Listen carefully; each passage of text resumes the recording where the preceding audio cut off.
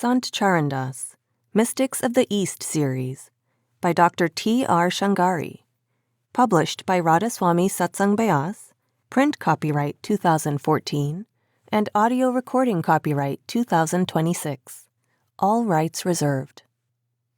Contents: Preface, Introduction, Chapter 1, Life, Chapter 2, Our Predicament, Chapter 3, The Living Teacher, Chapter 4, Spiritual Practice, Chapter 5, Hymns, Chapter 6, Couplets. Preface. Remarkable saints and teachers of spirituality have appeared regularly on the Indian subcontinent over the last many centuries.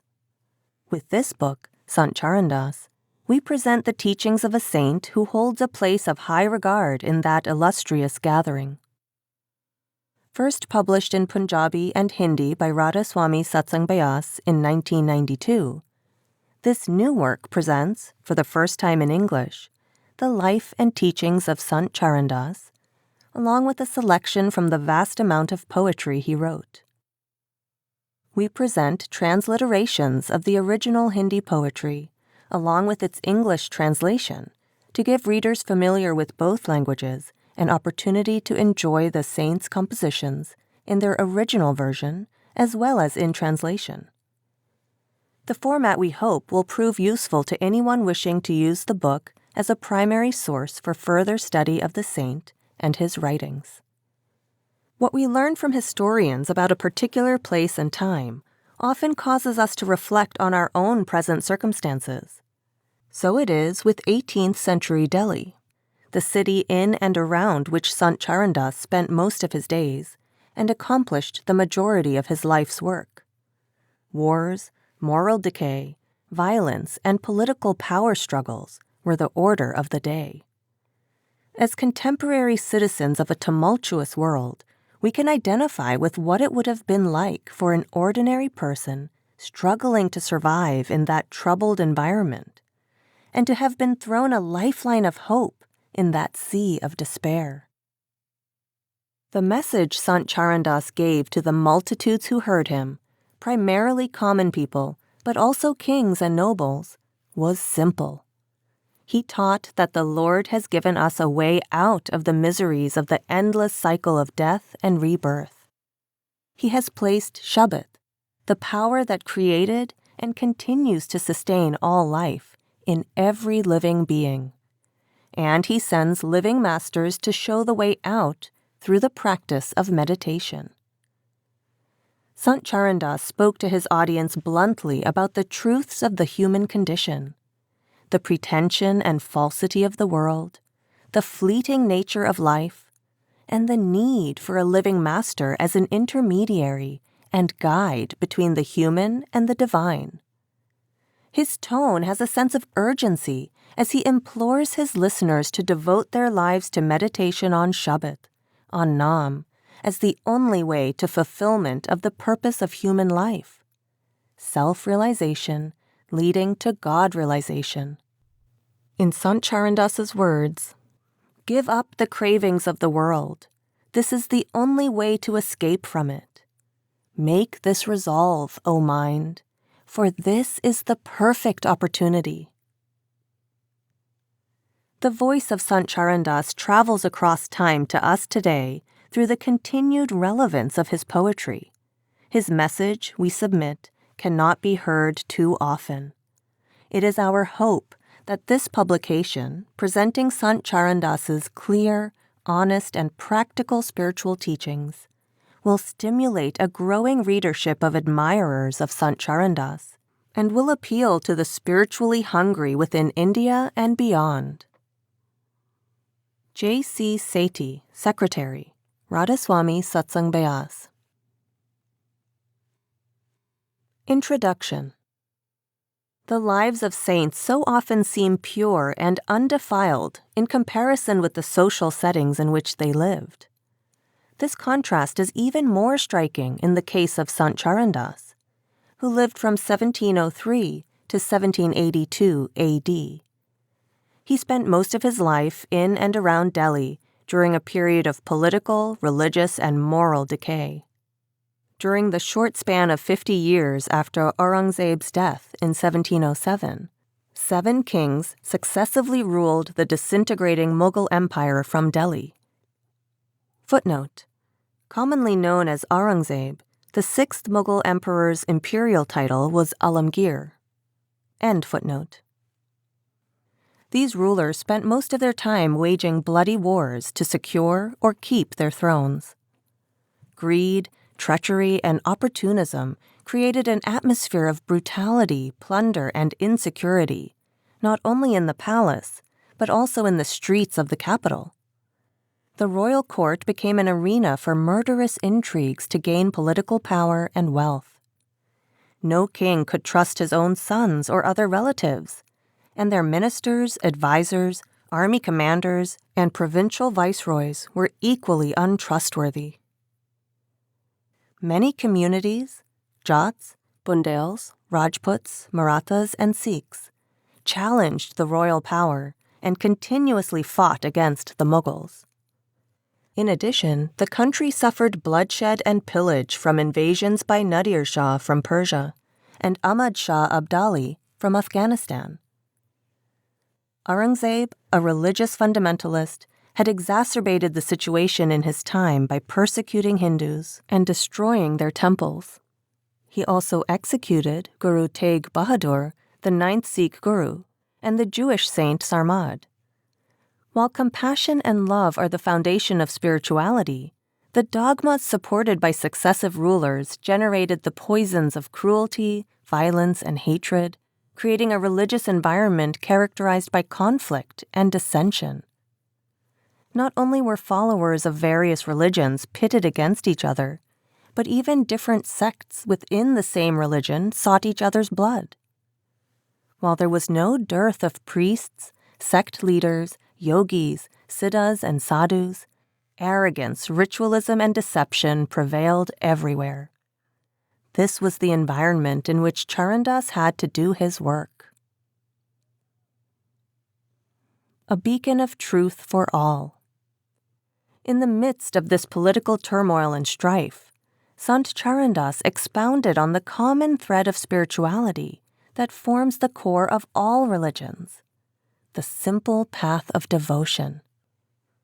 His teachings embraced people of all backgrounds and religious denominations: Hindus and Muslims, rich and poor, men and women, householders and ascetics. All received his love, compassion, and support in equal measure. Historians say that his disciples included people drawn from all 4 castes of Hindu society.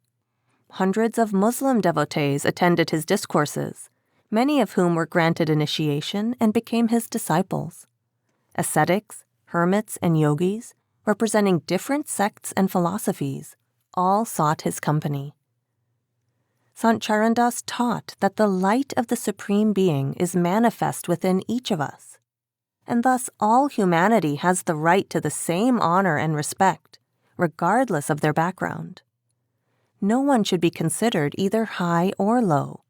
He placed utmost importance on the fundamental truths that the way to reach the Supreme Being is to contact Him directly within oneself, that no outward practice or ceremony is of any avail, and that the only thing necessary is to take one's attention inside and connect it to Shabbat and the Lord. Charandas requested that his followers cease all outward observances and customs. Despite early warnings, with the passage of time, various external practices slowly crept into the ashrams that had previously spread his teachings. In his own words, "With rosary in hand and the mark of sandal paste on his forehead, he runs to the east and west, like a musk deer wandering the forests in ignorance, seeking the musk that lies in its own navel. O Charandas, see for yourself everything is imbued with Shabbat.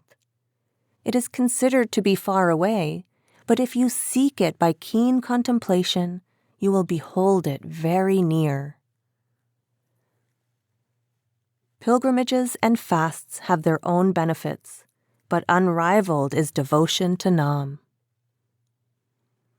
Although Sant Charandas himself never married, he openly affirmed that the domestic life of a householder was not an obstacle on the path of devotion.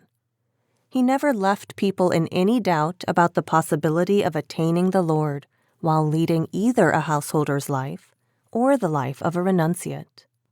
He always taught the highest principles of morality, encouraging his followers to refrain from the misuse of wealth, and emphasized the benefits of honest living. He laid great stress on the importance of piety in conduct and maintaining a high moral stance. Sant Charandas opposed violence. He regarded slander, callous criticism, and harsh words to be forms of aggression, and taught that killing, sacrificing living creatures, and using meat in any manner were great sins. For this reason, followers of the Charandasi sect have always stressed the importance of behaving kindly towards all living things. Sant Charandas says, "The sins of theft, adultery, and violence are extremely dangerous. Renounce violence and, adopting compassion, impart peace and comfort to all life. No penance can match the practice of compassion. It is the foundation of the soul's devotion." The spiritual path taught by Sant Charandas is primal and universal, and is the same path that is taught by all enlightened mystics, since time immemorial. Yet this path needs to be re-established periodically, because we tend to forget the core of true spirituality, and instead associate with rituals, performing external practices and establishing organized religions. Sant Charandas inculcated in his followers' hearts such a deep love for the Lord that it became the basis of love for all living things, including all of humanity. He taught that the path of devotion to Nam, also known in other traditions as the Word, Holy Ghost or Name, Isami Azam, Kalma, Logos, Nod, or Shabad, is the only way back to the Supreme Being, and the very path that is the foundation of all religious beliefs. The preservation of his works. It can be difficult to accurately write about the teachings of saints and mystics because their original works are not often available or accessible. Chronicling their lives may be even more challenging when there is no reliable material whatsoever. Fortunately, this is not the case with Sant Charandas. His writings on a remarkably wide range of topics have been compiled in the volume entitled Sri Bhakti Sagar, and his exemplary life began to be discussed even while he was still living. Shortly after his death, 3 of his disciples, Ramrup, Jogjit, and Jasram Upkari, wrote Sri Guru Bhakti Prakash, Sri Leela Sagar, and Bhakt Bhavni, respectively, to describe the life and outline the teachings of Sant Charandas. Sajobai, a well-known disciple, included details of his birth, parentage, and family in her poetry. Such writings continued from the time of his death in 1782 until the middle of the 19th century. The several hundred poets associated with Charandas's name and teachings are known as the Charandasi, or Shuk school, and their published and unpublished writings are said to number in the thousands. Footnote: the sect named after Charandas's master is called the Shuk school or sect. End footnote. Chapter 1. Life. Sant Charandas was born in 1703 into a family in the Dusar community of Dehra, a village located in the Alwar district of Rajasthan, India. Footnote: the Dusar clan is part of the merchant class. End footnote. His family was well-established, prosperous, and known for its devotion.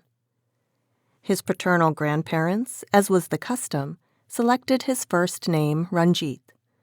Some scholars refer to him as Ranjit Lal, while others prefer Ranjit Singh.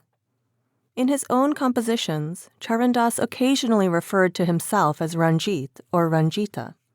It was his spiritual master, Guru Sukhdev, who gave him the name Sant Charandas, which later simply became Charandas, the name he most commonly used when referring to himself and the one by which we know him today. Charandas's father, Muralidhar, also known to be a sadhu, was always ready to make any sacrifice in order to progress in his devotional quest. Indeed, Muralidhar had no interest in worldly matters or even in family life. Fond of solitude, he was drawn to being deeply immersed in devotional practices. He would often become so absorbed in a transcendental state that he had no awareness of what was going on around him. Sometimes he would wander away from the village towards the nearby forests and remain immersed in meditation for hours on end. Muralidhar's family, always concerned for his safety, hired a bodyguard to protect him from wild animals during his day-long forest meditations and bring him home safely each evening. Muralidhar remained aloof from worldly affairs even after the birth of his son. Charandas's mother, Kunji Devi, was a model of purity and innocence, and a living example of devotion, tolerance, and humility. This paragon of virtue was loved by all, not only in her childhood home, but also in the household of her husband and in-laws. Sweet in speech and kind at heart, Kunji Devi was considered to be an ideal wife, daughter-in-law, and mother. All the positive qualities of his parents were reflected in the young Charandas. He was an embodiment of otherworldly characteristics that were apparent even in childhood. Right from infancy, he appears to have been the epitome of humility, kindness, and patience.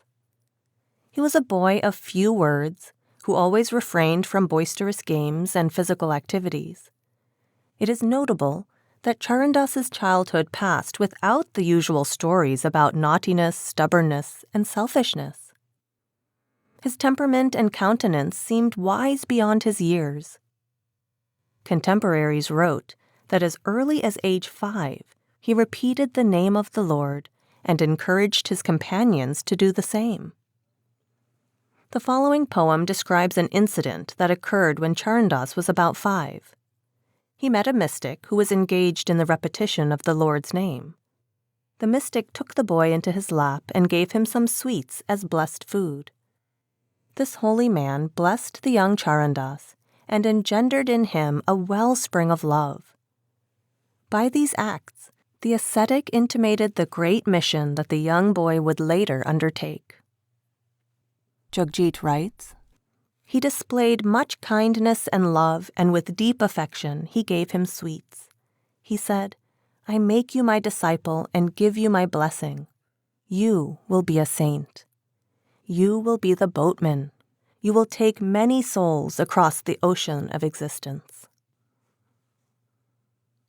The family's trials and transition to Delhi.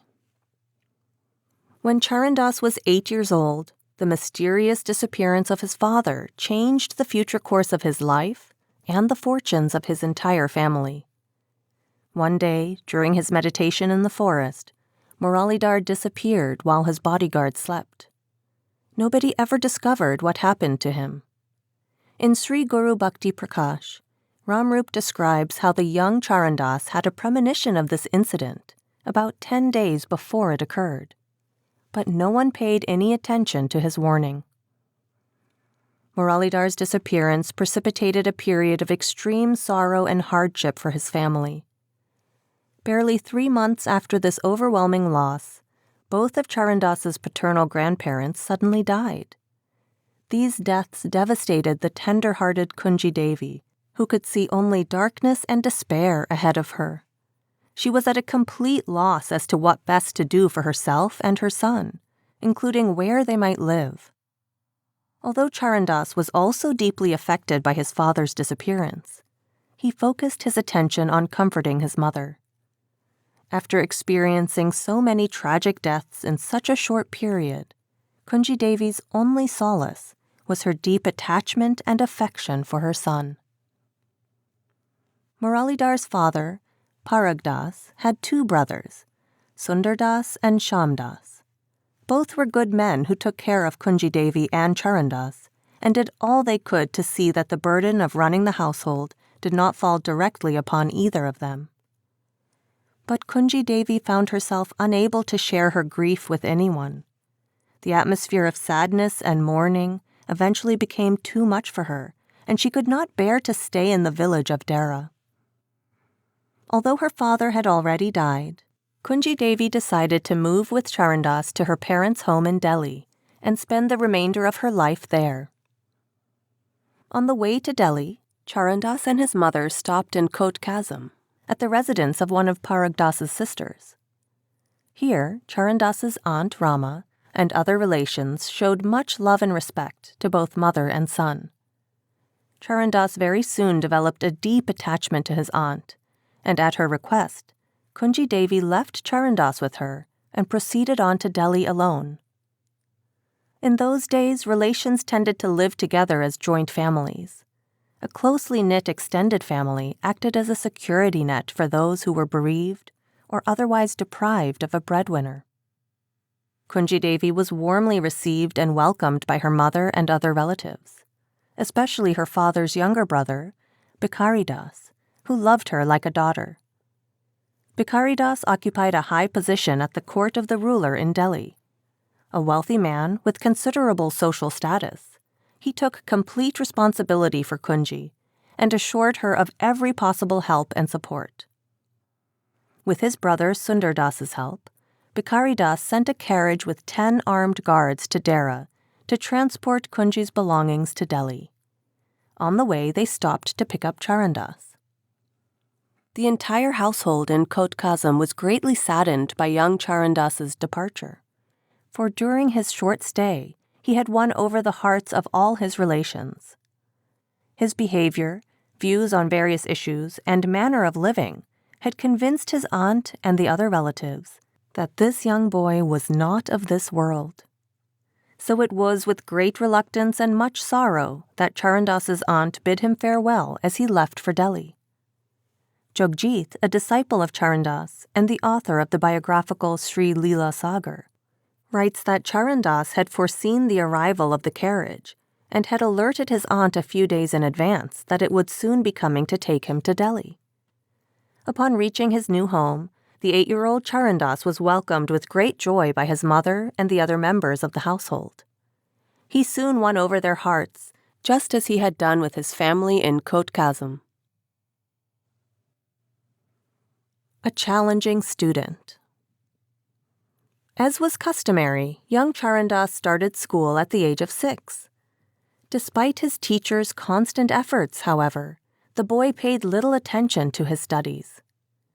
When love and kind words failed to have the desired effect, the teacher tried scolding him, but he would still not apply himself to his lessons. It is clear that his interest in ordinary topics of study was minimal or non-existent, and that his attention remained focused on devotion. Responding to the increasing firmness of his teacher's intentions, one day the young Charandas said, "Why do you teach me about the things of this world? Why do you not teach me about the Lord's name? If you agree to teach me about the Lord's devotion, you may call me back." Because of his position at the imperial court in Delhi, Charandas's uncle wanted the young boy to learn to read and write in Persian and Arabic. In the hopes of improving the young boy's prospects in life, Bikaridas therefore appointed Qadir Bakshas, a Muslim scholar or Maulvi, to teach Charandas Arabic. But much like the experience of his other teachers in Dara, Qadir's efforts proved futile. It is recorded in Sri Leela Sagar that, after months of instruction, Charandas had no intention of continuing his studies. However, he conceded to barely apply himself to worldly learning, if only to make the family happy. Charandas declared, "From today I shall not study, for it is difficult to remember the Lord amidst so much worry." Hearing this, the mullah was astounded and remarked that the boy was the blessed one of the Lord. The young man's extraordinary devotion. In the time Sant Charandas lived, it was usual for couples to marry at an early age. In particular, marriage proposals for children from wealthy homes would be made even while they were still very young. The parents of a bride-to-be would evaluate not only the wealth or earnings of the prospective bridegroom, but also his family background and ancestry. In such instances, it was quite common for barbers and priests to play important roles in negotiating engagements between families. One day, when Charandas was still under the tutelage of Kadir Bakshas, the local barber and priest arrived at the household with a marriage proposal. His great-uncle, aunt, and mother did their best to persuade Charandas to accept the proposal, but he adamantly refused. Sri Leela Sagar describes in detail the conversations that took place between young Charandas and his elders during this period. His mother wished that the lineage of his ancestors be perpetuated through this marriage. In an attempt to convince Charandas of the virtues of leading a householder's life and preserving the honor of his lineage, his great-uncle cited examples from different scriptures. With great love and tender words, Charandas silenced his elders with his clear reasoning and brilliant elucidation of the transient nature of the world and human relationships, and reaffirmed God realization as the primary goal of human life. He thus persuaded his family that he was so deeply immersed in devotion that he had no interest in marital relations. In the end, they reluctantly agreed to relieve him of his duty to marry. The authors of Sri Guru Bhakti Prakash and Sri Leela Sagar beautifully describe how the magic of his love, humility, and respectful manner in dealing with his elders, together with the penetrating force of his sharp reasoning and debating skills, succeeded in converting them all to his point of view. Indeed, those who entered into an argument with Charandas invariably ended up not simply being convinced of the rightness of his views, but also becoming completely captivated by his loving nature. Nevertheless, it is said that after his initial refusal, Charandas's maternal household continued to try to persuade him of the merits of married life. But Charandas remained firm in his resolve. Worried that Charandas would become a mendicant like his father, his mother made him promise that he would never leave the shelter of home in search of the Lord, but rather would continue his devotional practices while living with her extended family. The descriptions and stories contained in these works vividly illustrate the purity of consciousness, spiritual maturity, and clear thinking that Charandas exhibited from a very early age. His discriminative powers reflected his deep understanding, and he brought an apparently limitless reserve of strength to stand his own ground once he had made up his mind. From the age of 10, waves of love for the Lord rose within Charandas with great force. Tears of love and piety frequently flowed from his eyes. His attention remained focused single-mindedly upon the Lord. He was always eager to immerse himself in the company of sages and saints. Although he gave little care to his own physical needs, Charandas was moved by compassion to serve the hungry, thirsty, poor, and disadvantaged. In Sri Guru Bhakti Prakash, his state of mind during those youthful days is aptly described as follows.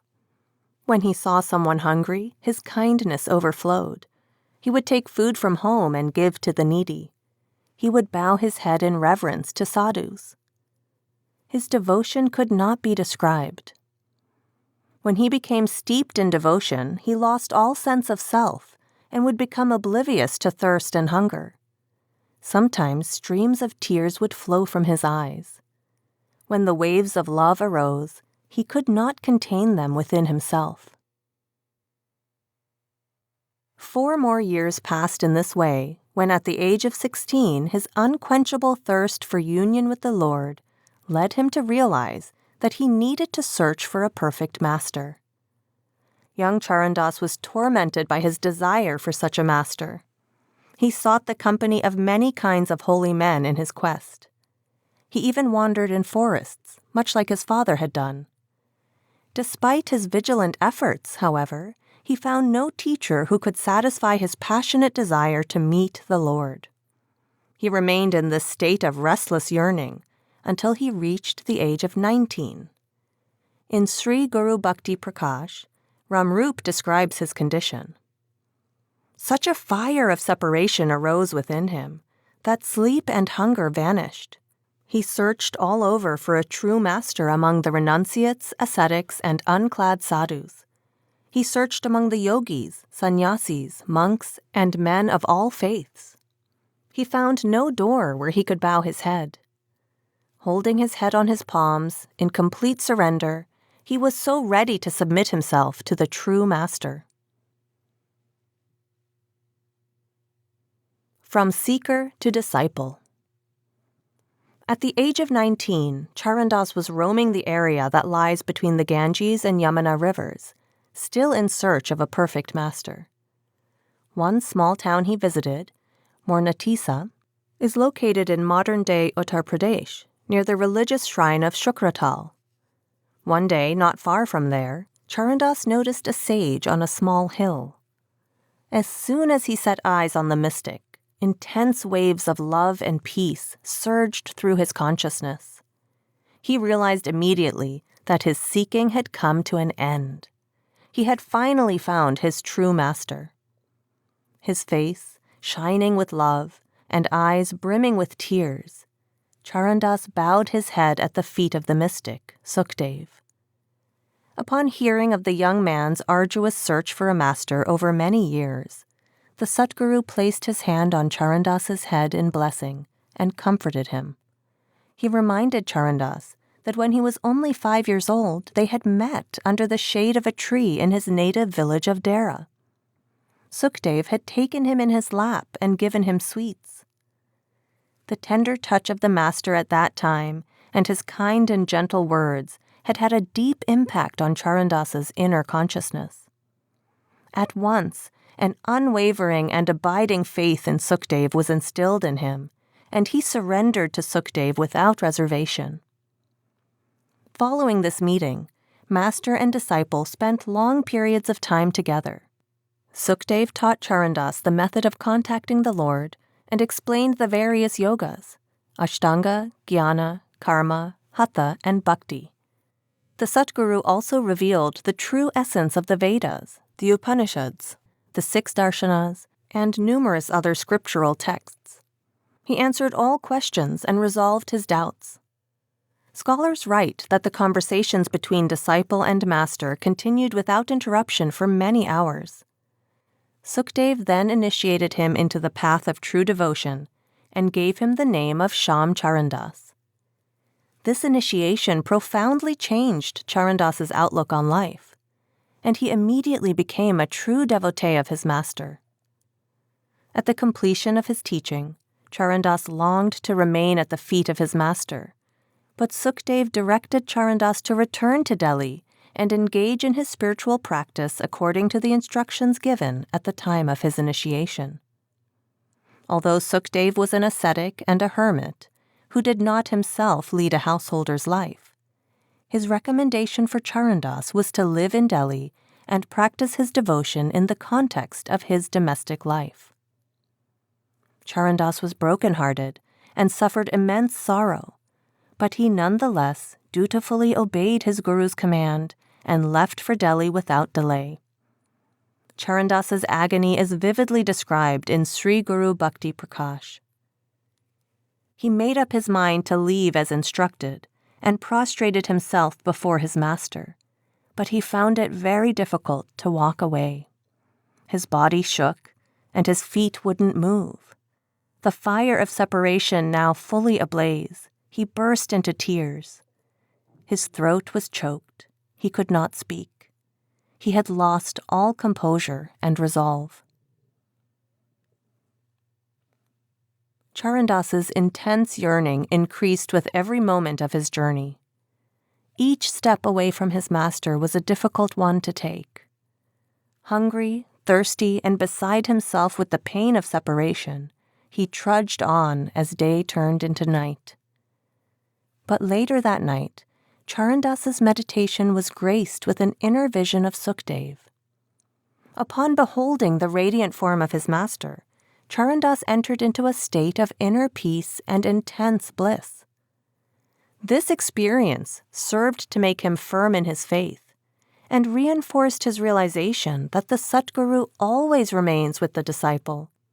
In addition, it strengthened Charandas' resolve to faithfully carry out all the instructions given to him. Further, in Sri Guru Bhakti Prakash, we read, "His master said, 'Whenever you fix your attention upon me, you will have such darshan. Now you and I can never be separated. You exist in me, and I in you.'" This incident exemplifies how the Satguru, at the time of initiation, creates a link between his own luminous, radiant form and that of the disciple. The radiant form of the master never deserts the disciple, but rather remains connected with his consciousness at all times. The face of the master within becomes visible to the disciple with the inner senses when he or she engages in spiritual practice according to the master's instructions and attains a state of deep contemplative meditation. The master's radiant form then guides the disciple through all the inner realms traversed. In Sri Leela Sagar, Sukhdev tells Charandas at the time of their parting that their physical forms would be separated, but his inner form would remain with him forever. Jagjit writes, "After bathing, sit down in the prescribed posture, stop your mind from drifting, and concentrate to become single-minded. Then, first contemplate upon the master's form, for among all, this contemplation holds primacy. When the master's radiant form becomes clear, apply that as tilak on your forehead. Whenever you wish to have my darshan, hold fast to the contemplation of my form in your heart." The blossoming of his fervent devotion. Upon returning to Delhi, Sant Charandas seriously engaged in the spiritual practices imparted to him by his Satguru. He had a cave reinforced with bricks and mortar where he could meditate in a quiet place. His biographers write that as his attention became more focused on meditation, he ate less and less. Over the course of 12 to 14 years, his attention became so well established in contemplative meditation that Charandas remained immersed in it for days on end. It is said that he would meditate for 21 hours each day and conduct satsang for the remaining 3. Jagjit writes, "When he attained complete absorption within, he lost track of time." One frequently told tale is of a fire that started in the woods near his cave. But Charandas was so engrossed in meditation that he did not notice. Those who gathered there to watch were sure that Charandas would be badly burnt, but were amazed to see him emerge unharmed from the cave after the flames had died down. In Sri Leela Sagar, Jagjit writes that after 12 years of dedicated practice, his transformation was complete. He had become adept at withdrawing his attention from the world and transferring it, at will, into the subtle spiritual realms. This is a state referred to as vidde, indicating one who can instantly withdraw from his physical body and return to it whenever he wishes. Jagjit describes how Sant Charandas' attention had become so concentrated that he could be aware simultaneously of both gross and refined states of being. Only an awakened and pure soul is able to enter into the inner higher realms of existence. This path, in the language of the mystics who have conquered and transcended the causal region, is referred to as the Vihangam Marg. Just as a bird can fly up to a mountain peak or descend to the plains at will, a pure soul that has entered the inner realms can raise or lower the focus of its attention effortlessly. In the verse that follows, Jagjit beautifully describes the culmination of Sant Charandas' spiritual endeavors, when he experienced the inner darshan of the Supreme Being. Above it is the source of brilliance in its splendor, like the light of a billion suns. Above that is the grandeur of the eternal realm. Seeing it engenders ultimate peace and bliss. There reigns the Supreme Being on a white throne. Beholding him, the desires of this world are obliterated. This is how Charandas described what he himself saw in a state of intense contemplation. Such was Charandas, the king of devotees, the king of kings, who fulfilled the task for which he had come. Both Sri Guru Bhakti Prakash and Sri Leela Sagar note that, upon the completion of this stage of his devotional practice, Sant Charandas was asked by his Satguru, who appeared to him in his radiant form, to spend more time back in Delhi. Obeying this instruction, he happily took up residence in the peaceful village of Fatehpuri. The personification of mercy and humility. Knowledge of Sant Charandas soon spread far and wide, and people from all religious backgrounds began coming to his satsang. Out of his great compassion and generosity, he stood ready to assist anyone in need of help, with either spiritual or worldly matters. In one instance, in order to help a poor family with the marriage of their son, Sant Charandas is said to have sent 40 gold coins and a large number of his followers to help with the arrangements. While these devotees were away assisting at the wedding, thieves entered the ashram to steal whatever they could find. Once they had bundled up everything they planned to take, the robbers could no longer find the route out of the compound. Observing their plight, Charandas rose to show them the way and advised them to make haste. The men immediately felt deeply ashamed and pleaded for mercy, saying that they no longer wanted to take even the smallest needle from the ashram. Quite the opposite, Charandas told them that they must bear the fruit of their labors, and he persuaded them to hoist the bundles onto their shoulders and follow after him as he showed them the way out. Ramrup writes, "You have truly worked hard for this, so I have given you all 4 bundles." This anecdote clearly illustrates that Charandas personified kindness and mercy, a sure sign of true lovers and devotees of the Lord. Perceiving the Lord within all, he consistently treated everyone with the utmost tenderness, tolerance, forgiveness, and humility. His opponents, in their ignorance and jealousy, slandered him as a black magician and called him deceitful, false, and a pagan. They branded him an enemy of society and religion and as someone who led people astray. He, however, neither uttered a harsh word nor opposed these accusations, never wishing to harm or say anything hurtful to anyone. Some so-called yogis and those with miraculous powers tried to wrong him. Whenever one of his disciples reported that someone had maligned or spoken ill of him, Sant Charandas would immediately refer to the teachings of Sukdev and explain to the disciple that a critic is not an adversary, but rather a true friend who helps wash away faults and sins through the cleansing action of criticism. Jagjit writes, "Whoever came to him, Hindus or Turks, irrespective of their high or low status, were blessed with his darshan. Some praised him, some insulted him, but Charandas treated both in the same manner. Many anointed him with the paste of slander, but he took it to be like soap on a cloth. When his disciples came to inform him of slander, Charandas would explain to them, 'My master told me that people only mention your faults as they see them. So the slanderer is my benefactor in this world. He is not my enemy because he improves me.'" Many stories illustrate how Sant Charandas's loving manner, complete humility, and forgiving nature transformed his harshest critics and foes into his most ardent admirers. In Sri Leela Sagar, Jagjit recounts how once, while Charandas was speaking with a Mughal, a man garbed in the robes of an ascetic suddenly appeared, began to verbally abuse him, and, wielding a stick, tried to beat him. Footnote: Mughal, a member of the ruling Muslim class. End footnote.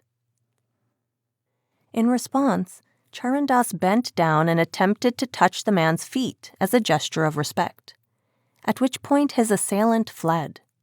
7 times the man approached him in the same manner, constantly hurling insults and trying to hit him with the stick. Charandas's reaction was the same each time. He endeavored to touch his attacker's feet. Finally, shamed by such humility and tolerance, and also by his own inability to arouse any anger, the man gave up and prostrated himself at the saint's feet. Jagjit writes, "Someone, dressed as a sadhu, came and started abusing him. Charandas bowed to him, but he ran away. 7 times he returned to insult Charandas, but each time he ran away when Charandas bowed down. Then the sadhu fell at Charandas's feet and praised him, saying, 'Blessed, blessed is he.'" One ascetic, considering Charandas to be a hypocrite, filled a vessel with a mixture of water and ashes and emptied it over Charandas in an attempt to make him angry and thus expose him. Charandas promptly thanked the sadhu for playing holy with him in such a delightful way. He demonstrated his respect by circling him and then inviting him to sit beside him and share some food. From the surprising tolerance shown by Charandas and the ease with which he bore the insult, the ascetic concluded that he must be a perfect saint. Thus he immediately prostrated himself before the mystic and expressed the desire to surrender his will to Charandas. Once, on another occasion, 2 priests were showering one abuse after another on Charandas. A passing soldier attempted to hit one of the priests, but Charandas stopped him, commenting that the priest was only giving him something, not taking anything from him. In this way, he suggested that the priest was not deserving of punishment. When the soldier departed, both priests drew swords and started attacking Charandas. Witnessing the patience and forbearance with which he bowed his head before their blades, the priests recalled something they had read in the scriptures: that just as the earth does not mind whether someone digs one hole or fills another up, and trees do not care whether they are watered or cut down, true devotees of the Lord do not distinguish between slander and praise, sadness and joy, or foe and friend. Seeing the virtues of a perfect devotee manifested so clearly in Sant Charandas's behavior, the priests immediately accepted him as their master. It is said that while living in Fatehpuri, Charandas undertook a journey to Brindavan. Along the way, 7 thugs surrounded him and threatened to attack. But who could ever harm such an ardent devotee of the Lord? Rather, the men were overpowered by his love and ultimately became his most devoted disciples. Their names feature prominently among his 108 most well-known followers. Sant Charandas never participated in debates. He interacted with people on the basis of their mental state and outlook. Fond of solitude, he engaged in conversation only with true seekers of spirituality. He generally preferred to bow before proud and conceited scholars and scrupulously avoided arguing with them. Ramrup writes, "If someone came to argue with him, he would bow his head and say, 'I accept defeat.' If someone came to him in anger, he would reply with deep humility. If someone of authority came to him, he would give him immense praise. Only when visited by a mystic would he joyously, intimately, and lovingly engage." An argumentative scholar, wishing to engage Charandas in a quarrel, harshly accused him of practicing a false form of religion and exploiting the gullibility of innocent people. Sant Charandas sweetly replied that he himself was a man of little wisdom compared to his accuser. Ramrup writes, "The soothing words of that emperor gave peace and comfort to all life. Seeking his forgiveness with folded hands, he said, 'I am not as wise as you.' Saying this, he bowed his head and offered him sweets to eat." Biographies offer numerous examples of Sant Charandas' humility. Perhaps the best evidence of this humility is found in his poetry, in which he describes himself using such terms as servant, lowly, evildoer, idiot, wily, cunning, ignorant, and sinful. Although he had attained the most lofty of spiritual heights, and had indeed merged back in the Supreme Source, he invariably referred to himself as the servant of his servants. Even a portion of his name, Das, means servant. He would often claim to be the worst among sinners, and asserted that he had crossed the ocean of existence only through the immense mercy and grace of his Satguru. In Charandas Ji Ki Bani, he says, "I was utterly worthless, insignificant as a cowrie. But when Guru Sukdev showered his mercy, I obtained this priceless form." Footnote: Cowrie, a small shell indicating the smallest increment of money. End footnote. O Lord, only you can ensure salvation of a lowly sinner like me. The many stories written about Sant Charandas demonstrate the fact that he never judged the actions or attributes of those who came into contact with him. Rather, like all true saints, he was ever ready to shower love, mercy, and grace on even the worst of sinners. The Mantle of Mastership. During the journey to Brindavan, Sant Charandas was once again blessed to come into the physical presence of his Satguru. This time, Sukdev commanded him to begin teaching the path of devotion to the broader community. In Sri Guru Bhakti Prakash, Ramrup mentions that Charandas had also received the same instruction from the radiant form of his master within. Upon his return from Brindavan, Charandas first stayed with his great-uncle for a short while, but he soon established an ashram in a place called Gasmandi. Once again, he was able to spend 21 hours a day in meditation, and in the remaining time, he delivered spiritual discourses. His attitude of great love and humility towards those who came to listen to him generated an atmosphere of tranquility in the ashram. Ramrup writes, "He would provide peace and comfort to all, serving them with body and mind, and would never speak in anger or bitterness. Whoever came to him with hope in their mind would never go back empty-handed." Many members of the Dusar and Bhargava clans, his ancestral lineages, lived near his residence in Gasmandi.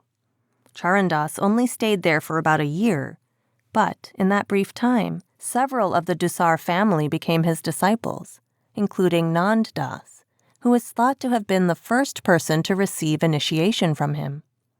Charandas next moved to Parikshitpur, where Nand Das's grandfather, Haridas Prasad, had a house that was vacant. This home became the Dera, literally camp, of Sant Charandas and his devotees. Haridas Prasad, his wife, 4 sons and their daughter Sajobai, all became his disciples at this time.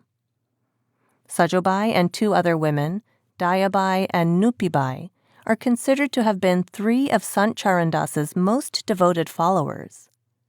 Of these, the most renowned is Sajobai, who also had disciples of her own.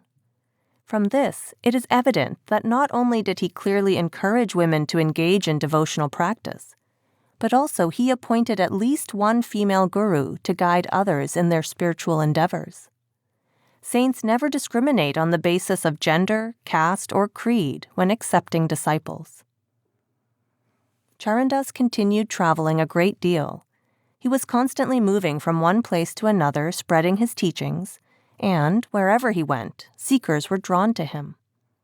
As a result, his fold of disciples grew rapidly. By the time he was 40 years old, Charandas had gathered numerous disciples of various religions. Charandas's next move was to Gadanpur, where he constructed another ashram. Eventually, he resettled in Gasmandi, where he continued his mission for another 10 years. This sojourn was followed by moves to Telivada, where he spent 1 year, and then to Nei Basti, all of which are in Delhi.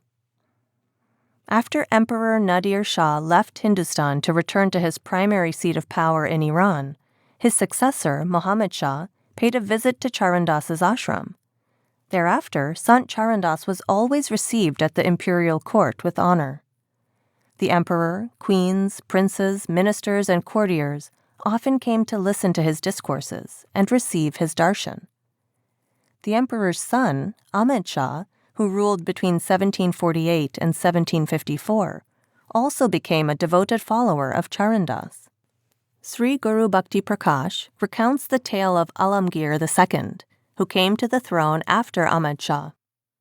Upon becoming ruler, he sent an emissary to Charandas requesting an audience. But the mystic told this visiting minister that since Alamgir had only 2 more years to live, the ruler would derive little benefit from their meeting. We read, "His reign will not become stable. Soon he will depart. He has only a short while left in this world. I do not see a good reason to meet him." Out of fear, the emissary failed to report this information to his emperor, who then went to a satsang of his own accord. Alamgir expressed his wish to give both land and some of his wealth to the ashram, but Sant Charandas refused to accept this generous offer.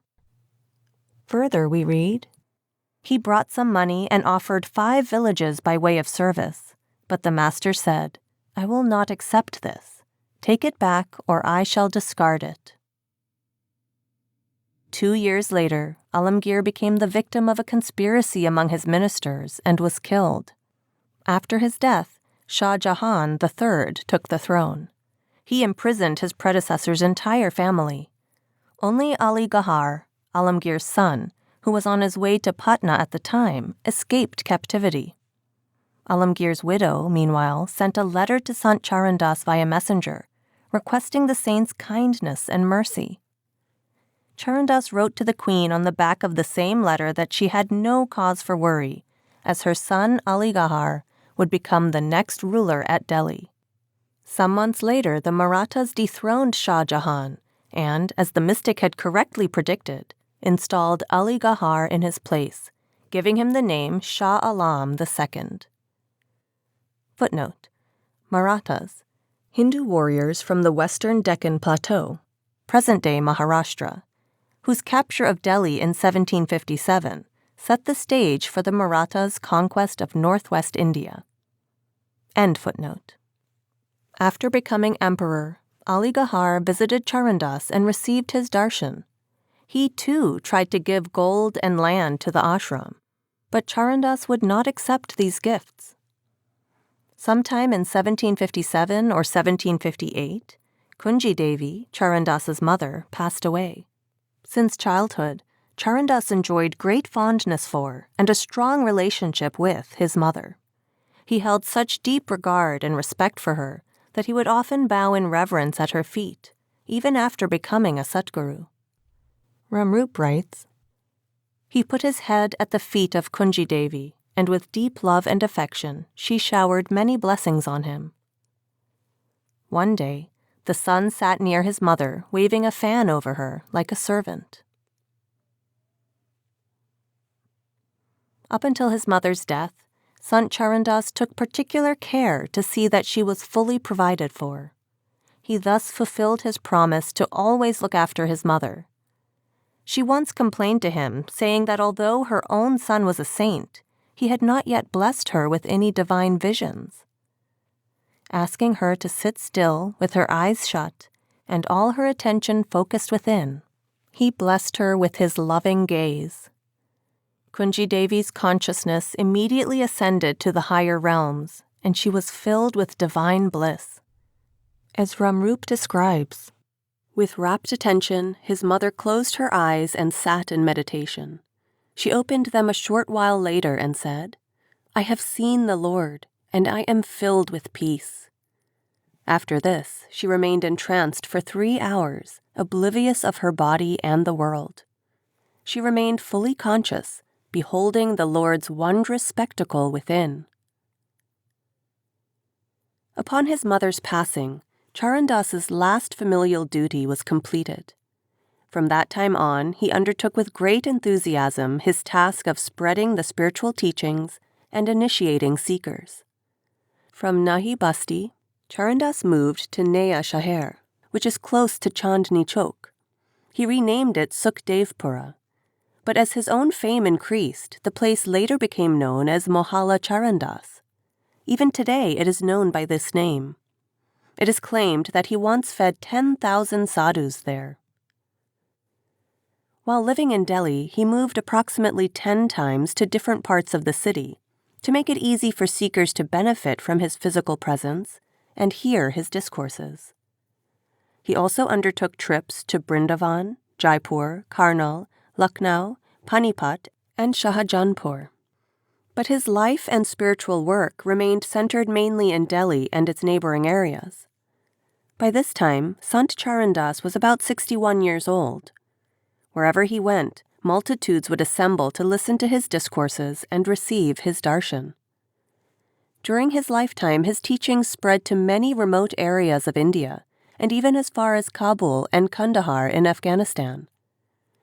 In spiritual literature, one can find many references to miracles by saints and mystics, including stories of supernatural incidents performed by Sant Charandas.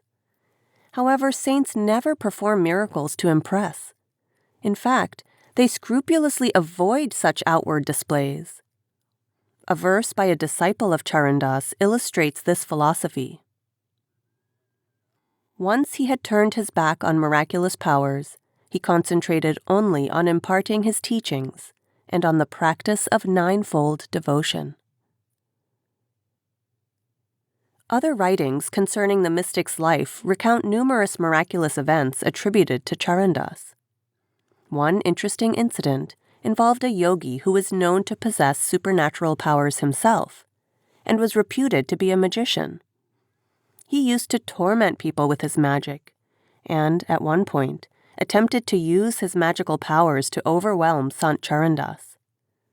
When none of his tricks worked, the yogi, in desperation, tried to poison him. But this also had no effect on the saint.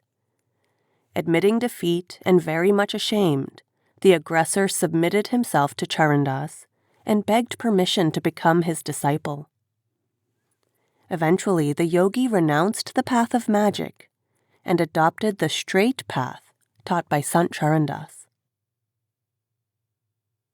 Charandas proclaims that the heart of a true disciple is so immersed in love of the beloved that there is no space left for any other object or desire.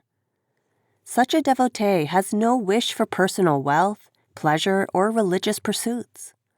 In fact, true lovers of the Lord do not even seek redemption. Instead, they merely long to remain in the will of their master and to constantly keep their attention focused on him. Within such a devotee exists only the single-minded hope and determination to gaze upon the Lord. Charandas says, "Except for the Lord's darshan, a true devotee does not desire anything, not righteousness, material needs, or even salvation. The 8 miraculous powers follow him like slaves, but he does not show even the slightest interest in them." His immaculate, selfless service. From numerous anecdotes, it is evident that Sant Charandas's attitude towards seva, service to others without consideration of personal reward, was exemplary. He never accepted a meal or gift of any kind from his devotees.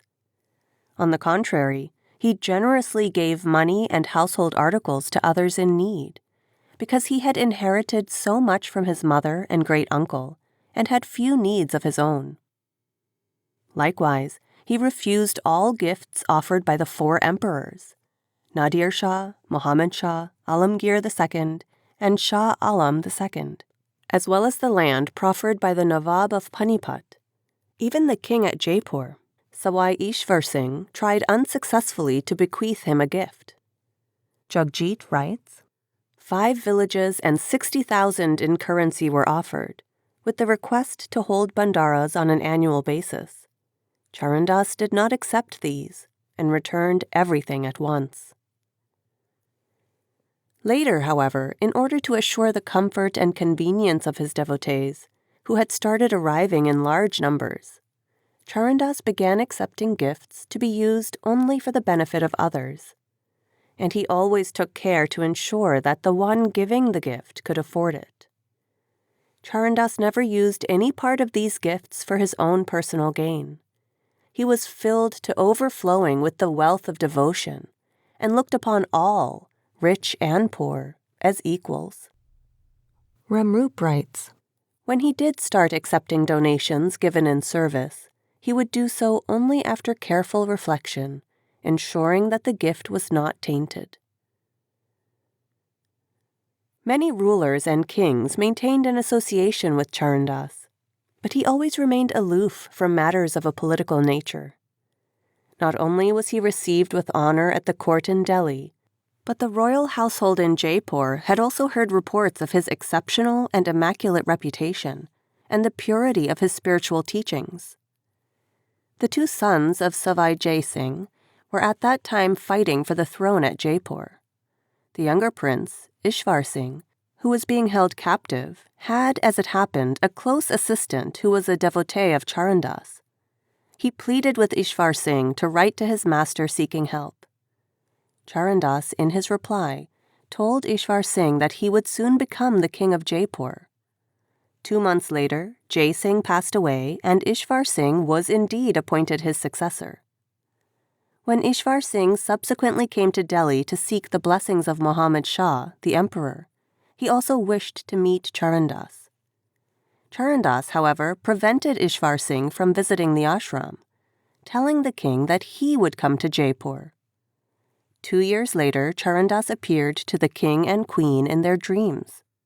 He subsequently initiated them both, and they served him devotedly for the rest of their lives. The Final Days.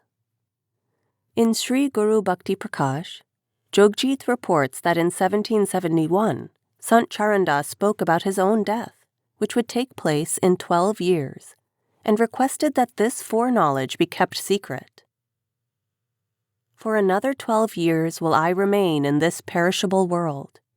Then I shall go back to the Lord and remain here no more.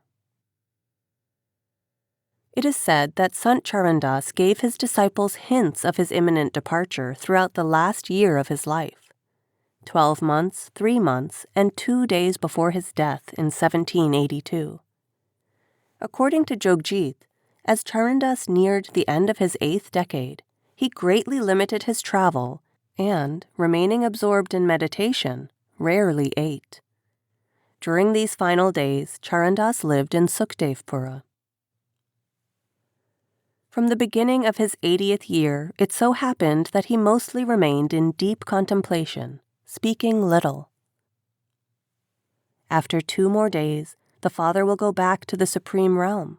He will be on the way to Daswandwar when 90 minutes remain of this night.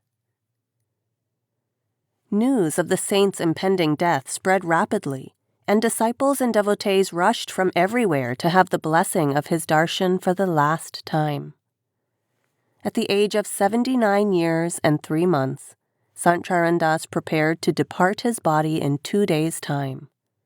He gave instructions to all the disciples seated around him to have no concerns for him, and rather to leave the room and sit in attentive meditation.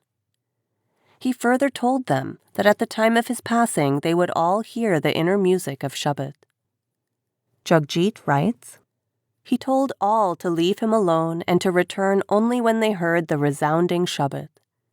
When only 90 minutes of the night remained, the Shabad of the Daswandwar echoed suddenly.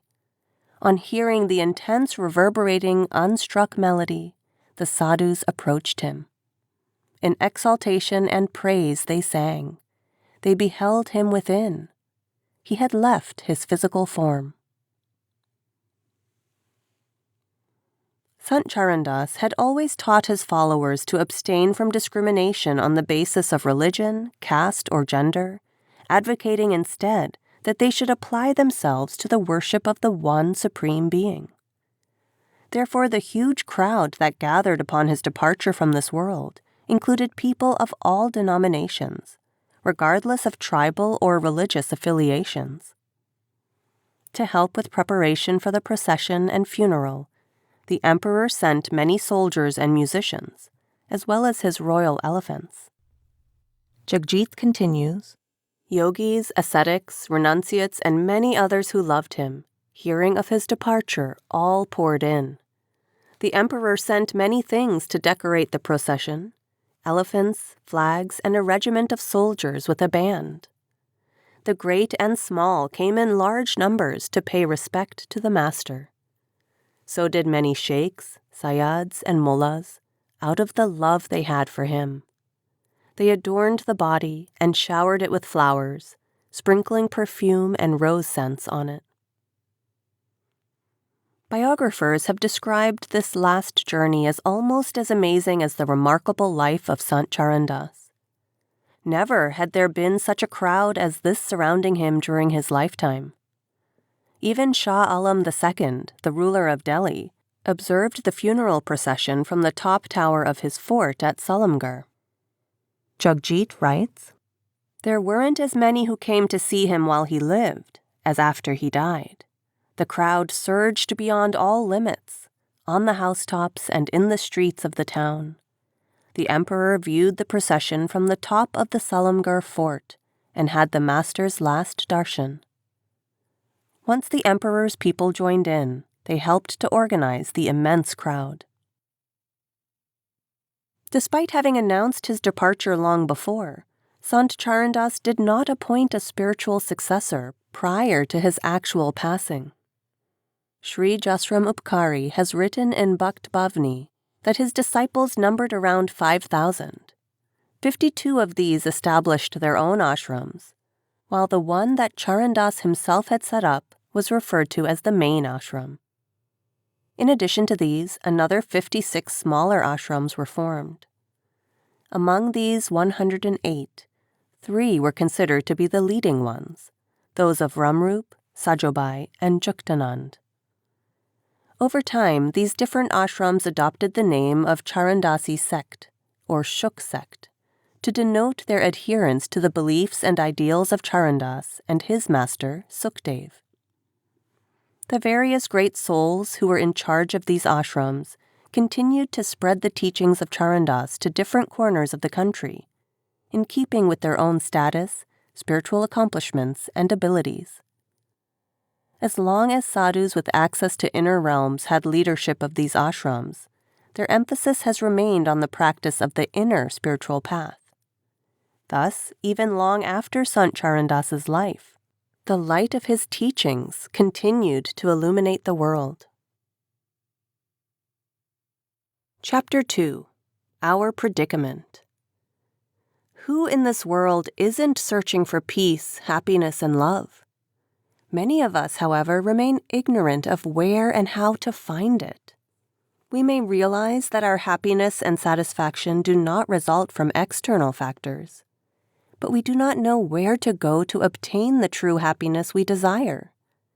An impoverished person thus seeks to gather wealth, jobless workers search for employment, and many couples long to have children. In this manner, all in this world, in an endeavor to attain a state of happiness, are seeking what they perceive to be lacking. The human mind is kept in constant turmoil by our search for happiness and contentment. Many desires arise in the mind, and these create endless dreams and imaginings, which prompt us to embark on a multitude of different and new endeavors and adventures in this search. Imagining worldly experiences to be the source of happiness, we run desperately after these objects and forms, forever attempting to make the world our own. Humans leave no stone unturned in the search for positions of power and status. We hasten to possess all those things we perceive to be valuable, such as property, family, and relationships. And we are constantly seeking praise and sensual gratification. The highest ideal of humankind is to find complete happiness and everlasting peace. We humans are considered the highest beings in creation because of our faculty to discriminate between right and wrong, truth and falsehood, good and bad, our ability to avoid all that is wrong, false, and bad, and our capacity to adopt that which is right, true, and good. One unique quality that comes to our rescue in this never-ending search for happiness is our drive, and the strength of will to bring about a change in circumstances. To succeed in discovering our own true selves, it is vital that we adopt a positive approach to life. With such an attitude, we are setting ourselves apart from all the other species, which lack the power to discriminate and the myriad other benefits afforded to humans alone. Sant Charandas writes, "Things of this world come and go. O friend, grieve not for these. This world is superficial. O friend, realize the Lord. You did not come here with your relations. O friend, nor will they accompany you when you go." It is human nature to long for and seek what we do not have, and to then lose interest and try to divest ourselves of what we have acquired, but through the passage of time no longer want. As long as something remains unattainable, the mind continues to desire it. Once it has been obtained, however, that same desired object or person may become a cause of countless worries and fears. Similarly, the effort required to achieve happiness can be fraught with hardship and stress. Yet once that happiness has been secured, it tends to be fleeting and transient. Most importantly, we don't heed the fact that this world and our existence within it are temporary. Clearly, the happiness afforded by a world of transience cannot be everlasting. Impermanent things, at best, can only be a source of short-lived happiness. Saints and mystics say that only what is based in reality and truth, what is eternal and unchanging, translates into long-lasting happiness. One cannot obtain diamonds and gemstones from a shop that sells only coal. Similarly, one cannot obtain coolness from fire or extract oil from stone. It is natural to try to rid ourselves of troubles and miseries and to search for happiness. But until these efforts are oriented in the right direction and undertaken with a focused approach, we will never eliminate worry or attain permanent happiness and equanimity. The path or method shown by a true guru to attain a state of enduring happiness and bliss is a proven alternative to our struggles in the external world, because the philosophies and principles of a God-realized teacher are based on personal experience. A realized master does not provide mere stopgap measures. Rather, he explains the troubles that have afflicted us throughout eternity and offers us a permanent solution. He himself has reached an elevated state and is thus able to show genuine seekers the way to attain it. Only such a master can give support to those who feel they are being crushed between the grinding wheels of material existence. Sant Charandas was such a realized master. He was the embodiment of ultimate knowledge and happiness, replete with the power to also transform others so that they too could attain such a state. He was a model of kindness and compassion, one who always wished the best for everyone. He showed the path of happiness and knowledge to those burning in the fire of desires and tribulations. The message Sant Charandas gave to all who came to him was that one needs first to identify that source of happiness, and then put in the effort necessary to attain it.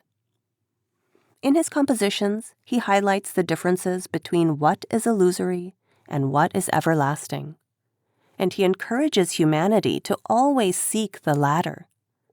he makes it clear that one can only attain complete and eternal happiness by sacrificing what is temporary and seeking what is permanent. He writes, "Do not attach yourself to that which perishes, but rather to that which remains forever. Let go of the false and forever abide in the true." Perfect masters come to enlighten us regarding the spiritual meaning of truth.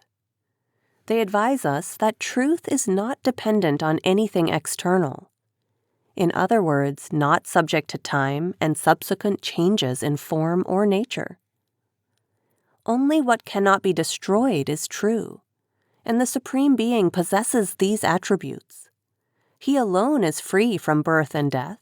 He alone is of an everlasting nature.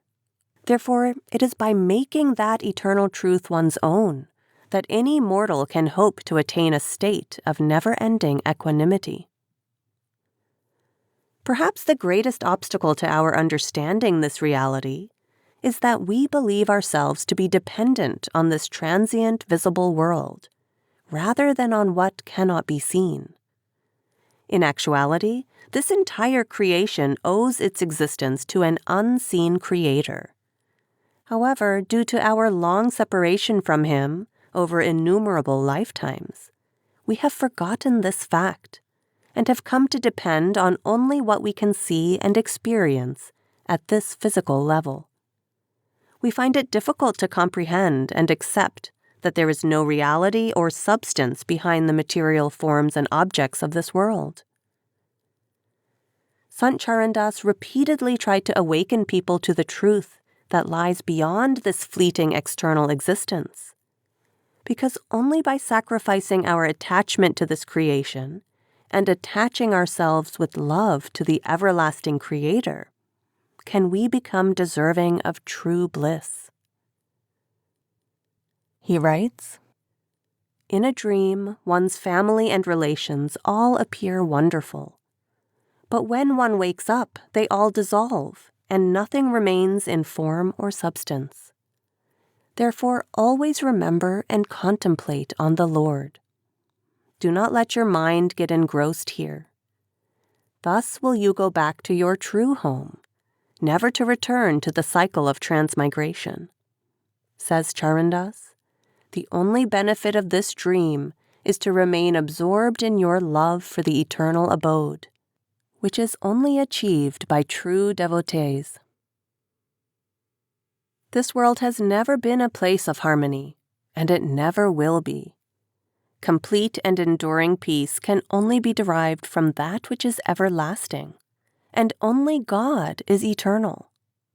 Therefore, a state of genuine peace can only be attained through union with the Lord.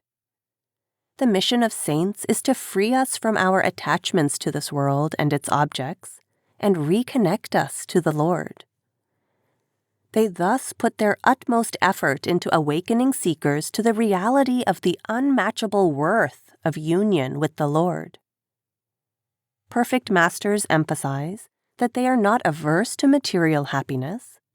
They merely encourage us to understand the impermanent nature and false values of this world and the things in it, and to recognize that only the Lord is unfailingly true. They explain that people are only able to reliably evaluate the difference in worth between material happiness and spiritual bliss when they have experienced both. Charandas uses his compositions to caution us that friends, relations, wealth, status, and property are illusory, for they perish over time. Although we are completely enslaved by our karmas, nobody is permanently bound to anyone. Such is the nature of this world. At the appointed time, all turn towards the direction that they must go, each according to their individual destinies. This world is like a fair, at which those gathered together come to celebrate for a few hours. Afterwards, all go their own way. The loss of worldly objects should never be a cause of sadness. Sant Charandas reminds us that only the Lord and His name, Nam, are true, and that those who abandon the everlasting Lord to run after the things of this world lose the game of life. Sadly, humankind has forgotten this fact and remains trapped in the material world. As a consequence, we are removed from the ultimate truth and are enmeshed in the karmic chains that result from our previous actions. This keeps us bound by the unending cycle of transmigration.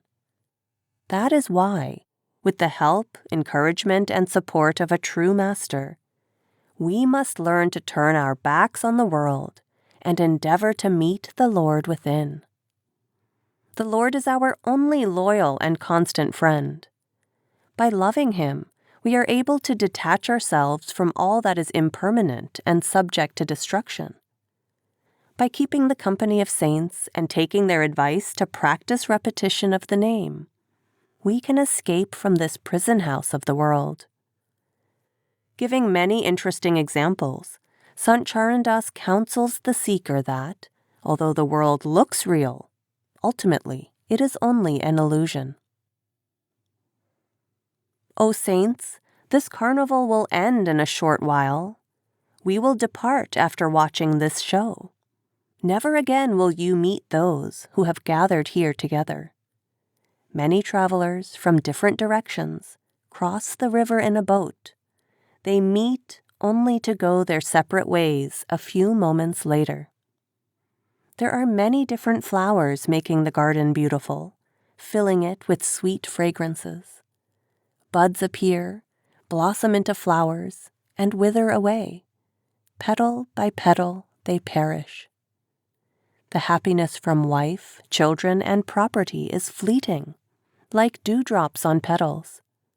They meet you here and leave you here. Why then grieve over them? In this give and take, each action has its consequence. So do your real work. Develop love for the Lord, who is your real benefactor. Saints explain that great merit lies in keeping the company of true devotees. O Charandas, Guru Sukdev has explained, contemplate on the Lord alone. The wisdom of the saints. A central theme of the teachings of Sant Charandas is that the world and all in it is transitory, a place of mind, desires, and illusion. He frequently offers words of caution and warning for sincere seekers. By repeatedly emphasizing the transitory nature of worldly pleasures and relations, he highlights the importance of taking advantage of this human birth, so that we might transform our attachments to the world into love for the Lord. Saints of all ages and places have taught that the trap of sense pleasures keeps the soul entangled in the world. Worldly relations, fame, position, and status are all unreal and short-lived. The real purpose of human birth is for the soul to merge with the Lord. Some people look askance at this message. They fear that these teachers want to deprive them of worldly comforts and create barriers to their desire for material progress. A few go to the extent of labeling saints and sages as escapists, believing that mankind should instead focus on improving the world and securing a comfortable life. Such doubts come from their ignorance about the spiritual attainment of true saints. Most people are unaware of saints' deep understanding of life, which enables them to fully grasp the reality of the creation. To benefit from the teachings of Sant Charandas or any other true saint, we need to explore certain basic premises. Saints say that the world was not self-created. It was brought into existence by the Supreme Creator. Second, they stress that it is imperfect and subject to decay and destruction. Third, the joys, comforts, and pleasures of this transitory world can't help but be unsatisfying and ephemeral at best. If the perfect Lord had so willed it, he could certainly have created a perfect world. howsoever hard humans may try, no sage, prophet, philosopher, reformer, scientist, doctor, engineer, or artist of distinction can ever hope to make this world an ideal place.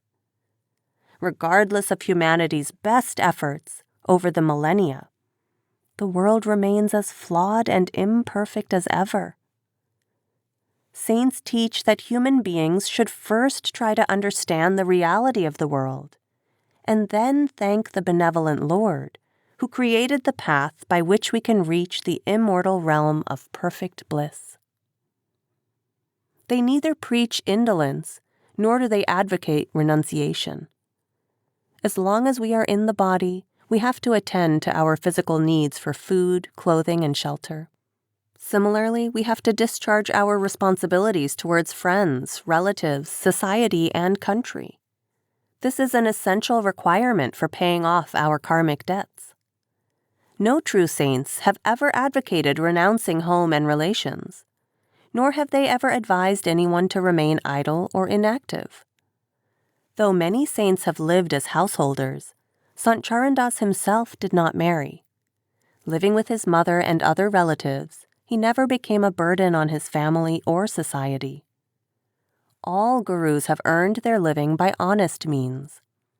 They discharge their family and social obligations, worship the Lord, and lead others on the path of God realization, without consideration for personal gain or material benefit. Saints advise us to realign the direction and aim of our lives. They want us to fundamentally change our focus from pursuing worldly goals to achieving God realization through worship of the Lord. Charandas advises, "This is not our land, my dear. Do not give away your heart to it." He advocates a practical way of living that brings happiness here and bliss in the hereafter. When one acts upon the teachings of the saints, the objective of human life becomes the attainment of God realization. Like other saints, Sant Charandas inspires the soul to go back to its eternal abode of bliss. According to saints and mystics, that realm is above and beyond the duality created by the mind and its illusion. That unchanging region of perfect oneness is filled with perpetual happiness, peace, and bliss. He writes, "Above that is the immutable realm, free from sin, virtue, misery, joy, and grief. Beyond death, worry, and time lies this place where Ranjit Das's soul is absorbed. Most inaccessible, secret, and hidden is that abode where the Lord resides. It is known as the eternal or true realm, the fourth state, or the realm of salvation. Unfathomable and free from worry is that place. What wisdom have I to describe that wondrous abode?"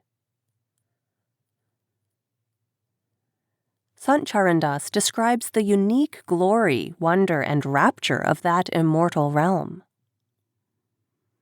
Inverting my attention, I crossed 21 inner sub-regions and reached the fearless realm. The wondrous display of dazzling light is beyond all description.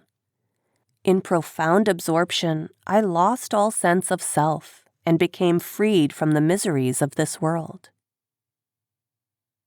Says Charandas, "With the grace of my master Sukhdev, I attained that state of absolute contemplation." In the following verse, likening the soul to a bride, he suggests that ever since the soul descended from her immortal home, she has suffered untold miseries in separation from the beloved. It is only through loving devotion to him, through the true guru, that the soul can gain release from this painful world of duality.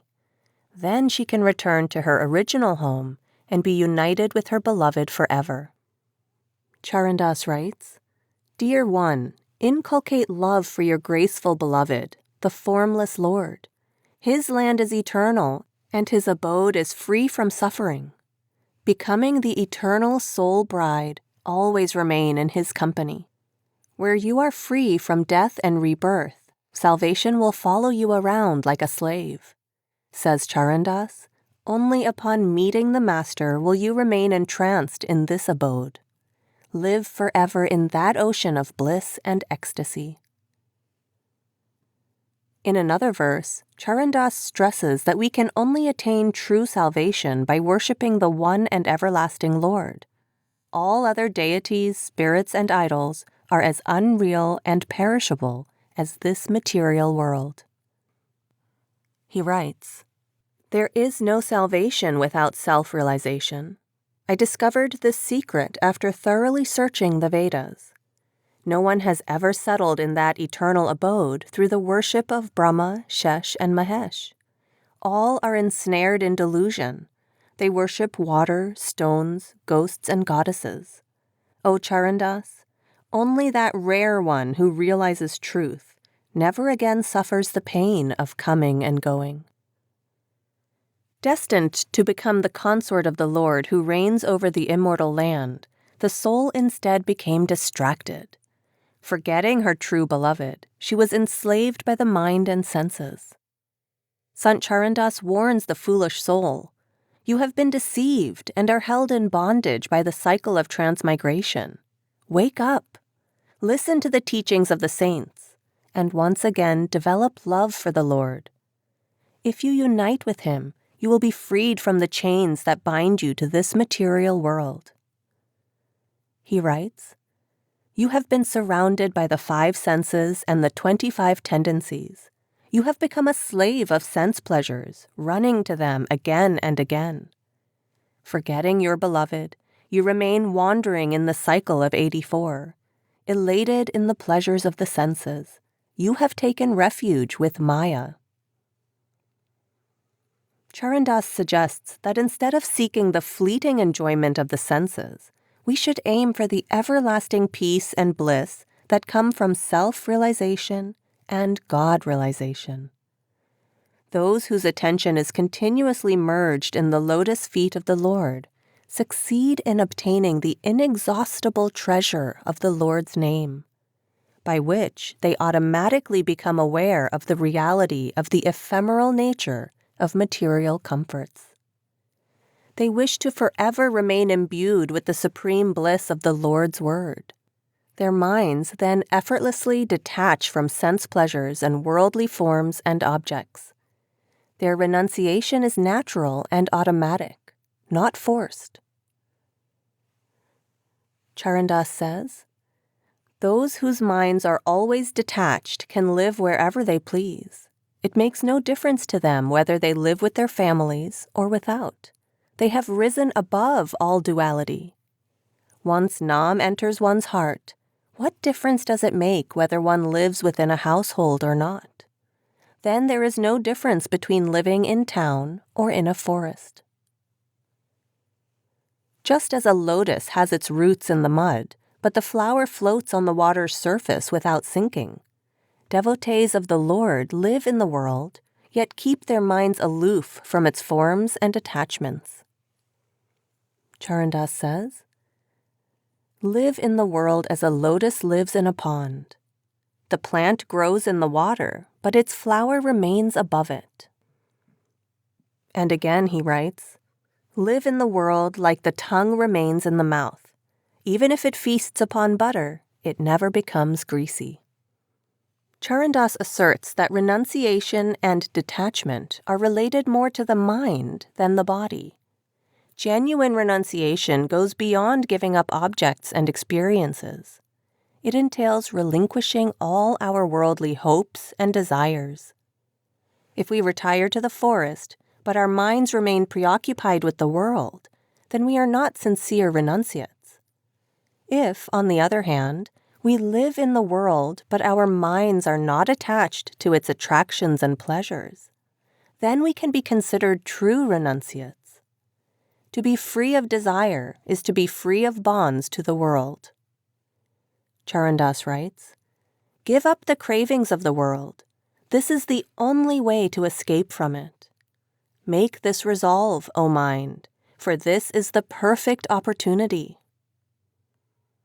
Charandas warns that continued entanglement in the material world will confine us to that world, whereas loving the immortal Lord takes us back to Him. He writes, "Do not attach yourself to that which perishes, but rather to that which remains forever.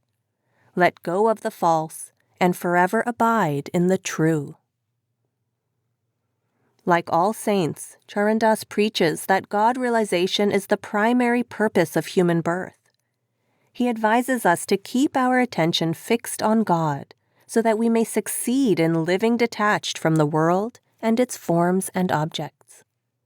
Without maintaining a constant focus on the divine, we cannot hope to achieve that level of detachment. Charandas writes, "They remain asleep to the world and ever awake to the Lord. Whether day or night, they constantly remain absorbed in the Lord. Only he who remains awake in the Lord's devotion is ferried across. He who remains awake to the world keeps drifting in the ocean of existence." The rare opportunity of human birth. Sant Charandas reminds us time and again that human birth is a rare gift from the Lord. It should not be taken for granted. It is only after a long and tortuous journey through the cycle of 84 that the Lord grants this precious boon. It is by devotion to Him that one may seek permanent release from the bonds of life and death. The true significance of having a human body is in making it into an instrument for uniting with the Lord through devotion to Him, the Satguru, and Nam. In this way, one can obtain permanent release from this world of suffering and worry, and reach the true abode, the source of perfect, permanent bliss. Those who waste this rare opportunity by indulging in sense pleasures and worldly pursuits will remain bound to the cycle. Charandas writes, "After wandering for eons in the cycle of 84, you have obtained the human form. Because you have not realized its true worth, the cycle of transmigration awaits you again. Deeply reflect upon this in your mind and understand. When will you obtain such a birth again? Why are you wasting this life in worldly pursuits?" Charandas cautions that this opportunity is unique. This life should be utilized for the purpose of God realization. Otherwise, we will have to repent for all our follies and reap the fruits of sorrow and misery. After much wandering, you have received the human form. Rise above this world. After suffering through the cycle of 84, return not to that cycle again. Believe me, if you miss this opportunity now, you will repent immensely. O Charandas, Sukhdev advises, focus your attention on the Lord. In the verse below, he compares a person without devotion to a bullock that helps its owner by rotating the oil press, and to a donkey that bears the washerman's heavy load. Both animals work hard all day, yet are left in filthy conditions all night. He repeats the message that a life of worldly pursuits, bereft of spiritual effort and devotion, is squandered and yields neither merit nor reward. O friend, do not waste your life fruitlessly, like a bullock going around the oil press day and night. One lacking in devotion is like a donkey that carries a heavy burden and cries, for when evening comes, his owner leaves him by the rubbish heap. Those who waste the opportunity of a human birth will never find true peace, either in this world or in the hereafter. Charandas writes, "O fool, you have wasted your life again and again.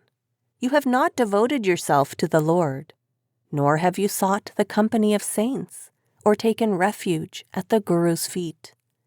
You remained persistently engrossed in accumulating wealth and building extravagant homes. Seeking shelter with your wife, you have taken a heavy burden upon your head. As a result, you will endure many kinds of suffering, increasing your physical and mental afflictions. You will find no happiness while alive, nor after death, because you have sown the seeds of transmigration. One should make the best of the boon of a human body, which has been granted by the Supreme Lord, and take up the path of devotion. The wondrous melodies of Shabbat are always resounding within. The soul, once it has merged in this heavenly stream, can easily swim across the ocean of existence and return to its true abode.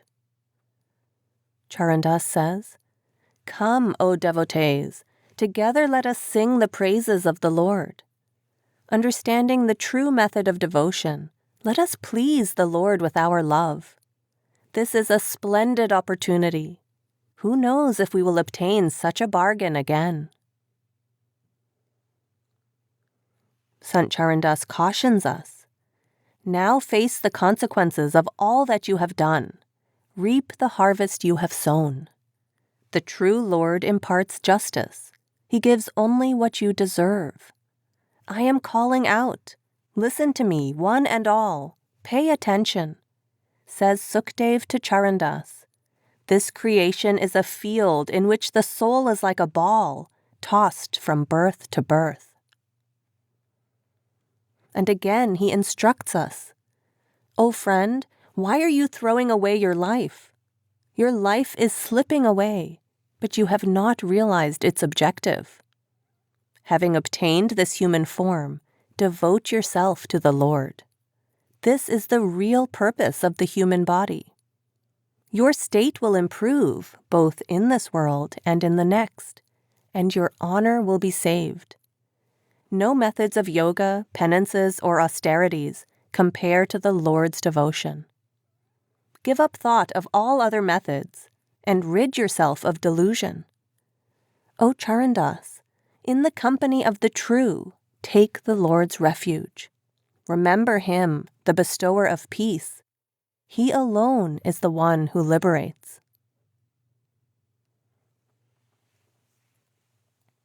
The certainty of death. Sant Charandas tells us that the human body is a rare and invaluable gift, but, like a clay toy, it is short-lived.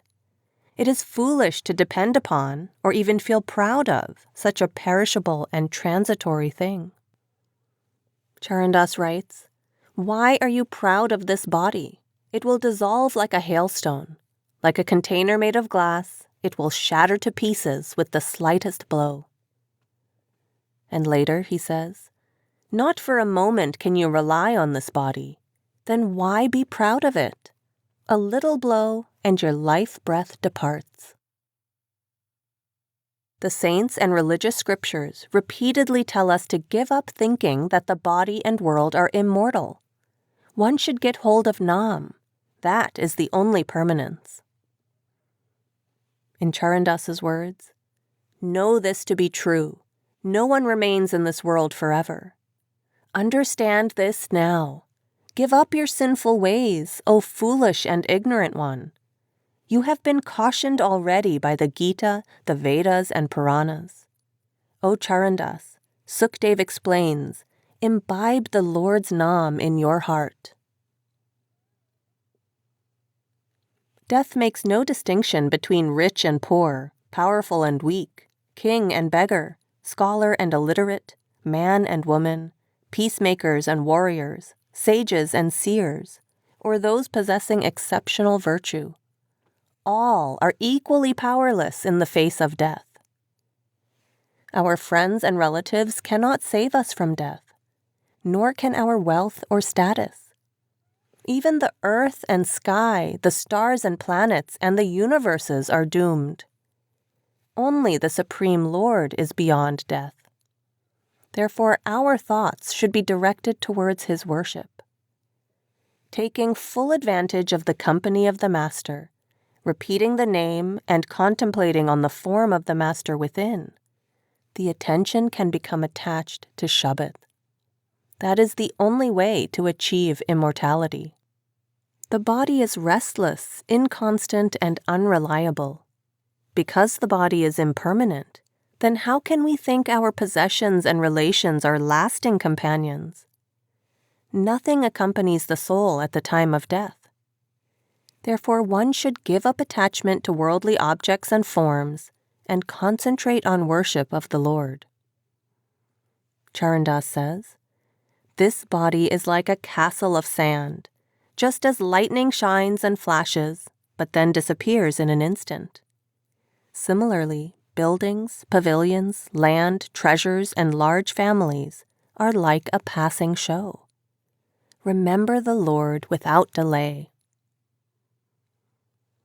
Charandas warns us that although our past may have been spent chasing illusions, the rest of our lives should not be wasted in the same way. Whatever time we have left should be devoted to God, so that the real purpose of the human birth can be accomplished. Each moment offers us a new opportunity to set things right. While we have this human form, we are advised to engage in devotion. Charandas writes, "Momentary and illusory is your body. Death fires its arrows at it in numerous ways. Poison, disease, weapons, and many other maladies become the cause of destruction. The end must come. No one is spared, whether one gives generously in charity, worships planets and gods, or controls their breath. Life is strange. Death is assured. This opportunity you will not get again. You have wasted your time in the company of swindlers, and your remaining days will also pass in the same way. Whatever time now remains, engage in the Lord's Simran and serve the Master in the company of true sadhus. O Charandas, Sukdev reveals this original ancient secret." In the epic Mahabharata, the Pandava prince, Yudhishthira, was asked to name the most astonishing thing of this world. The prince is said to have answered that what astounded him the most was that although we see others dying every day, we still cling to the illusion that we ourselves shall never die. Kings build beautiful palaces by digging deep foundations, but even so, they invariably crumble to dust. The Puranas consider Markandeya to be the sage who lived the longest life of all, but he is reputed to have never even built a hut to live in. As a symbol of his transience, he would keep a blade of grass on his head. Someone once asked him why he never erected a residence. Markandeya replied that he would consider constructing a dwelling if there were ever some certainty about the permanence of life in this world. Friends and relations. Considering friends and relatives to be our steadfast companions, we naively spend precious time attending to them. Caught up in these attachments, we ignore the real purpose of human life and may even forget that death is hovering nearby.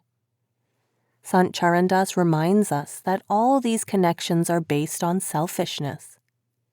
As long as their interests are served, friends and relatives appear to belong to us. He advises that in this world based on self-interest, God is our only real friend, relative, and supporter. Therefore, we should take care not to waste time in deepening worldly attachments. He writes, "Let me tell you, in this world you have no real well-wisher. O Charandas, Sukdev has thus advised, and all should understand this." Later he says, "Immersed in the world, one remains enchanted with possessions and property. With greed for wealth and attachment to family, the Lord's Nam has been forgotten. You did not serve the Master in the company of the true. You did not repeat the Lord's Nam." Says Charandas, Sukdev asks, "How will you ever find your home?" Sant Charandas repeatedly cautions that no one accompanies us after death. The Supreme Lord is our only steadfast friend and companion. He says, "All relationships exist while one is alive. None is your own after death. O Charandas, Sukhdev says, without the Lord, there is no salvation. Actions and consequences. Karma is the law of action and reaction, of cause and effect, whereby the soul has to face the consequences of all its actions. It is the law of karma that keeps the soul imprisoned in the creation, as it has to endlessly take birth in different forms to keep settling its accounts. Every interaction between individuals can bring pleasure or cause pain, determined at every moment by their intentions, resolutions, thoughts, words, and deeds. It is commonly believed that causing pain is a sin, and conversely, giving pleasure is considered to be a pious or virtuous deed. Regardless of our motivation, we all have to reap the fruit of our every action. Because we can't settle all the accounts created by our actions in each life as it is lived, the subsequent payback period may extend over several lifetimes. For example, with the use of modern weaponry, an individual can destroy the lives of many others in just a moment. But the settlement of the debt resulting from such an atrocity may require multiple lives. Dharamrai, the divine accountant who oversees the law of karma and transmigration, does not permit concurrent sentencing. Instead, he keeps the soul forever imprisoned in the world and thus unable to attain salvation. Our fortune or destiny is the exact result of our own past actions. It is foolish to blame someone else for this. Fate karma, what we undergo in this life, is the fruit of acts undertaken by us in previous lives. It is not a trick played by some malevolent force working against us to willfully fashion our fate. In fact, we should thank the Lord for these fate karmas, because, by paying back the debt we have accrued, our burden is lightened, and the unblemished soul is cleansed of the rust resulting from these past actions. Whatever fresh deeds we perform while living out our destiny will create new karmas to be settled in a future birth. One should therefore make conscious and cautious choices before taking any action. A person without conscience expects to reap only rewards, even if performing selfish or harmful actions. This is simply impossible. The law of karma states that every action has an equal and opposite reaction. To drink poison, for example, and expect to enjoy the nectar, to put your hand in fire and hope to feel coolness, or to anticipate reward for murder instead of being imprisoned for life, are all purely and simply self-deception. Because an individual cannot possibly reap all the rewards or suffer the full consequences of the actions taken in just one lifetime, the accumulated surplus store of karmas is set aside for the next life or other future lives. These accounts are carried forward and are, in fact, the most potent cause of our bondage to this world. To some extent, we may avoid creating fresh karmas by behaving carefully. We can also undergo our fate karmas with courage and forbearance, considering these to be the will of the Lord. However, until we settle the whole account, we can never be free from this world of action and reaction. It is inevitable that we all will reap the positive and negative consequences of our deeds. There is no chance of bypassing, deceiving, or bribing Dharamrai. Neither the recommendation of friends and relatives, nor any supplication for leniency can be of any help. The scales of the divine accountant are exceedingly accurate and unfaltering. The record of actions of every individual is presented and explained before justice is dispensed. There is no arguing. All must account for their own actions. Charandas writes, "The angel of death sits at his station, writing an account of sins and virtues. O ignorant one, How will you account for your actions when you go there? There you will not find mother or father. Everyone will be a stranger. Where the wealth of this world will not reach, nor can you recognize any friend, there each and every action will be weighed truthfully. No one will have any say, because only true justice is rendered there. The pleasures of the mind and senses.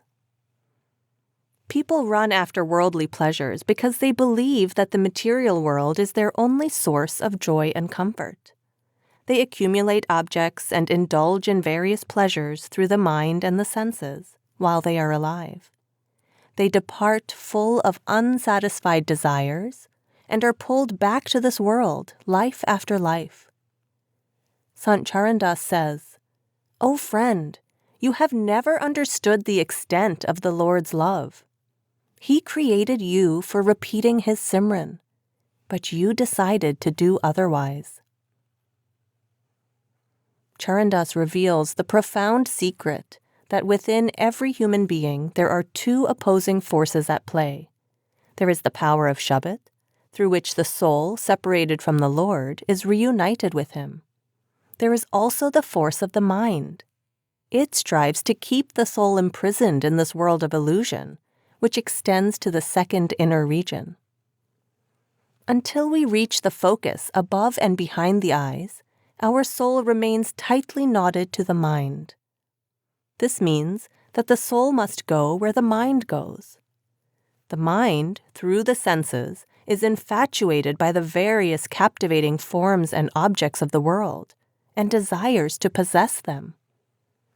A wide and subtle, but powerful, net of sensual pleasures and attachments has been woven to keep the soul imprisoned in this world and prevent it from merging back in the Lord.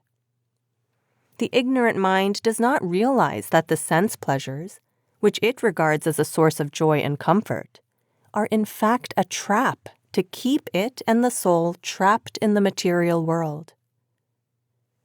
In the verse that follows, Charandas employs the image of a swing to describe the world of action and reaction.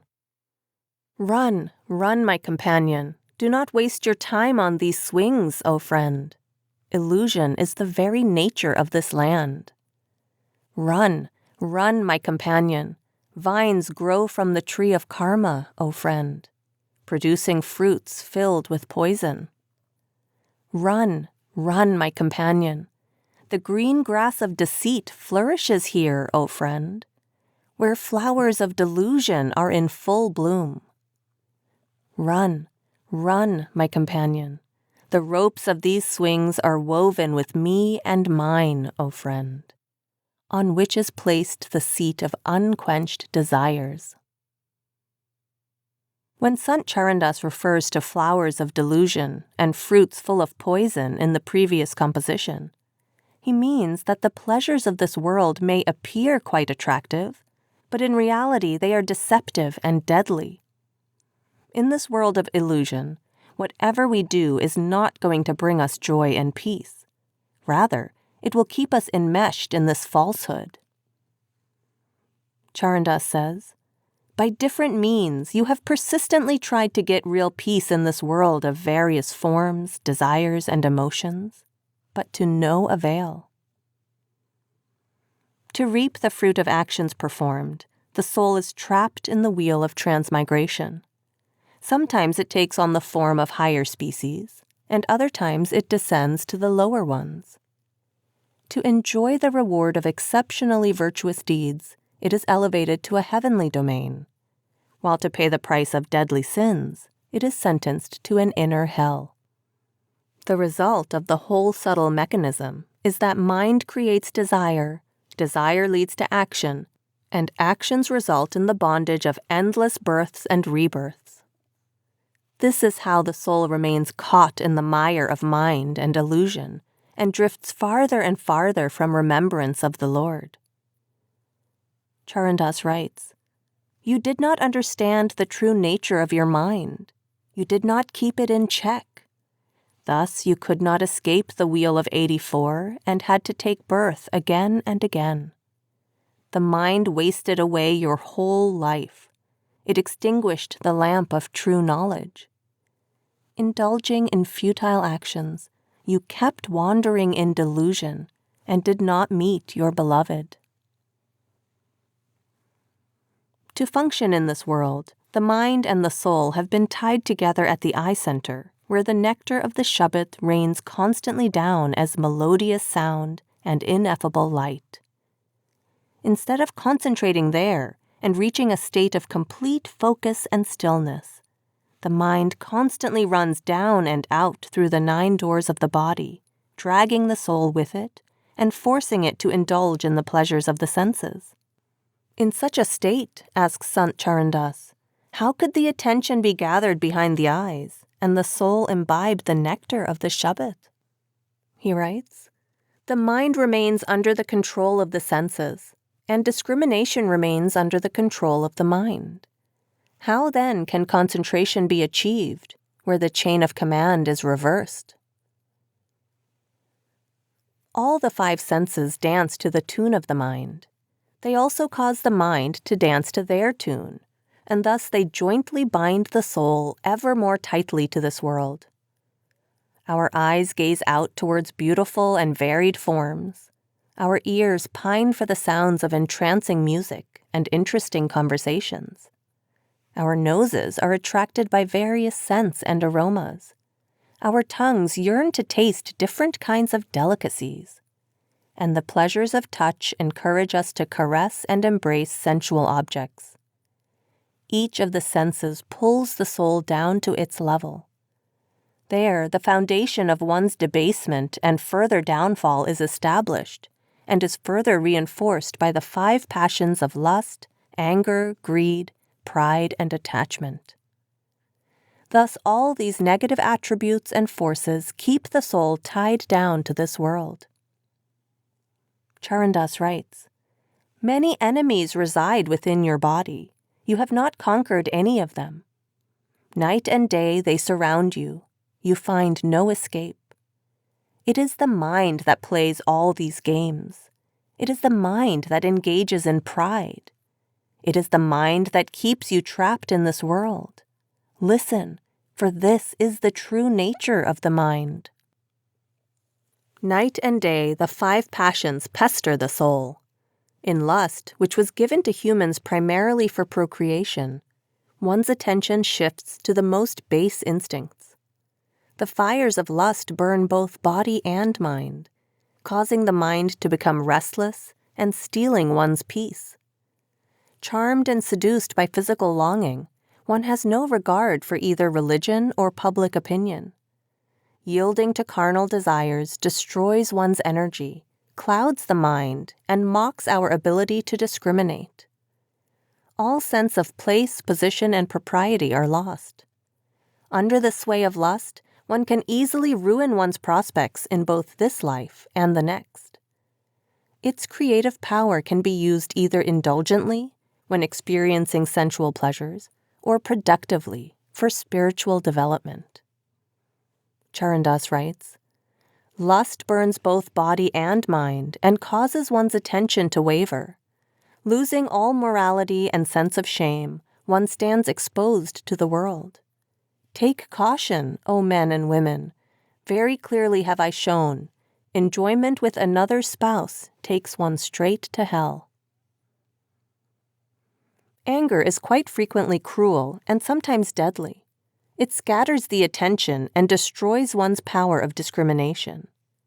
It suppresses the divine quality of compassion and abets the poison of violence. Anger is at the very foundation of enmity, fighting, and wars.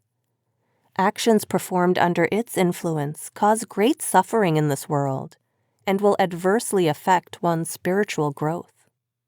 Charandas writes, anger corrupts the intellect and incites one to quarrel with others. It infuses hostility in one's body and completely drives compassion away. It causes one to speak disrespectfully to the Guru and turn one's back to the saints. It destroys one's love for the Lord. it leads one straight to hell. Charandas also explains how greed creates desires that can never be satiated. In the thrall of this passion, we are willing to give up good judgment and use any means possible in the attempt to fulfill our wants and cravings, thus creating ever more misery for ourselves and others. Charandas writes, "Now I describe how base greed is. It is a reservoir of terrible sins. Falsehood acts as the minister of greed. Know him to be exceedingly immoral. Craving acts as its wife, blinding its victims. They lose their sense of discrimination and do not even fear death. Pride, cunning, deceit, and fraud are the companions of greed. They torment one during life and take one to hell after death." Attachment is even more powerful. Its silken threads are as fine as they are strong. It is the enemy of intelligence and clear thinking, making one selfish and self-satisfied. It is a mine of fear and a bed of worry. Attachment is a poison that is sweet to the taste, yet, when under its sway, one is subject to much suffering. Charandas writes, "The power of attachment is the most potent of all. Its magnitude cannot be understood. It keeps the whole world bound. None can escape this delusion."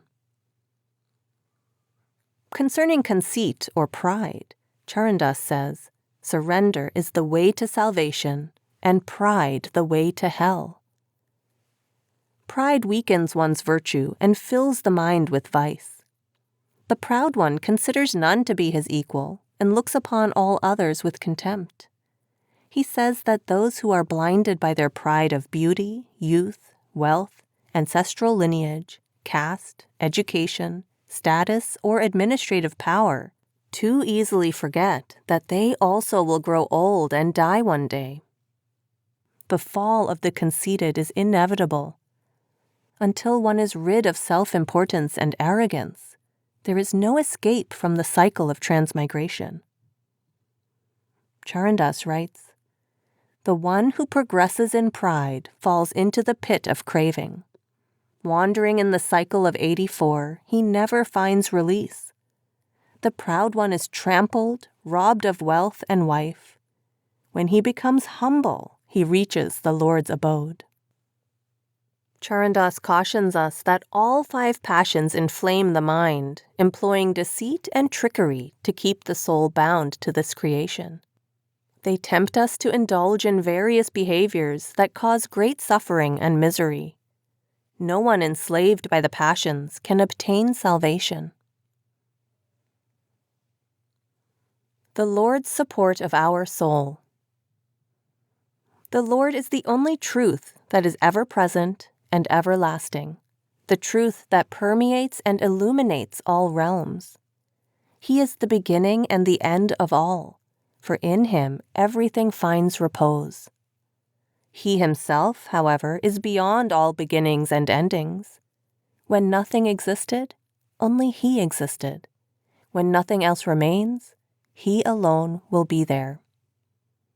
Charandas writes, "O devotees, realize the invisible and formless one, more hidden than hidden, more manifest than manifest. Such is his real form. Ever supremely conscious, wondrous and amazing, nothing compares with him. Nobody is like him. He is beyond comparison. He alone is like him. Both within and without, he is complete in himself. He stands apart from anything in the physical and subtle realms. Guru Sukdev has revealed this secret, and Charandas is a sacrifice to him." The Lord is the manifested power which knows and does everything. In fact, the Lord is all there is. All is from him, he is in everything, and he is everything. The Lord is beyond the 3 attributes of stillness, activity, and indolence, and also beyond the reach of Kal and Maya. He is what is unique and unmatched. He is fearless and without worry or care. Who else should be the object of our worship and desire but that omniscient, omnipotent, unmovable, and omnipresent Lord? Charandas writes, "This ocean is profound, fathomless, immutable. It has no end. The wave that arises naturally merges back. Who is there to swim? Who is there to rescue? Free from the three attributes and ever conscious, it is formless, pure, and self-sustaining. This ocean is unrivaled. There, the soul is free from Kal's torment, the fear of rebirth, and the heavy burden of delusion." Charandas reminds us that all worship and devotion should be directed to the One, the limitless creative energy which is present everywhere and manifest in everything. He tells us that there is no need to wander the world in search of that hidden presence. One can find the Supreme Lord within one's own self, and, by contemplating upon Him, attain unbounded happiness. He writes, "Perform the arti of the immanent Lord. With focused attention, look within, and revel in bliss." According to Charandas, the Supreme Being is not merely a storehouse of power and knowledge, but also a fathomless ocean of unending delight that is beyond measure or description. All humankind is subject to periods of happiness and misery. The Supreme One, who remains in a state of tranquility, ever unaffected and unmoved by events, provides the ideal model for those who wish to attain perfect and everlasting bliss. Charandas writes, "Bliss in the beginning, bliss in the end, bliss in the middle. Know Him only this way." And again he says, "I have realized my beloved Lord. O friend, my destiny is fulfilled. In a state of bliss, I play holy with Him every day." And later, "You are ever true, conscious, and blissful. You play the bold and fearless rhythm." The Lord is the beneficent Father who ferries lost souls across the ocean of existence, and is the mainstay and support for the poor and downtrodden. He is a deep well of compassion and kindness, who mercifully showers blessings on His faithful followers. Thus Sant Charandas pleads, "O benefactor of the destitute, uphold my honor. Except for you, who can correct all my ruinous mistakes? O Lord, you are the lover of your devotees and redeemer of the fallen. Fulfill my heart's desire.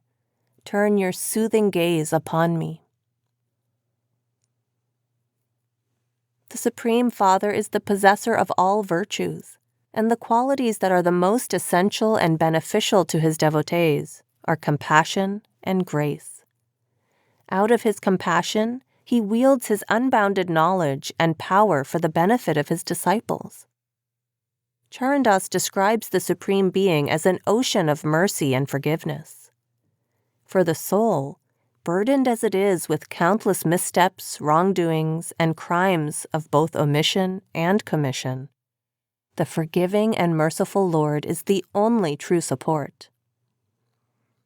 Charandas writes, "Nurture your love for the Lord, O friend, for you have no other to call your own. He protects you while you live and grants you salvation when you die."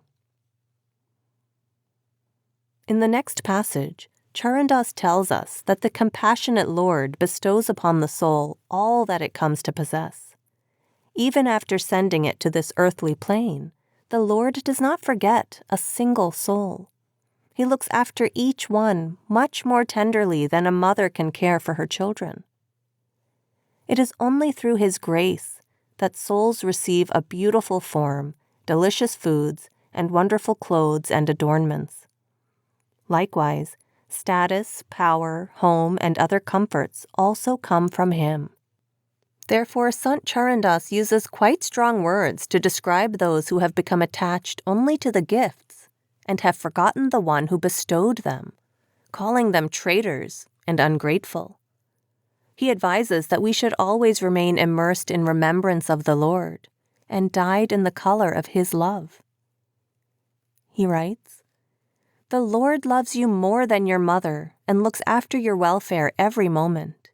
But you turn your back to Him every day and do not pay attention to His Simran. O ungrateful one! O traitor who dishonors the salt He receives! What justice can you hope for? O Charandas, Sukhdev advises you, turn your attention to the Lord without delay." Charandas calls the creator of the world a magician, and the world his spectacle.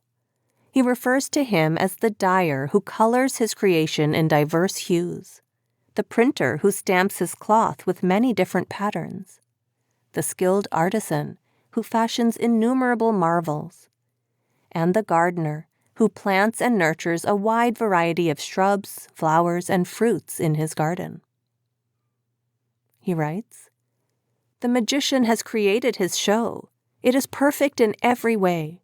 He has staged innumerable shows just for you to enjoy." Again, he writes, "No one can create colors like him. No one can create designs like him. There is no craftsman like him in this world. Many astonishing marvels has he created, unparalleled, grand, and infinite. Behold them in the waters, earth, air, and sky, and enjoy their beauty. The creation is a garden in which the gardener has created innumerable blossoms. Lose yourself in awe as you gaze upon such wondrous beauty."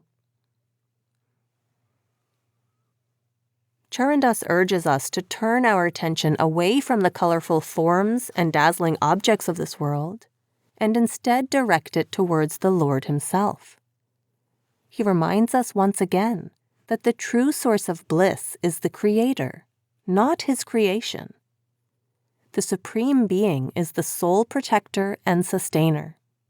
He alone is the beginning, the middle, and the end of all things. O Charandas, Sukhdev advises, grasp the essence within. Place your attention in the transcendental Lord who has created everything. Charandas writes, "O immaculate, invisible Lord, you are the one who has assumed innumerable forms. Your light illumines the whole world. You abide in every heart." All of these verses express Charandas's view that the world, and all it contains, is merely a play, an engaging but transitory projection of the Lord. The many forms and dualities of the creation that we experience in this life are not, in fact, real. Yet behind the appearance of these many deceits lies the one true reality. The light of the Lord permeates the entire universe and is hidden in every living creature. He is an endless ocean, and all the individual souls are like drops in that ocean. The Supreme Being is the sun, and each soul can be seen as one ray of light. The essential nature of the drops and rays is no different from that of the ocean and sun. Sant Charandas extends this understanding of oneness and equality to the social structure of society. He suggests that if the ocean and sun have no caste or creed, then how could the drops or rays have any? Therefore, he suggests that there is no cause or reason to judge or discriminate against anyone on the basis of such dualities as gender, age, wealth, status, color, or religion. Saints and sages have consistently taught the same message for eons, to recognize the veil of ignorance that separates the transient from the permanent, and the many from the one. They explain that the well-being of the soul lies in rending this curtain to discover the truth and realize the sublime reality behind this worldly show. Therefore, they teach that it is only by finding and merging in the Supreme Being that the embodied soul can pierce the illusion of duality and multiplicity and attain a state of oneness with the Lord. The soul as a mirror of the Lord. Sant Charandas reminds us that humans are not simply the body, mind, and senses, but rather, and principally, soul. The soul's natural state, like the Lord of which it is a part, comprises such attributes as power, knowledge, bliss, and love. These inherent characteristics of the soul, however, have been suppressed due to its long separation from its source. As long as the soul does not merge back in its true source, the Lord, it cannot regain those lost qualities, and the catalogue of woes it has accumulated over many births cannot come to an end. As the Lord is an ocean of power, knowledge, bliss, and mercy, the individual soul, which is a drop of that ocean, is imbued with the same qualities. The part or drop always has the capability of merging back in the whole. Only when it does so can an individual soul regain its completeness. Therefore, the highest goal and most fervent desire of the embodied soul is to merge back in its source, God. Just as the innate quality of hailstones falling into a pool is to melt and become water, and a wave cannot be separated from the ocean in which it arises, so too the soul, when it merges in the Supreme Being, becomes indistinguishable from the Lord, and automatically attains all his attributes. Charandas says, I am so absorbed in ceaseless meditation, as taught by Sukdev, that I have become oblivious of myself and the Lord. You will find no trace of Charandas, for the wave has merged in the ocean. Further, he says, as the helpless hailstone loses itself when it melts into water, so says Charandas, rid yourself of all desire, and, like a drop, merge in the ocean. In describing the union of the soul with the Lord, Charandas restates that the soul that merges in the Lord becomes the Lord.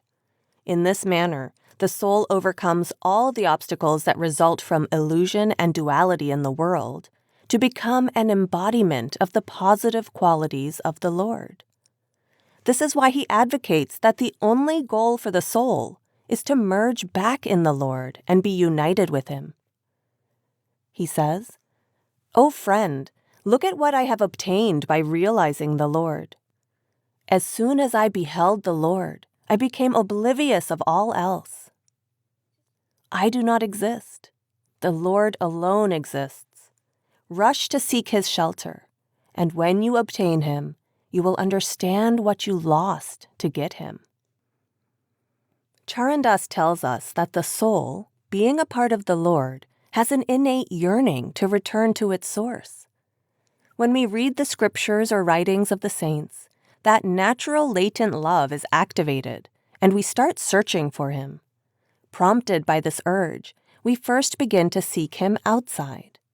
There is no dearth of those who believe they may attain a vision of the Lord through their devotion to idols or by worshiping at the tombs of past masters. Every religion has its own scriptures and places of pilgrimage. Their followers believe that they can succeed in finding God through these chosen teachings and rituals. Charandas, however, conveys a different message. He explains that the Lord is actually closer than we can comprehend, and can only be found by searching within. Thus, nothing is gained by seeking him outside our own selves. The human body is the real temple within which the vision of that transcendent one may be obtained. All outside wanderings are fruitless. He cautions us not to get too caught up in seeking happiness in the material world. Led astray by illusion and ignorance, he suggests that we ask ourselves, why do you forsake your home and run to the mountains? Why are you constantly restless, thinking the Lord to be far away, O mad one? All the means have been explained, and the 4 Vedas also state the same thing. Behold your own true self by concentrating your attention within. Reflect on divine knowledge. Seek the one who ever speaks within you. Remove the ignorance caused by Maya, which makes you forget your true self. When the feeling of me and mine disappears, where is the question of virtue and sin? Says Charandas, O seeker, return to your eternal home. Sant Charandas uses many metaphors to explain the futility of searching for the Lord outside. One example is that of the musk deer that wanders the forests searching for the source of the alluring aroma it craves, while, in actuality, it is emitting the scent itself. Similarly, the fragrance of the Supreme Being lies within each soul. But those who are unaware of this get involved in rites and rituals and search for him outside. Until a seeker turns his attention inwards, abandoning all outward pursuits, it is impossible for him to find the essence of that one. Charandas says, with rosary in hand and the mark of sandal paste on his forehead, he runs to the east and west, like a musk deer wandering the forests in ignorance, seeking the musk that lies in its own navel. He also draws an analogy to a parrot that pecks at the enticing green fruit of the semal tree, the silk cotton plant, but comes to lament that decision as its beak sticks in the fruit and cannot easily be removed. Charandas explains that this same fate awaits those who seek the Lord in idols, pilgrimages, or holy places only, for these practices provide nothing of lasting value. Like the parrot, they will later come to regret their choices. Only those who receive the instructions of a perfect master and go within, by detaching themselves from all external activities, are able to attain self-realization. Such fortunate ones realize that the essence of the self is the same as the essence of the Lord. Then, in a state of recognition, the soul yearns to merge in its source and calls out, I am that, I am that. In Charandas's words, never having searched within themselves, they have gone astray worshipping water and stone. Just as the parrot regrets pecking at the fruit of the semal plant, they regret their actions. The fountainhead of essence is difficult to fathom. Who can realize it without one who has discerned its mystery? Within Charandas resounds Soham, Soham. Having turned inwards, he has merged in it. In another use of bird imagery, Charandas says that if it fails to find land, a crow that flies away from a ship in the middle of the ocean has to eventually return to the mast, no matter how far it travels in its explorations. Similarly, regardless of the extent of the soul's wanderings in the material world, it cannot find repose and rest anywhere until it finds its way back to the Lord. Charandas writes, You are my ship, and I am your crow. Leaving you, I can go nowhere. If you were to banish me, O Lord, I would not find refuge anywhere else. Next, comparing the body to a fort, Sant Charandas suggests that those who, through meditation on Shabbat, cleanse the fort, will then be called upon to mount the throne of the everlasting and true realm, and become one with the Lord. In that state, the soul is transformed. From a slave, it becomes the master, just as a drop that merges in the ocean becomes the ocean, and base metal is transmuted into gold. In this pure and unchanging state, all the soul's miseries and ills disappear, and it reaches the highest state of bliss. Sant Charandas says, adopting the correct method, cleanse the fortress of this body and place it in the throne of truth. Ascending this throne, attain the state of immortality and rule the land where there is no fear. When all will be subject to your command, none will be your equal. The servant will become the master, iron will become gold, and the drop will become the ocean. all obstacles, hardships, and sufferings will vanish, and you will attain pure bliss. Charandas, with Sukhdev's grace, explains the code of conduct of that land.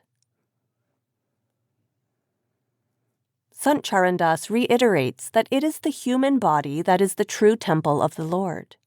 In the next verse, he tells us that only by going within this shrine of the body are we able to behold the form of the Supreme Being and experience the love that has been awakened in us. Those who go within and unite with the Lord break all the bonds that tie the mind to this illusory creation, thereby attaining salvation in this very life. He writes, "O mind, practice devotion within. This encompasses the fruit of all other worship in the world.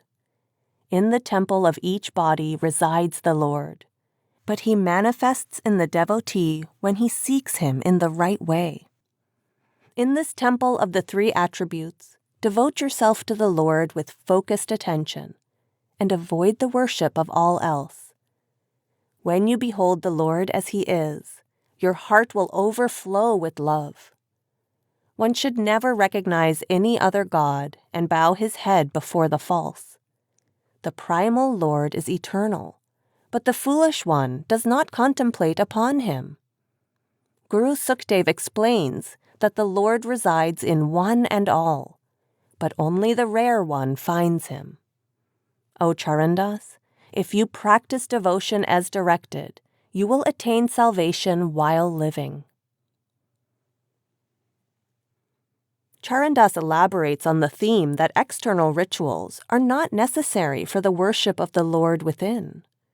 The qualities of reverence, love, sweetness, and humility are the only adornments required. He declares that the Lord, pleased with this devotion, grants his devotees the grace of being able to behold him at every moment. Charandas says, "I perform devotion within. After much reflection, I am certain that this mode of devotion is superior to all. The worship in other temples is obscure, for the deity remains invisible. The Lord of my devotion is visible to me. He speaks, he walks, he eats. Wherever I look, I see the Lord manifest within everyone, and that is where I perform service. This method of devotion is desirable, for it pleases the Lord. I bathe my Lord with my reverence, and I apply the sandal paste of my love. I adorn him with flowers of affectionate words, which I offer in humility. Pleasing him thus, I have his darshan. I am ever a sacrifice to him." Says Charandas, "Sukhdev has taught this worship to me. It brings me bliss day and night." Sant Charandas suggests that instead of spending time worshipping at sites of pilgrimage, it is necessary to reverse the direction of our attention. He tells us that both the true deity and the path to reach him lie within the vessel of the human body, and he implores us to act quickly and go within. He writes, "O mind, play the game within. Everything you need to unite with the Lord lies within you. Within lies the temple and the lamp, along with all the places of pilgrimage. Without delay, come, invert your attention and bathe within, for this auspicious moment will soon end." Having determined that the Supreme Being resides within the human body, the question remains, however, in which part of the body should one seek him? Charandas refers seekers to that area above the eyes where three subtle, non-physical veins can be found. Ida lies towards the left side, Pingala is on the right, and Sukmana is found in the center. The central vein is said to be the route the soul takes to reach the beloved within. Charandas tells, "O friend and companion, come, let us go and find the beloved. O ignorant one, splendid is the road of Sukmana. O friend and companion, ascend to the firmament within. O foolish one, when you behold the beloved, all misery will be dispelled. The gross mind and senses can never comprehend the supremely subtle and conscious Lord. Only a self-realized soul can recognize and behold him. Therefore, it is necessary that the soul's subtle powers to hear and see within be awakened. Charandas makes it clear that without utilizing these faculties, the soul cannot perceive the inner light of the Lord and hear the rapturous sound of Shabad. He says, O friend and companion, your beloved is with you. O ignorant one, why do you wander about aimlessly? O friend and companion, listen with your inner ear and see with your inner eye. O foolish one, enjoy the bliss within your own palace. Charandas explains that before he was able to withdraw his consciousness to the third eye and up through the Sukmana, he was not able to contact the beloved, despite his innumerable efforts. However, when his inner eye opened, he was able to behold that eternal, immortal Lord, whose light permeates every cell of the body. Ever since, he says, the beloved is constantly visible. He is never absent, not even for an instant. He describes this method of turning within in the following verse. Now, within the body have I found my dearest beloved. When my inner eyes suddenly opened, I beheld the unchanging, immortal One. The beloved lingers in my courtyard and will not leave even if I ask him to. I see him present in every pore of my body.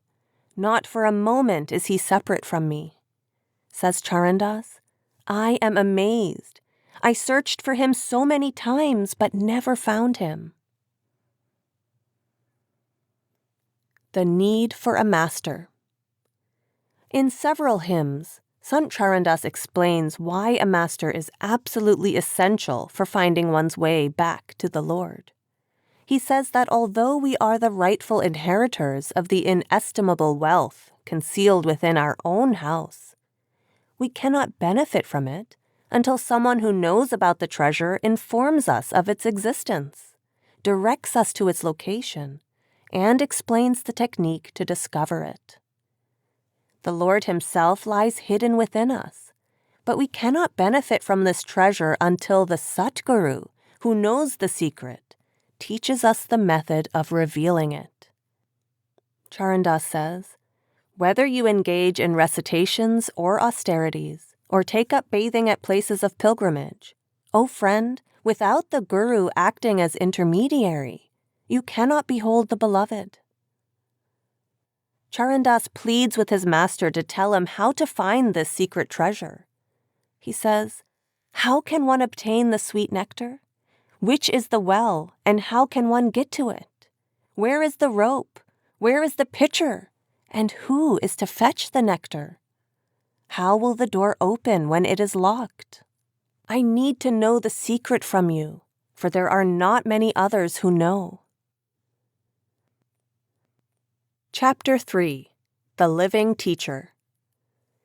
In many of his compositions, Sant Charandas references the importance of a perfect master, the one who has removed the veil of desires, hopes, and ego that separates us from the divine. Such a master is always in tune with Shabad. Sant Charandas succinctly describes the benefits one derives from following the instructions of a true living teacher. When one takes shelter with a master who has conquered his senses, is above enmity, attachments, or restraints, then all one's miseries and conflicts dissolve. He explains that an imperfect guru is himself unsatiated and hungry for spiritual wealth and attainment. Such a guru cannot quench the thirst of a seeker who wishes to realize God. He remains trapped within the cycle of transmigration and can never escape. Therefore, it is necessary to find a perfect master who can take disciples across the realms that lie beyond the reach of transmigration. Charandas cautions us that it is not enough to consider just any human being to be one's guru, nor is it enough to have a guru just for the sake of having one. He must be a true guru who is one with the Lord and, acting as his emissary in human form, can take us back to the Lord. A perfect master is one who teaches disciples to focus their attention and go within, where they will find 5 realms of spirituality of a much finer essence than anything originating in the physical realm or in the subtle centers within the physical body. Charandas exhorts seekers to adopt a master who has access to the highest realm, Satlok. Only one who has descended from that realm and has the ability to return to it can take the soul back to its origin. According to Charandas, a perfect master is one who has conquered the mind as well as time and death, and has achieved enlightenment. Such a master is selfless, fearless, and without cares or attachments. Charandas says, "Call only that master perfect who has attained the wondrous abode. One sees the Lord in him because he has merged in the Lord, just as the drop that merges in the ocean becomes the ocean itself. The very darshan of such a one transforms an atheist into a mystic." Within the master, night and day, the music of the spheres resounds, and the light of the Lord constantly shines. One is constantly intoxicated with the essence of the Supreme Being. Irrespective of religious affiliation, this state is the same in all. Addressing his Islamic audience, Sant Charandas calls it namaz. Once you have met a friend of the Lord, within whom rest the 14 realms, you are never separated from him again. Within him rings the unstruck music. When its strains are heard in a meditative state, he beholds the glory of the Lord. Footnote: 14 realms. Some Sufi mystics divide the inner journey into 14 stages or realms. End footnote.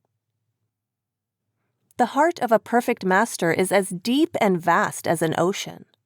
Such a one does not merely take the disciple under his protection. He seats himself within the disciple. Charandas says, "When I searched for the master within, I found him to be the fountainhead of benevolence." And further he says, "When you keep the Shabbat Guru in your heart, you can never be deceived." Sant Charandas offers multiple descriptions of the qualities of a perfect master. He says the perfect master is one who has subjugated the mind and, freed from the constraints of the law of karma, can come and go at will. Such a great soul beholds the light of God within everyone. He does not discriminate between those of different religions, castes, communities, nationalities, or faiths, and is critical of no one. Nor does he make a distinction between those of different financial wealth and status, men and women, or even criminals and law-abiding citizens. Only such a master can help one overcome all obstacles, attachments, and hardships. Charandas writes, "Use your discernment and see, O friend. A true saint is one who does not want to be worshipped. He has effaced the vices of mind. He is ever engaged in the repetition of the Lord's Nam. He is not separated from the Lord, even for a moment. He sees him always near. He speaks only of the Lord and does not engage in idle gossip. He has rid himself of falsehood, cunning, deceit, and fraud. In his heart dwell continence, truth, contentment, and forgiveness. He has rid himself of lust, anger, and greed, as well as attachment and pride. He has no enmity with anyone, and lives in a state of detachment. The saint is fearless. He is not afraid of anything. The Guru is the epitome of knowledge. He is a living manifestation of the highest wisdom and can counter all the forms of misunderstanding, illusion, and fear that arise from the ignorance and imperfect knowledge of his disciples. Always truthful and content, he has already attained the state of equipoise known as Sahaj Samadhi. Charandas says, one who is truthful, chaste, benevolent, and one with God, who is always in a contemplative state, such a one is indeed the true Guru. Further, he says, I have described the attributes of the Satguru. Understand them carefully.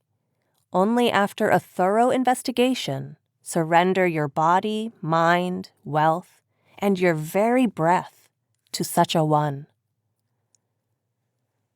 Sant Charandas explains that it is Shabad or Nam that purifies the mind, washes clean the impressions of past karmas, frees the soul from all misery and suffering, and fills it with love for the Lord.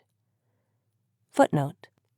In these compositions, the terms Shabad and Nam are used interchangeably. End footnote. He stresses that of all the methods one can adopt to purify the mind, the practice of Nam, repetition of the name of the Lord, is the most powerful and effective. He writes, the 4 Vedas stress the worship of the Lord's Nam. Nam is the most effective means of getting rid of sin, misery, suffering, and conflict.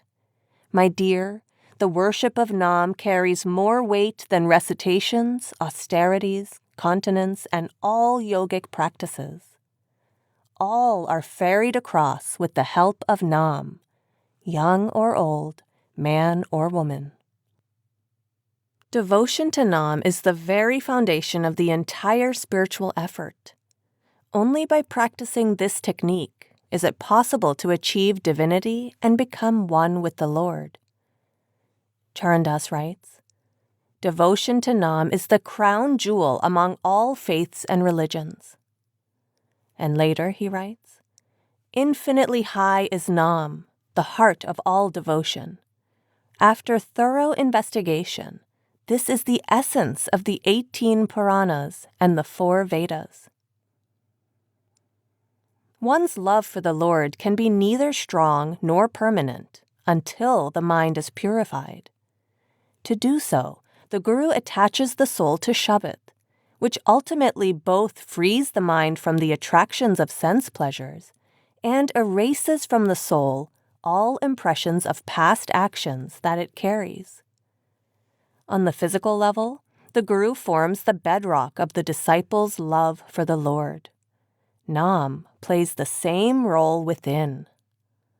Sant Charandas describes 2 kinds of Nam. One is given by the Guru and is used for repetition, and the other, which is also known as Shabad, resounds within. In one composition, he sings the glory of the Supreme Being by using 108 different names for the Lord. At the beginning of this verse, he says, with what name shall I invoke you, O my Creator? Countless are your names, as are your attributes. A guru gives Varnatmik Nam to the disciple during initiation to repeat in spiritual practice. The repetition of this Nam enables the conscious attention of the disciple to focus within the center above and behind the 2 eyes and catch there the resounding strains of Dunatmik Nam. This mantra has been referred to by Sant Charandas as the Guru's Nam. He says, Guru Sukdev has given me his own mantra, the Lord's true essence. Says Charandas, repeat it with dedication and you will be ferried across the ocean of existence. Once the mind is concentrated, the soul hears Shabad resonating within. This sound is not the creation of any human being or musical instrument. It is the divine essence, which can be heard resounding throughout the spiritual realms during the inner ascent, and is the only means of crossing the ocean of existence. The Guru grants this Nam to those who seek liberation. Sant Charandas writes, love the Lord of that realm where not a drop of poison can be found, and where showers of nectar constantly rain, where lightning flashes and the sky resounds with thunder, where the ceaseless melody of Shabbat reverberates, where this mind has become weary and the 5 passions have dissolved, where there is no day or night, and where the states of waking, dreaming, and sleeping no longer exist. Sant Charandas glorifies the true Nam, which is present within everyone in the form of light and sound. He sometimes calls it Ram Nam, the true substance or the supreme element. In the excerpt below, he explains that the practice of Nam is the best means of subduing the mind. O mind, repeat the Lord's Nam, which is his true essence. All who repeated this Simran were ferried across this ocean of existence. The Vedas, the Puranas, and the 6 systems of philosophy advocate it as the only means of obtaining salvation. Repeating it rids one of the 5 passions and sensual indulgences. No other method of worship is comparable to Nam. Oblations, continence, rituals, austerities, or charity. I have experienced this for myself. Charandas describes Nam as the crown jewel. As such, it is not merely the means of worship, but also the object of worship. Nam is not only the path, but also the destination. True Nam is the real form of the Supreme Being. It bestows enlightenment and is the sole means of achieving God realization. In Charandas's words, we hear, "My friend, I do not resort to any other method. Nam is my sole refuge. I take shelter with none other, O friend, whatever be the result. Nam encompasses yoga, sacrifice, and austerity. O friend, constellations and auspicious days are also included in Nam. Greater than all else is Nam. I sacrifice my body and mind to it." Charandas explains that this divine melody is the source of love, devotion, knowledge, and salvation. It is a never-ending stream of energy which flows from the fathomless Lord.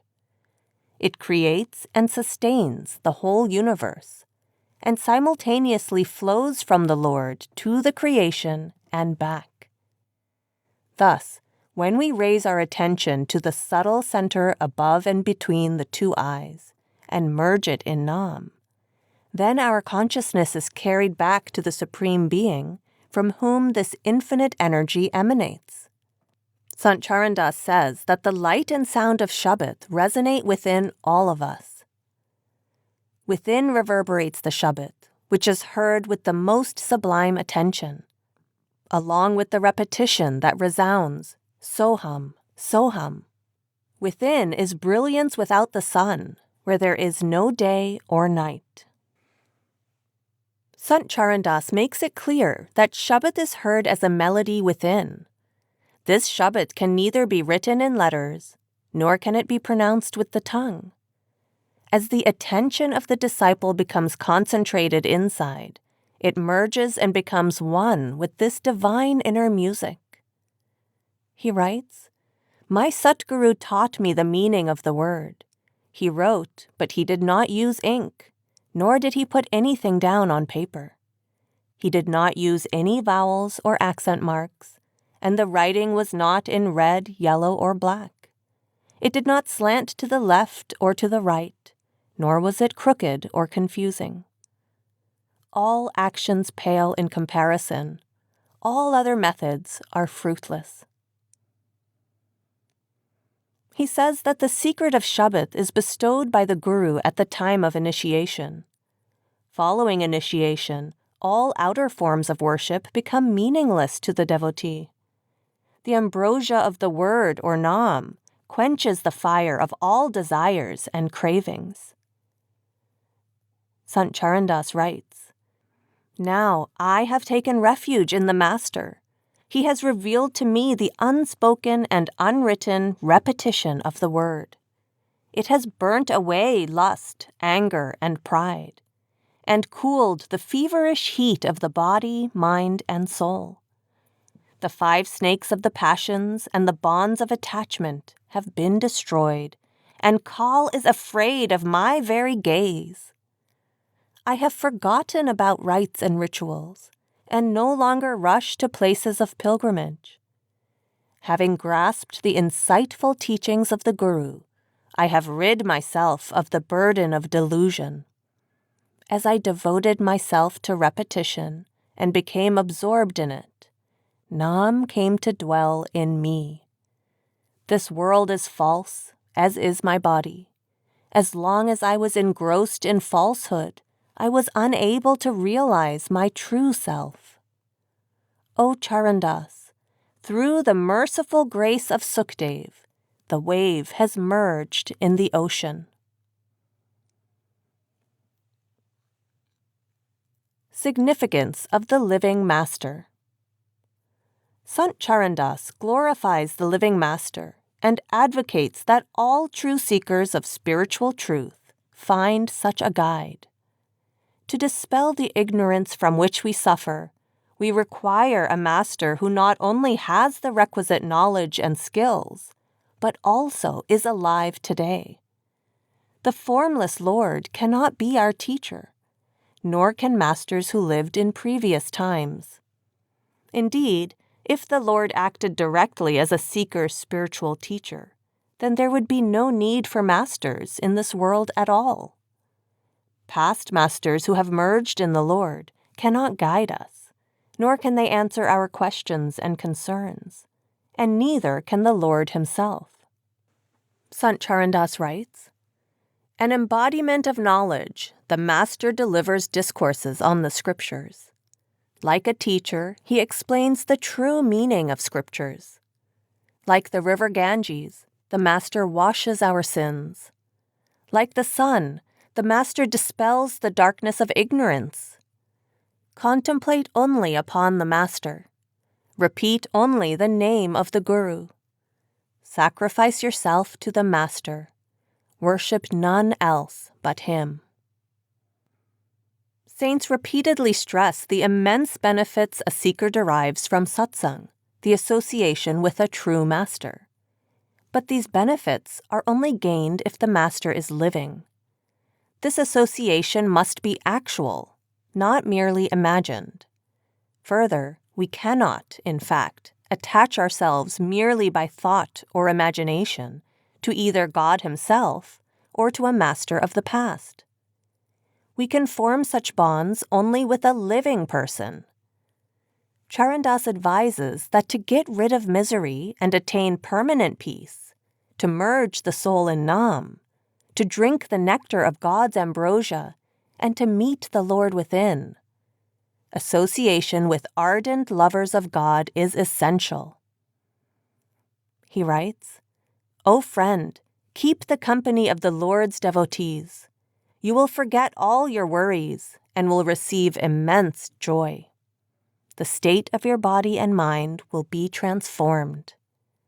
Go to a saint without any worldly desire and beg for the wealth of Nam, obtaining which all your sins will be washed away and you will attain enlightenment."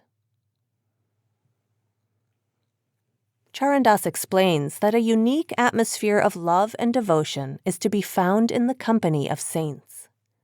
The consciousness of a perfect master is attached to the lotus feet of the Lord. In the company of such a one, the mind of the seeker also becomes absorbed in love and devotion, and in reflection upon and contemplation of the Lord. By associating with saints, the mind's outwardly flowing inclination is reversed and becomes inwardly directed. Charandas says, "Only that gathering is praiseworthy, O devotee, where the saints congregate. The saints always speak about the Lord. They are ever engaged in the repetition of the Lord's blissful Nam." Further, he says, "On merging in the river Ganges, the waters of different rivulets become the Ganges itself. Just as iron floats upon water when it is in the company of wood, similarly, one crosses the ocean of existence in the company of the saints. Just as the touch of the philosopher's stone turns iron into shining gold, so did Kabir the weaver and Ravidas the cobbler get enlightened in the company of saints. He advises seekers to shun those who only have worldly concerns and keep the company of saints, as association with them easily and freely affords us many benefits. In their presence, the materialistic tendency of the mind undergoes a sea change. Our perverse thinking is reformed. From outward looking, we become inward seeking. In this way, the company of true sages works like soap to wash us clean of the impurities of mind and matter. Charandas says, "With the soap of the company of the true, rid yourself of the dirt of attachment." And further, "In the company of the true, the evil tendencies and perversions are erased." Charandas urges us to seek the company of sages, take refuge with them, beg for the boon of initiation, and serve them devotedly. He asserts that this is the only means of bringing about transformation in our lives. One who wishes to cross the ocean of existence must board the boat of the company of the true. It is impossible to describe all that saints do to free souls from the cycle of transmigration. Charandas explains that the mind is fond of pleasures and full of worldly desires. In the company of saints, however, it realizes that a pleasure far superior to any associated with the senses is present within the human body. Upon learning this, a true seeker naturally becomes excited and is anxious to obtain that superior pleasure as soon as possible. He writes, "Lead the mind to the company of the true. Make it listen to discourses in praise of the Lord. When it is so easily affected by other influences, then why, in the company of the saints, would it not take on the color of the Lord's love?" In the same way that two objects cannot occupy the same space, one's attention cannot focus fully on more than one thought at a time. This attribute can be exploited.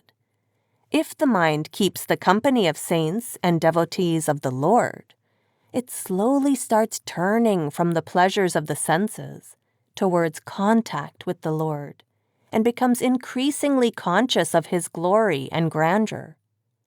It becomes aware of the underlying reality of creation and steadily develops the desire to meet the Lord.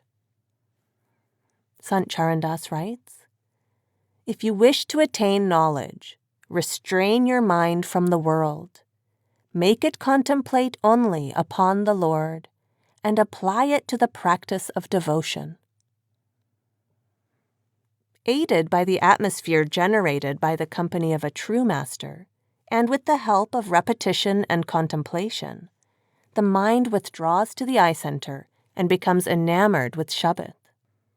Perceiving Shabbat, it automatically detaches from the senses and develops an intense and overwhelming longing to return to its own home. The rust of worldly attachments is removed by Shabbat, and only love for the Lord remains. Charandas writes, "Make this mind a true yogi by making it listen to the unstruck melody of Tur. Detach the mind from the world, turn it away from the world.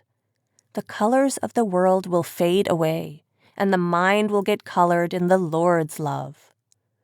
In this way, it will be free from all actions, fears, and delusions. Sukdev has explained," says Charandas, "this is the way to turn the mind around." Sant Charandas says that the divine music within is God, It is pure, sublime, and supreme consciousness. Perfectly immaculate, Shabbat removes sins and purifies the soul. He explains that God's name is imbued with all his attributes. When the soul is merged in Shabbat, it automatically acquires all those characteristics. By partaking of the nectar of Nam, the soul is filled with incomparable peace and bliss. It is no longer encumbered by worldly attachments and desires. Instead, it is overwhelmed with intense longing and deep love for the Lord. In this manner, the soul is naturally freed from the consequences of pursuing sense pleasures. In his words, "O mind, engage in such a repetition that eradicates all your troubles and sins. Search for the supreme consciousness within, and behold your true self. The power of Nam will transform you from a crow into a swan. Fix your soul's attention in contemplation, and you will rise above the feverish heat of the three attributes. With your consciousness, repeat the rosary of Nam within your heart, and let go of all suffering. This devotion is wondrous, beyond desire, pure and unparalleled. O Charandas, Sukdev says, one who engages in it will dwell in his original abode." The Master-Disciple Relationship. In the majority of his compositions, Sant Charandas extols the loving kindness of his spiritual master, Sukdev. Nearly every hymn begins or ends with a reference to his master's grace. Only a perfect master can properly explain and reveal the profound esoteric meaning of scriptures. By simply relying on our own individual interpretation, we inevitably fail to comprehend their ultimate truth and reality. It is the Guru who leads us through and beyond scriptures to a true understanding of the depth and significance of their spiritual meaning. Charandas writes, "I want absolutely nothing, O Lord. All pleasures, wealth, and dwellings are insipid without you. Give someone else your 8 miraculous powers and 9 treasures. For countless lifetimes, I have been your disciple. Please make me your own. I have no desire for heavens, nor do I wish for paradise or salvation. Keep me close to your lotus feet. This alone is my heart's desire. May I never forsake your devotion. May I never seek salvation. Listen to me, O Lord Sukdev. This is the only refuge for Charandas. May I never leave your door." The master-disciple relationship is essential to a seeker's success in attaining God realization. A master who is no longer in the flesh is unable to impart wisdom and grace to humanity. Thus, Sant Charandas says it is futile to attach oneself to a past master, who is neither able to take on seekers as disciples, nor bestow initiation on those chosen. This is in accordance with the will of the Supreme Being. A frequent misconception is that although the disciple may feel as if it is he who has found the master, it is not the disciple at all who does the choosing. A beggar can only beg. Rather, it is the will and pleasure of the giver that determine whether and to whom a gift is bestowed. The master-disciple relationship can only be established when the master draws a seeker to him and accepts the seeker as a disciple. Descriptions of the necessity of the grace and mercy of the Satguru occur so frequently in Charandas's writings that even a small sampling reveals that he held the need for a living master to be absolutely essential for a disciple to practice perfect devotion and ultimately attain salvation. He writes, "Guru Sukdev was gracious, O friend, and took Charandas to that country. It cannot be found without a Satguru, no matter what methods one may adopt." And later, when Guru Sukdev bestowed his blessings, he showed me a place beyond compare. O Charandas, only by bowing at his feet does the cycle of transmigration come to an end. When, at initiation, the master takes a disciple to the higher realms within, he connects the soul to Shabbat and the Lord. Charandas frequently refers to the Supreme Being as the Beloved, the Father, or the Husband of the soul.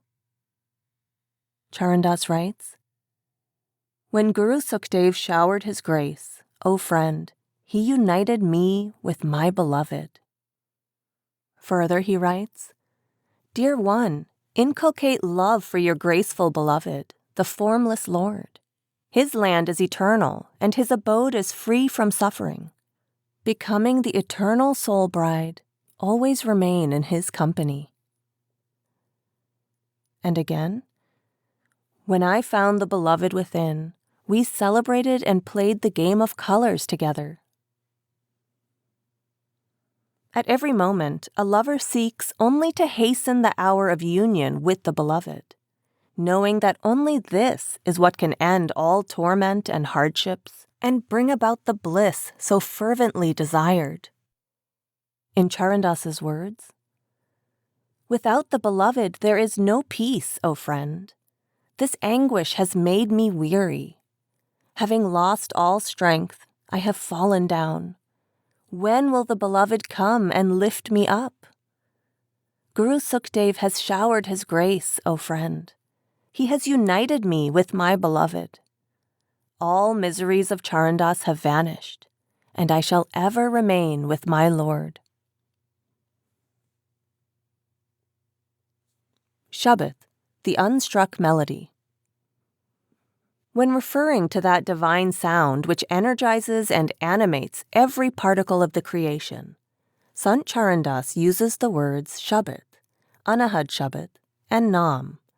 He attempts to describe the indescribable by telling us that it is without limit or end and totally free from the constraints of mind, matter, time, and space.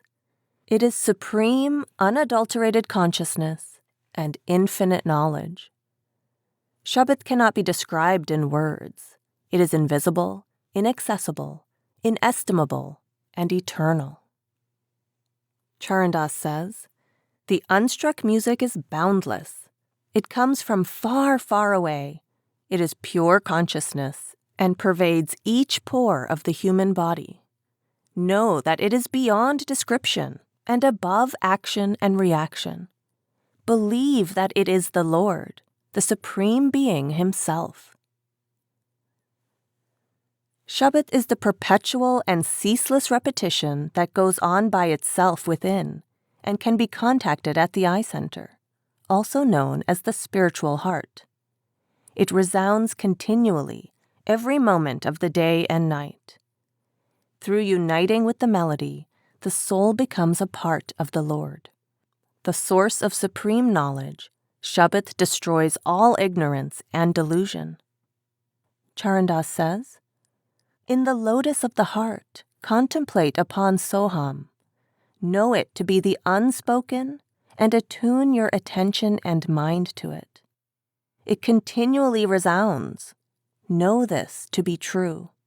All 21,600 breaths of the day, the melody ceaselessly resounds." We associate words like omnipotent, omnipresent, and emancipator with Nam and the Lord. Because there can only be one all-powerful being, these words are merely different attributes and titles of that same entity or power. Sant Charandas explains that this is the only means by which souls can be released from the bonds of mind, illusion, time, space, and transmigration. It is Shabbat that enables the soul to remember its true nature and become one with the Lord once more. He says that Shabbat is immortal. In the verses that follow, he states that the Vedas, the Shastras, the three gods, Brahma, Vishnu, Mahesh, and all other scriptures are subject to decay. The moon, the sun, the planets, the earth, and the sky will one day likewise disappear. Only the Supreme Lord and His Word are imperishable. The entire creation is subject to dissolution. Only Shabbat, the essence of the Supreme Being, is not. Charandas says, "The moon and the sun are not permanent, nor are air and water. The three gods do not last forever, nor does Maya, the goddess of illusion. O Charandas, see for yourself. All is imbued with Shabbat. It is considered to be far away, but if you seek it by keen contemplation, you will behold it very near." Like the unknowable Lord, Shabbat cannot be described in words. It can only be realized with the help of a true master. Charandas says, "Only the rare one realizes that word, which does not have punctuation, vowels, or accent marks. Only the Satguru, the teacher of all teachers, can impart it. Perishable is music, perishable are the Vedas and their scholars, perishable are the learned and the ignorant. All the alphabets of the world are perishable, along with the four sounds. Perishable is creation, perishable is dissolution. Perishable is the one who tries to know this all."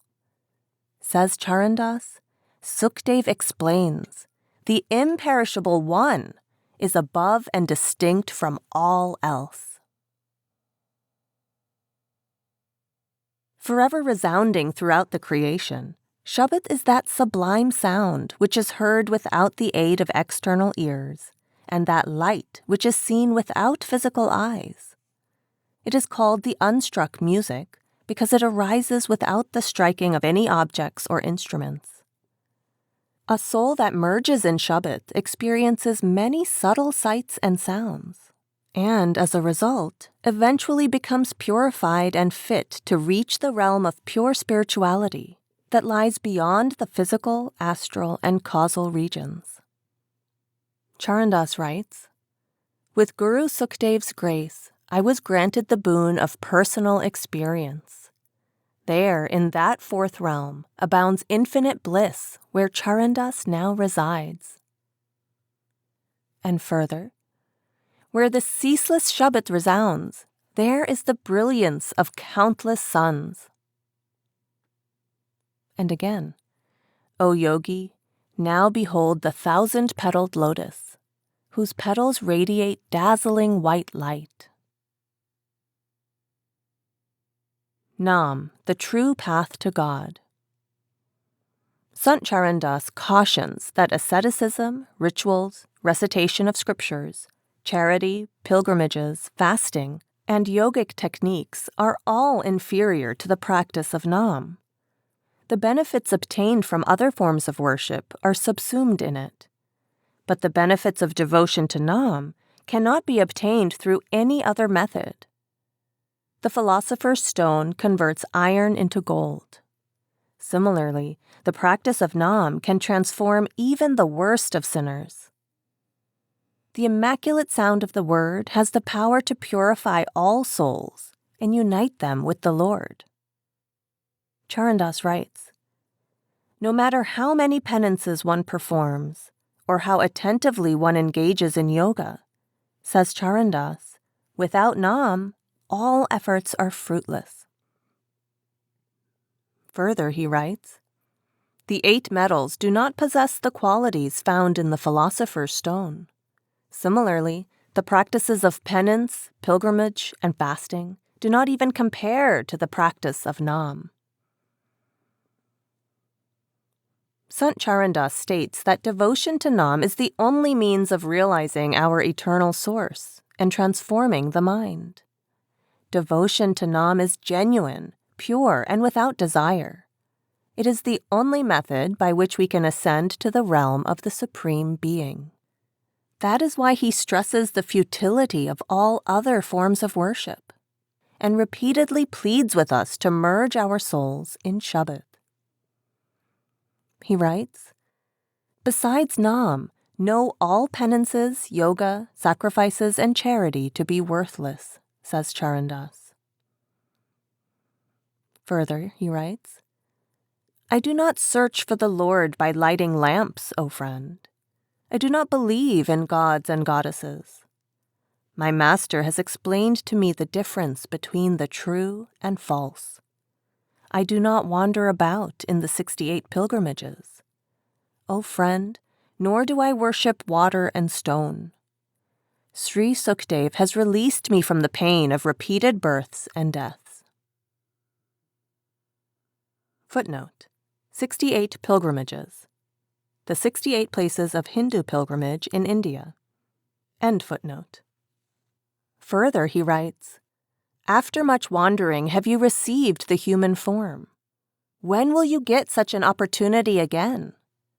Devote yourself to Nam without delay. Love, the essential ingredient.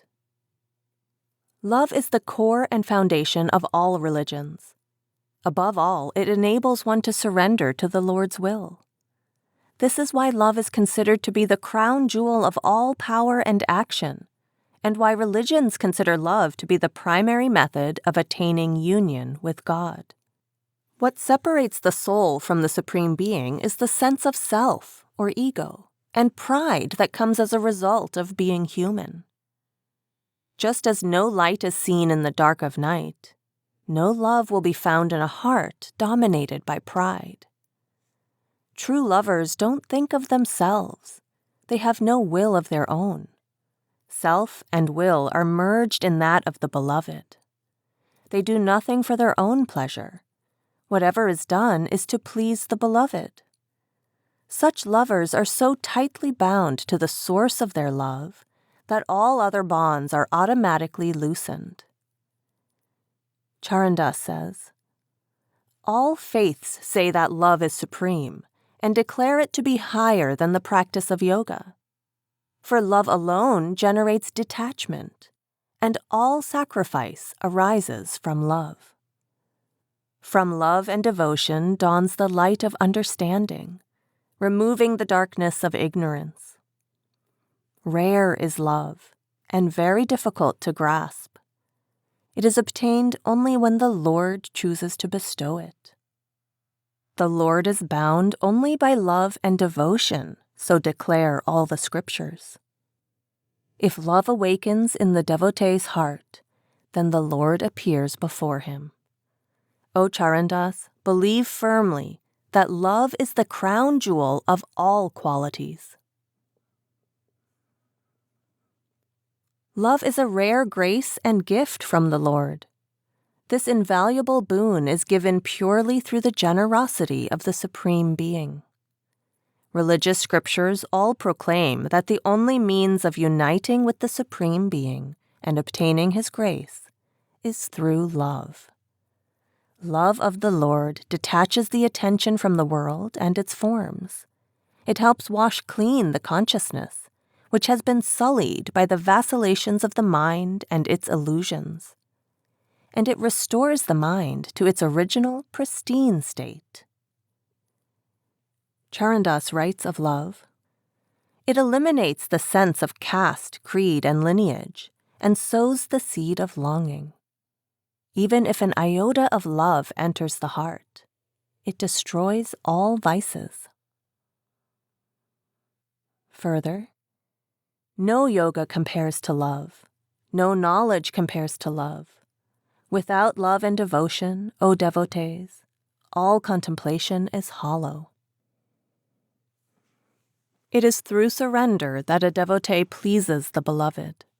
Such a lover relies not on his own power and mental abilities, but rather on the grace, mercy, and benevolence of the omnipotent and all-knowing Lord. This lover does not wish to be the victor in the game of love. Rather, he wishes to lose everything and seeks the limitless beneficence of the beloved.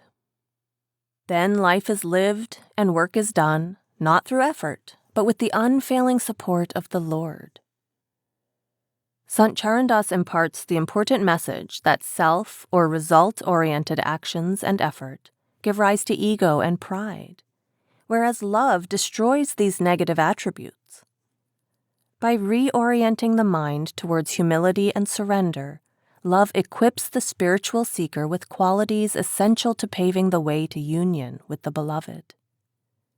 Without love, spiritual practices are rendered lifeless and dry. Because a lover is naturally lost in contemplation of the beloved, love promotes concentration. Love waters spiritual efforts and brings them to life. Every pore of the lover's body and every nook of the lover's mind is flooded with remembrance. The lover becomes helpless, and love is effortlessly but intensely experienced as a result of devotion and meditation. Charandas says, "The day is spent calling out for the beloved, and the night in the beloved's contemplation. The one who yearns for the Lord easily attains union and understanding through devotion." Further, he says, "When the vine of love blossoms, the mind becomes automatically still." And again, "Love liberates you from the world. Love unites you with the Lord. Love turns you around, changes your course, and leads you to the Lord's abode." The state of such a lover is akin to that of a hooked fish, desperate to return to the boundless sea, or to the papaya bird, which impatiently longs for raindrops, its only source of relief. Such lovers seek the beloved without a thought for themselves. They seek the beloved for his sake alone. Charandas says, "I have lost all sense and discernment, O friend, and have become obsessed with love. I am restless day and night, like a fish out of water. When I do not behold the beloved, I am beside myself with grief. Seeing him is soothing to my eyes. When my attention returns to this world, my heart is aflame, and tears flow from my eyes." The tendency of the mind is to be drawn towards those objects, relationships, and experiences which it believes will bring happiness. Lovers of the Supreme Being, on the other hand, obtain such overwhelming joy within that they immediately become detached from worldly attractions and pleasures. These lovers remain completely immersed in the bliss of love of the Lord. Charandas writes, "Love that is within the heart is reflected in the eyes. Only one who tastes divine nectar is absorbed in divine love. Take refuge at the feet of such a one." Charandas underscores the message that the privilege of loving and uniting with the Lord is given equally to all, those of any status, rich and poor, beautiful and disfigured, educated and illiterate. All are alike in the eyes of the Lord. He describes the state of transformation after his guru gave him a taste of love. "When I reached the realm of love, I was intoxicated with bliss. All rituals and ascetic practices automatically came to an end. Sukhdev has made me a resident of the realm beyond the three attributes." Charandas says, "I have realized the state of equipoise, where there is no day, no night." Love is eternal, and the treasure of love is inexhaustible. It is wonderfully unique because it is not reduced upon spending and can never be used up. Instead, it multiplies. The wealth of love and devotion cannot be counted or taxed, nor can it be stolen by thieves or dacoits. The Supreme Being is the benevolent treasurer of the divine storehouse of love. Since all love comes from him, how can such wealth ever be depleted? Whoever engages in the business of selfless devotion to the Lord will, with the grace of a perfect master, amass the wealth of a king, even though he was born a pauper. Sant Charandas uses common imagery to describe this supreme quality. He says, The immense wealth of devotion is what I have accumulated. No king can tax this wealth, no thief can steal it, and robbers cannot take it from me. The Lord is the coin, the Lord is the note, and the stamp on this currency is of the Lord's love. When I have the diamonds of knowledge and the pearls of practice, how then do I lack wealth? This wealth does not decrease when shared. It doubles day by day. True is this treasure. True are the riches that get added to it. Never do I suffer the loss of even a cowrie. The moneylender is Guru Sukhdev, and Charandas is his partner in business. By remaining in his company, I have gone from being a beggar to a king, for there is no dearth to his bounty. The glorious nature of true devotees of the Supreme Being defies description. Throughout the day, they remain immersed in love and remembrance of the Beloved. With unceasing devotion, they become one with the Lord. Blessed indeed, says Charandas, are those devotees who complete their sojourn in the physical realm and merge back in the One. He writes, devotion to the Lord and the company of the saints is the teaching imparted by all scriptures. Says Charandas, Sukhdev explains this as the most ancient path of God realization. Charandas teaches that religious scriptures, saints, and elevated souls all refer to the love of God as the essence of spirituality. He is not preaching any new message, philosophy, or practice. He is merely communicating that knowledge which is the foundation of the world's religious traditions and is the most ancient path of God realization. This knowledge is found in the writings of all who have walked on the path to God, and realized souls have been referring to it since the beginning of creation. It is gained through personal experience, and Sant Charandas discovered it himself by following the instructions of his own master, Sukhdev. It is not just the most ancient of paths, but also the very path that all saints tread. The truth conveyed by all true masters is that the illusory world is subject to destruction, and love for it keeps souls tied to this world, whereas love of the imperishable One detaches souls from this world, liberating them to merge back in the stream of the Supreme Consciousness. The path advocated and taught by all perfect saints has been referred to as the path of love. Every saint has referred to the love of God as the means of achieving God realization. This same stream of love for the Lord also flows in the teachings of Sant Charandas. Developing love for the Master. The Supreme Being is subtle as well as inaccessible and unfathomable. He is beyond attributes, coverings, and forms. He is beyond the reach of the mind, the intellect, and the senses. How can a soul wrapped in a human form develop love for such a Lord? And without developing love, how can the soul hope to meet the Lord when the importance of love is emphasized so frequently? We read and hear that the Lord is eternal, all-powerful, and omnipresent. But for us, even though we might believe this, it often remains just a concept. Our faith may be weak because we may not yet see the Lord, neither within ourselves nor in the beings and objects of the world. The all-knowing Lord and Father, however, is aware of our dilemma.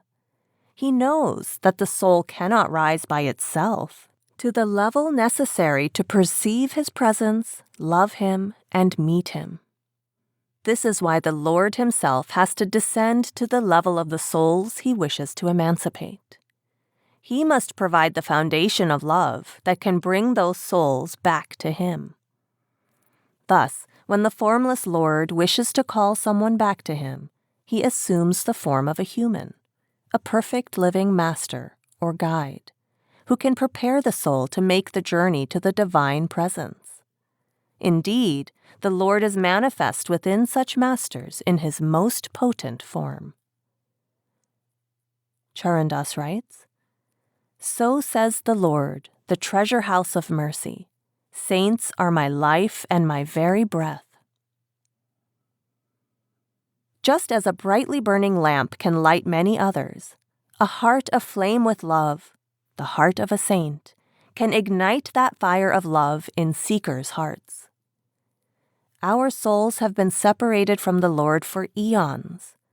When the Lord, in the garb of the Guru, calls a disciple, the dormant love of the disciple's soul is awakened. A perfect master appears to be just a human being, but in reality, saints are more than mere humans. They are imbued with all the qualities and attributes of the Lord himself. As difficult as it is to comprehend and accept, the Guru operates simultaneously at the level of a human and the Lord. Only such a Guru can support and sustain a soul in its ascent to the court of the Lord. Sant Charandas says, "I have given my all to my devotee. Behold the love that I have for him. From being formless, I have taken on form, a coarse body of 5 elements." Further, he says, "My devotees remain absorbed in me, and I abide in them. Between me and my saints, there is not the slightest difference." In many verses, Sant Charandas describes the immeasurable love of the Guru for the disciple. He suggests that waves of immense love emanate from the heart of the Guru and calls him a much greater well-wisher and supporter than the disciple's own parents. He says, 100 times more than a father does the mother love the son. Inwardly she takes care of him, while outwardly admonishing and rebuking him. The Lord's love is 100 times that of a mother. The Master's love is 100 times that of the Lord. O Charandas, this is how Sukhdev loves you and removes your faults. Just as a potter shapes new pots with an artist's care to assure their beauty, the relationship of the Satguru with the disciple is based only on mercy and kindness. The Satguru reforms the disciple, but does so with utmost love. Just as the potter, when he molds clay on a wheel, supports the developing pot with one hand within, even while slapping its outer surface with the other. The merciful, loving glance of a guru transforms the disciple from a crow that feeds on the filth of material desires into a swan that savors the pearls of devotion to the Lord, Nam, and the Master. With his loving glance, the Satguru opens the inner eye of the disciple and grants him visions of the subtle inner regions. When disciples perceive this inner reality, their attachment to the perishable world falls away and is transformed into intense longing for the unchanging realms that lie within. Charandas writes, "Just as a potter cares for the unbaked pot, he supports it from within while striking it on the outside. The Master exalts the disciple with his glance. He immediately transforms his way of thinking. The crow turns into a swan." Serving the Master. Sant Charandas clarifies that service and devotion towards the Guru are, in reality, service and devotion to the Lord, because it is only in the physical form of the Guru that the formless Lord is able to interact with human beings. He says, "Whoever wishes to win me over should serve my devotee. Through him I can be met. So immense is my love for him." Without the intermediary of the Guru, decades of devotion will prove fruitless, whereas a disciple's conscientious practice of the teachings and devoted service to the Guru will result in an undreamt-of reward in the form of the nectar of Nam. Sant Charandas says, The service of the Master is the highest form of worship. Understand this, O men and women. Further, he says, I am a sacrifice to my Guru. I offer my body and mind to him. In an instant, he transformed me into God. I have returned to my long-forgotten home. And again, a child of the Dusar family, I remained a pauper without devotion. But when Guru Sukhdev showered his mercy, he completely enriched me with the wealth of the Lord. Service and devotion directed to a guru are very different from all other kinds of service and worship, because they cleanse the soul of all its impurities and free it from the impressions that bind it to the creation. In the following verses, Sant Charandas illustrates the greatly beneficial consequences that result from such committed practice. He says, the Guru's service removes obstacles. One is freed from the mind's treachery and rid of all sins.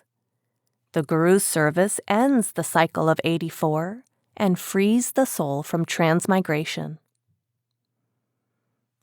Further, he says, one beholds the Lord by serving the Guru. Rising above the 3 attributes, one ascends to the 4th realm. My Guru Sukhdev has revealed the secret to me. O Charandas, serve the Guru. And again he says, the Guru is the Lord. When the Guru is pleased, he reveals the Lord to us. One may adopt other methods of worship such as penances, austerities, repetition of holy words, reading scriptures, charity, pilgrimages, fasts, and practicing the esoteric knowledge of yogic systems. But meeting the Lord is impossible without devotion to the Guru. He becomes the be-all and end-all of the disciple's life. Sant Charandas says, without service to the Guru, who will ferry you across the ocean of existence? Further, he says, besides the Guru, no one is my own, for I have lost faith in all worldly relations.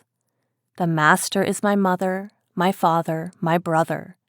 The Master is my property, my body, and my very soul. The Supreme Gift. Through studying these compositions, it becomes evident that the practice of devotion to Nam or Shabad is the method of worshipping the Lord advocated by a living master. Shabad alone has the power to conquer the mind, illusion, time, and sensual desires, and eliminate all obstacles that block the soul's union with the Supreme Being. A true master considers Shabad to be the foundation of love, detachment, devotion, and wisdom. He uses the knowledge and power of Shabad to dispel his disciples' ignorance and fear.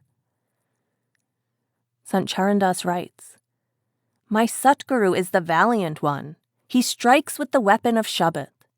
Hurling the cannonball of love at me, he demolishes the fortress of my delusions. I am the deer, and my Guru is the hunter who has struck me with the arrow of Shabad. Wounded, Charandas has fallen to the ground, his body, mind, and spirit pierced by this arrow. The Satguru is a sword of Shabad. Its blow slices the devotee in 2. The coward turns his back and runs away. Only the brave one faces the onslaught. The Satguru is an arrow of Shabad that pierces the body and mind. The one who feels no pain will not understand it, while one who yearns for it discovers the secret. True masters always distribute the gift of Nam without charge to those destined to be their disciples. Charandas says, one who recites mantras in your ear is a guru of the world.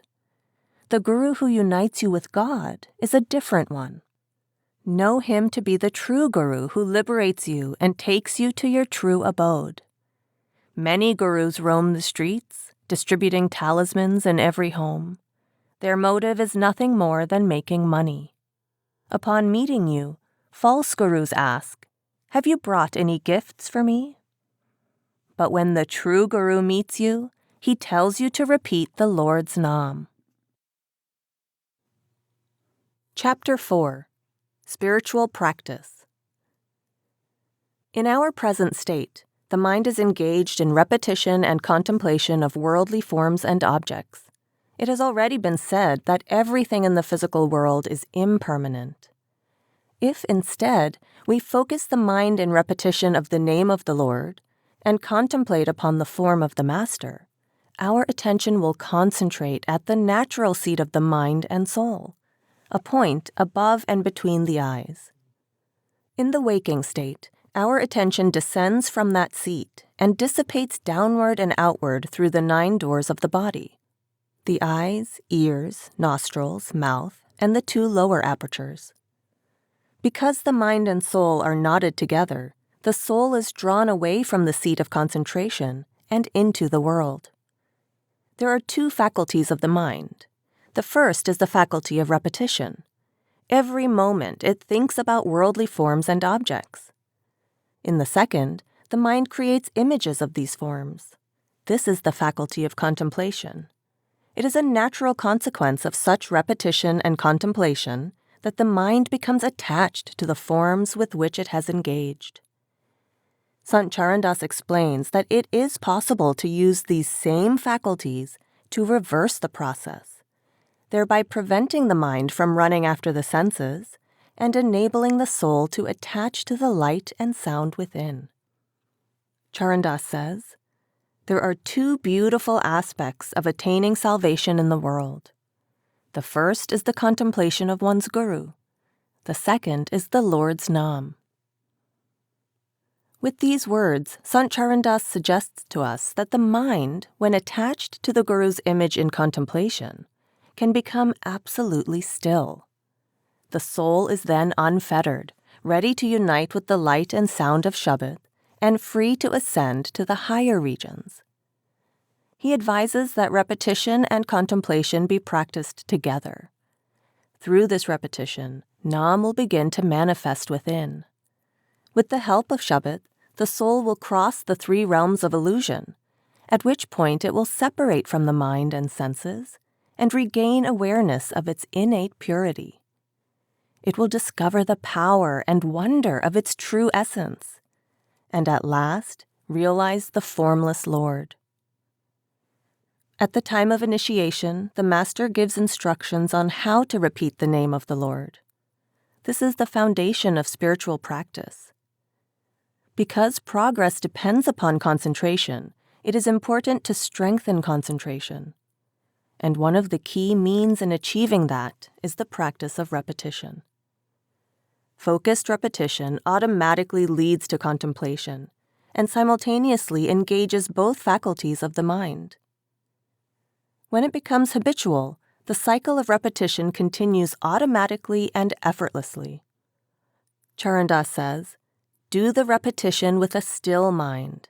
The mirror of your consciousness will become clear. You will behold the Lord, and all darkness will vanish. He who repeats Nam with focused attention detaches himself from the body. He merges in the Lord of truth, consciousness, and bliss, and becomes silent."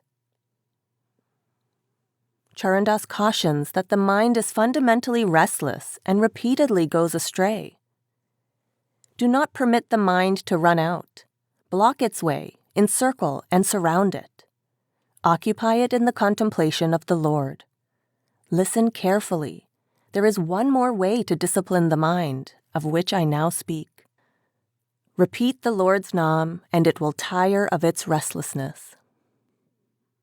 He advises that the practice of repetition and contemplation should be done with love and faith. If done with enthusiasm, the lover progresses. Only then does it become real devotion to the Lord. Charandas writes, "Do your Simran and contemplation with devotion. Love the Lord and place your attention at His feet." Further, he writes, To what avail is your hollow repetition? With intense love perform the repetition, so that within and without you are oblivious of others. Sant Charandas explains that the beloved is found within the body, at the eye center. While seeing the unique light of the inner sky and hearing the unstruck melody that plays there, the mind becomes so enchanted that it becomes fully consumed with this tantalizing light and sound. It is in this manner that the mind is freed from all its worldly entanglements and cravings, and the soul is finally released from the clutches of the mind. On the wings of Shabbat, the soul soars to the inner skies and joyfully ascends to the higher regions. It ultimately reaches the unfathomable realm, the soul's true home. Charandas writes, "He establishes himself in the inner firmament, where clouds thunder and lightning flashes. There, many wondrous melodies captivate him as he listens with rapt attention. Slowly and gradually the light appears, and all obstacles are removed. Hopes and desires of the world are left behind, while all attachment is burnt away. Ascending to the peak of Sun, he forgets the self and is no longer afraid of Kal. Says Charandas, Sukhdev explains that he has left behind all attributes and knowledge." Dying while living. In the state of absolute concentration known as samadhi, the body becomes completely numb. In this state, the part of the body below the eyes becomes unconscious, and so we say that it is almost as lifeless as when the soul vacates the body at the time of death. But the soul remains very much alive and superconscious at the focus above the eyes. That is why the mystics say it is as if life and death are combined. Therefore, as others have taught, Sant Charandas calls it dying while living. He says, "Withdraw the consciousness from the 9 doors of the body, hold it at the 3rd eye, and place a tight lock upon the 9 doors. After closing the 3, devote yourself to the ceaseless eternal melody. With the help of inner sight and hearing, tread the path across the inner firmament." Footnote: the 3, eyes, ears, and mouth. End footnote. Further, he says, "He who focuses his attention on the ceaseless sound to make the 5 passions powerless and calm the restless mind, such a one dies while living." One of the harsh truths of the human condition is that we have no control over the time and manner of our death. For spiritual practitioners, however, the idea of death is no longer something to be feared. On the contrary, the state of dying while living is a condition that is sought after. It is achieved with deliberate effort through the practice described above, often referred to as meditation or the practice of Nam. Once their practice matures, disciples can withdraw their consciousness from the lower parts of the body and no longer be concerned with it or what it is experiencing. At the same time, they are fully conscious at the eye center, and thus able to explore the inner realms. A link with the physical body is maintained through a delicate thread of consciousness known as the silver cord. Such practitioners can, at will, bring their attention back down again below the eye center and regain full consciousness and control of the physical body. Charandas writes, "This state of consciousness is hard to attain. Only the rare one can achieve it. Such a state is attained only when, through spiritual practice, one dies while living." When the mind is completely concentrated at the eye focus, the soul then enters the astral region and beholds the radiant form of his master. Although it has subdivisions, this region is broadly referred to as the region of the 1,000-petaled lotus. Here, the brilliant light and captivating melody of Shabbat stream from the radiant form of the Guru. The radiant form of the Guru within drives out the inconstancy and the negative tendencies and impressions of the mind. It is only a courageous and dedicated practitioner who can reach this stage. Charandas writes, "Innumerable petals adorn the lotus where the true Lord abides. The brilliance of countless suns illumines that region, and the ceaseless melody resounds. Before the true Lord stand the swan souls in their beautiful splendor. Only the rare, valiant one reaches there and stakes his claim." Further, he writes, "Within the firmament, the unstruck melody resounds within the lotus. This lotus has 1,000 petals, and only a warrior reaches there by following the Guru's teachings. Contemplating on the Satguru's form, concentrate your attention in the lotus of the inner sky. O Charandas, Sukhdev's touch will obliterate all afflictions." In this region, the light of Shabad is dazzling. Here, the soul can distinguish 10 distinct sounds within the divine melody. In Charandas's words, "When I turn my attention from the 12-petaled lotus towards the 2-petaled lotus, I experienced 10 sounds of the ceaseless Shabad.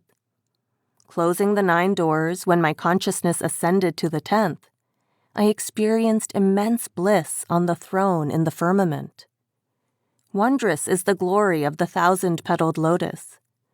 There the nectar flows ceaselessly, in abundance."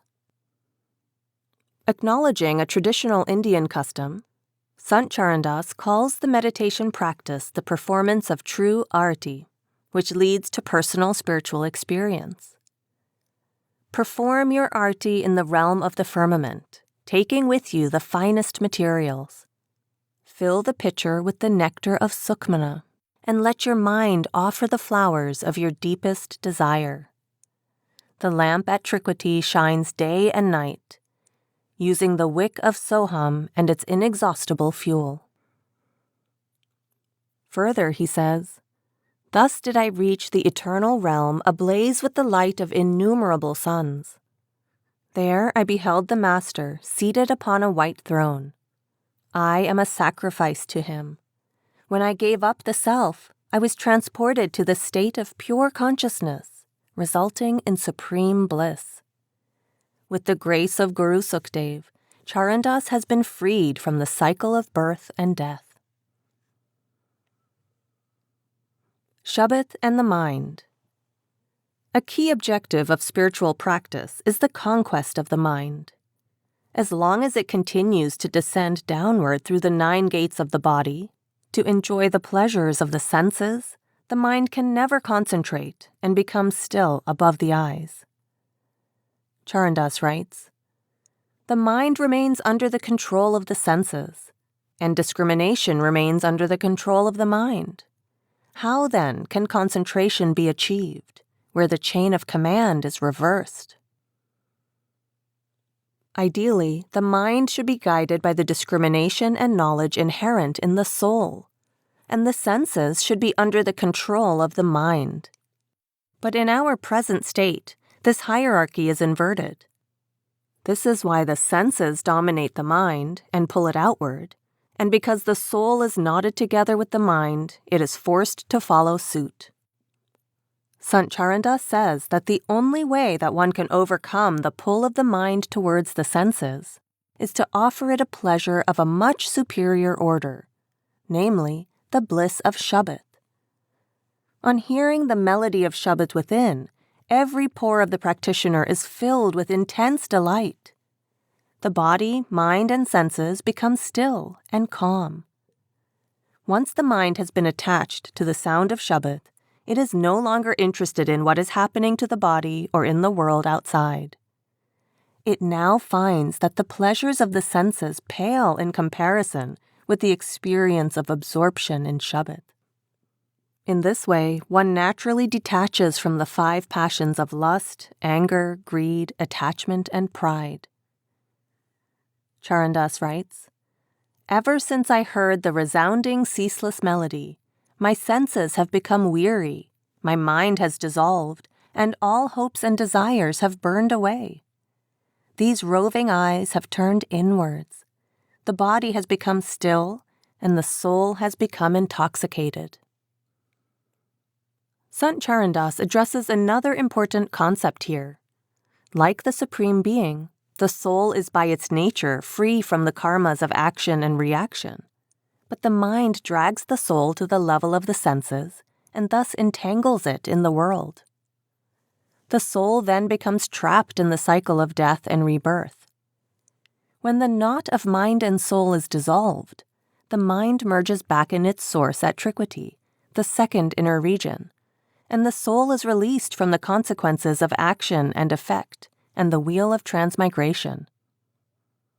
The soul is now not only freed from all attachments and worldly hopes and desires, but also wishes even more to return to its origin, the Lord. It is at this stage that intense pangs of separation and an incontrollable longing for the Lord surge in the soul. It cries out in anguish, yearning to fly back to the beloved at once. Describing the soul, now freed from the mind, Sant Charandas says, "Ever since this restless mind returned to its own home by bathing in the water of contemplation, it has become pure, and all its filth has been cleansed. Turning away from the world, it has given up its desires and has found bliss. The 5 senses were easily conquered when I renounced their pleasures. Having become completely fearless, I desire none other than the Lord. Who now can rob or deceive me? As I concentrated my attention within, I was freed from all misery. The mind became my own, duality vanished, and all differences between friend and foe dissolved. I am freed from the uncertainty of bondage and salvation and birth and death." Like all saints, Sant Charandas explains that the knot tying the soul and the mind together needs to be undone, and this can only be achieved by attaching both to Shabbat. Above Trikwati is found the lake of the nectar of Nam, which Charandas refers to as Mansarovar. In very beautiful terms, he describes the soul's onward ascent, saying, "Above that lies a pool of nectar, where flashes shimmering light. The light glitters with sparkling brilliance. This is an unfathomable play. Even the Vedas consider it beyond description." Further, he says, "Bathe in the lake of Mansarovar, O friend, and behold an eternal spring, where pearls are formed without oysters, O friend, and flowers are strung without string, where light flashes without lightning, O friend, and there is brilliance without sun. There, ceaseless melodies resound playing wondrous tunes. On a platform of brilliant light, O friend, the crow is transformed into a swan." The melody of the flute. In the third spiritual realm, which lies beyond the astral and causal regions and is known as Daswandwar, the 10th door, the soul bathes in the lake of Mansarovar and emerges absolutely pure. Sant Charandas has called such a soul by different names, such as Braj Vanita, Sukumari, and Sundari, all of which refer to the beauty, radiance, and purity that is revealed as the soul continues on its way back home. As the pristine soul rises even higher, a sound resembling a flute is heard, and the soul is forcefully pulled upwards. Thus the eternal but dormant love for the Lord is awakened and intensified, and the soul sways in delight. With great anticipation and enthusiasm, the soul then continues its homeward flight. Charandas writes, "Entranced are all the beauteous souls, while the Lord plays the sweet melody of the flute. Listening to the lilting notes, they are captivated by love and tormented by the pain of longing." Further, he writes, "O friend, that flute has taken the life out of my body. When the beloved plays it, I become oblivious of all else." In its ascent, the soul crosses one realm after another. When it reaches the highest spiritual region to merge with the beloved, it becomes love itself. Charandas writes, "In the 7th region shine countless suns. In the 8th region abides the unfathomable Lord. Wondrous is his form, beholding which one is enchanted and all suffering disappears." The practitioner of Nam reaches the ultimate state of repose and ease, known as Sahaj. Experiencing this state of final liberation, the soul becomes indistinguishable from the Lord. Souls that achieve this degree of serenity behold the Lord as the essence of everything. Charandas writes, "Through perfect concentration, I have attained the state of enlightenment and tranquility. Losing my individual form and identity and giving up all action, no trace of self remains. Without adopting any postures and without practicing austerities, I have realized the Lord. I abide in a state of blissful absorption. The duality of joy and sorrow, likes and dislikes, has been effaced. Ever since I got rid of my ego, life and death appear to be alike." Further, he writes, "I reached the land of the formless. I see the shore, but I see no path beyond it. It is only a saint who can light up the way with his own radiance. With Guru Sukhdev's blessings, Charandas now resides in that eternal abode of bliss, free from all worry and misery." The importance of courage and effort. Some seek refuge and initiation into the practice of Nam to alleviate afflictions such as disease, unemployment, or the loss of relatives and possessions. At such times, it is easy to blame fate or destiny for our difficulties. If we fail to devote the promised time to meditation, it is easy to say that the right time for spiritual practice has not yet come. We are too weak to do anything on our own, and the grace of the Satguru will help us when he sees fit. Others initially display great enthusiasm for the spiritual path, but when required to follow the teachings to the letter, their zeal withers and they shy away from the path. There are also many people who never tire of fervently glorifying the Satguru, Satsang, and Shabad. They may deliver lengthy discourses on the necessity of devotion to the Guru and devotion to Nam, but they themselves never bother to pay any attention to the actual practice of Nam. Sant Charandas warns that courage born of words alone is not sufficient in itself. Many speak brave words, but when it comes to action, they prove to be weak-willed. In every field of human activity, one's success is proportionate to one's effort. To be victorious both in material and spiritual pursuits, for success in this world and the world hereafter, courageous action is essential. Charandas explains, "Tasks in both this world and the next cannot be accomplished without action. Action alone brings about results. Action lies at the heart of everything." Those disciples who pursue the path shown by the Master wholeheartedly and with serious intent make his task easier. Sant Charandas explains at length that to acquire positive virtues and to discipline the body and mind, one has to put in consistent and concentrated effort. That is the only way a disciple can be transformed from a worldly being into a true devotee of the Lord. Spiritual progress does not depend on saying and preaching, but rather on doing and becoming. He suggests that to rise above lust, anger, greed, attachment, and pride, and acquire the corresponding virtues of restraint, forgiveness, contentment, discrimination, and humility, one has to work hard. All saints proclaim that attaining our goal is the outcome of action and not of mere words. Speech in the absence of action is a form of self-deception and does more harm than good, both to the speaker and to others. Talk without practice is as meaningless as a childless woman rocking an empty cradle. one who preaches to others the merits of detachment without himself practicing this virtue can never rise above his attachments. On the contrary, true devotees of the Lord act bravely in all situations. Their words spring from personal experience. Having first merged their identity in the Lord, they are then able to show the path of salvation to others.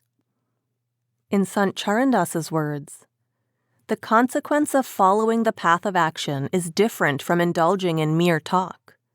The foolish ones who engage in idle talk do not act upon their words. Talk that is not acted upon is like a night without a moon, a warrior without weapons, or a bride without her jewelry. The pundit delivers lofty sermons on detachment, but himself remains entangled in the bonds of family. The childless woman rocks the cradle without an infant. Where there is no action, there is no substance." Footnote: Pundit, Hindu priest or scholar. End footnote. To underscore the message, Sant Charandas uses these examples to emphasize the importance of action on the part of the disciple. He repeatedly advises that one should not remain idle, waiting for the grace of the Lord. Nor should one make excuses in the name of destiny. Whatever our circumstances in life, we should remain steadfast, applying industry and effort to achieve our full potential, and try our utmost for success in all endeavors. In the beginning of the next composition, the disciple asks why some are illiterate, poor, and engulfed by misery, while others are educated, wealthy, and apparently in happy circumstances. Further, he asks why some are given the boon of an easy life, while others do not even have enough food to eat. Sant Charandas explains that if the present destiny is the result of previous actions, then present actions will likewise govern future results, either in this life or a later one. Therefore, instead of taking refuge in the idea of fate, one should perform each action imagining it to be a new beginning. He says, "One receives consequences based on the actions one performs. In this world, one reaps what one sows." Further, he says, "What we call destiny is the result of our previous actions. What one does now will surely have its outcome in the future, but sometimes one may reap the consequences in the present life itself." The spiritual seeker has often been compared to a brave warrior who, wielding the weapon of faith, enters the battlefield of the worship of Nam with firm determination. Single-mindedly, he marches forward and, looking neither right nor left, keeps his eyes on the goal at all times. He is free from all worry and confusion. The hardships and obstacles he encounters along the way deter neither his faith nor his conviction. He faces all enemy attacks with courage and never turns his back on the fight.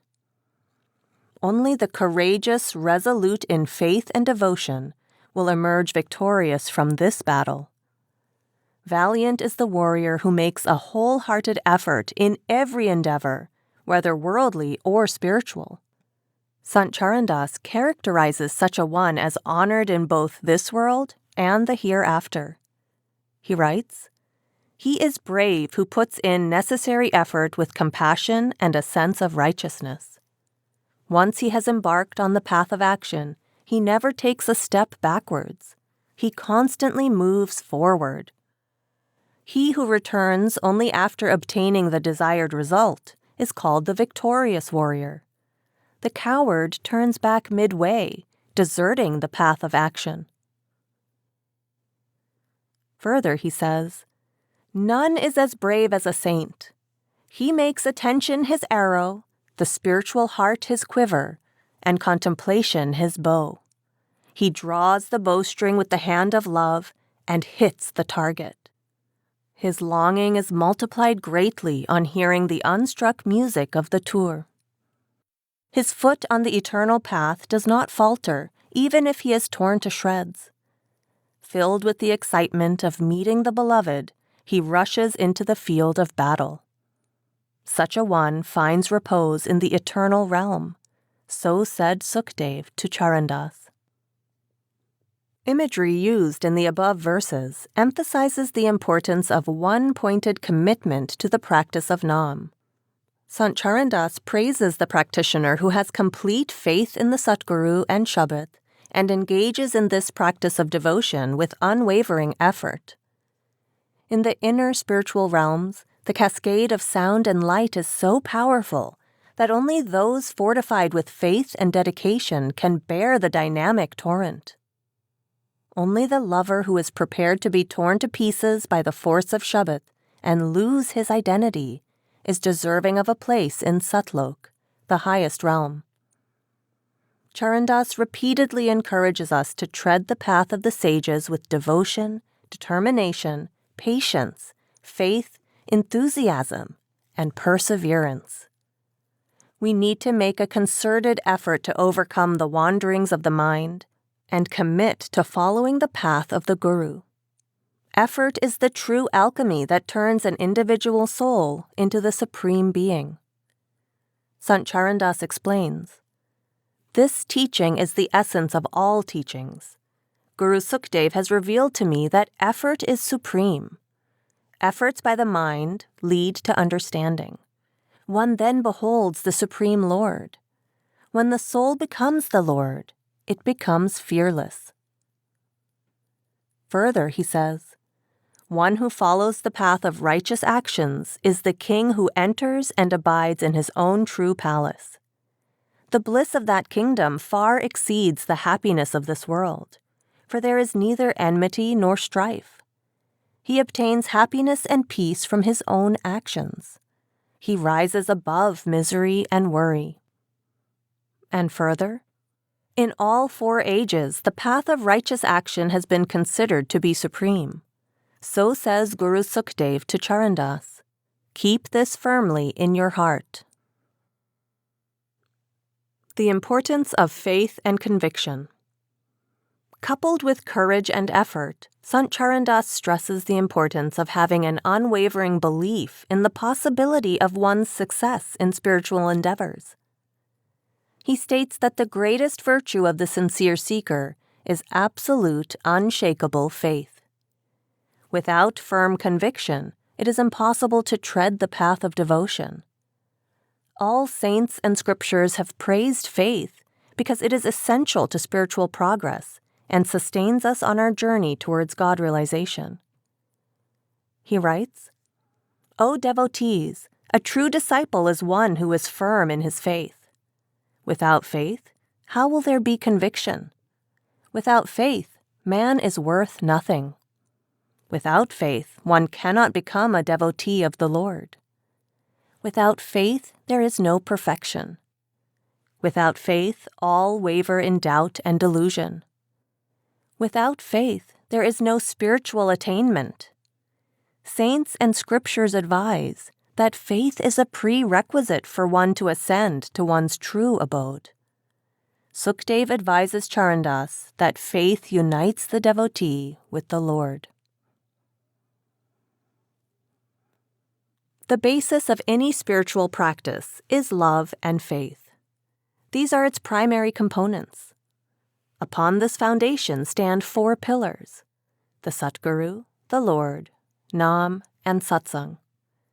Sant Charandas says that the Satguru is the projected form of the Lord, but our challenge is that we do not have any personal experience to prove this assertion. Similarly, we hear that Nam is of the same essence as the Supreme Being and is the only means of uniting with him.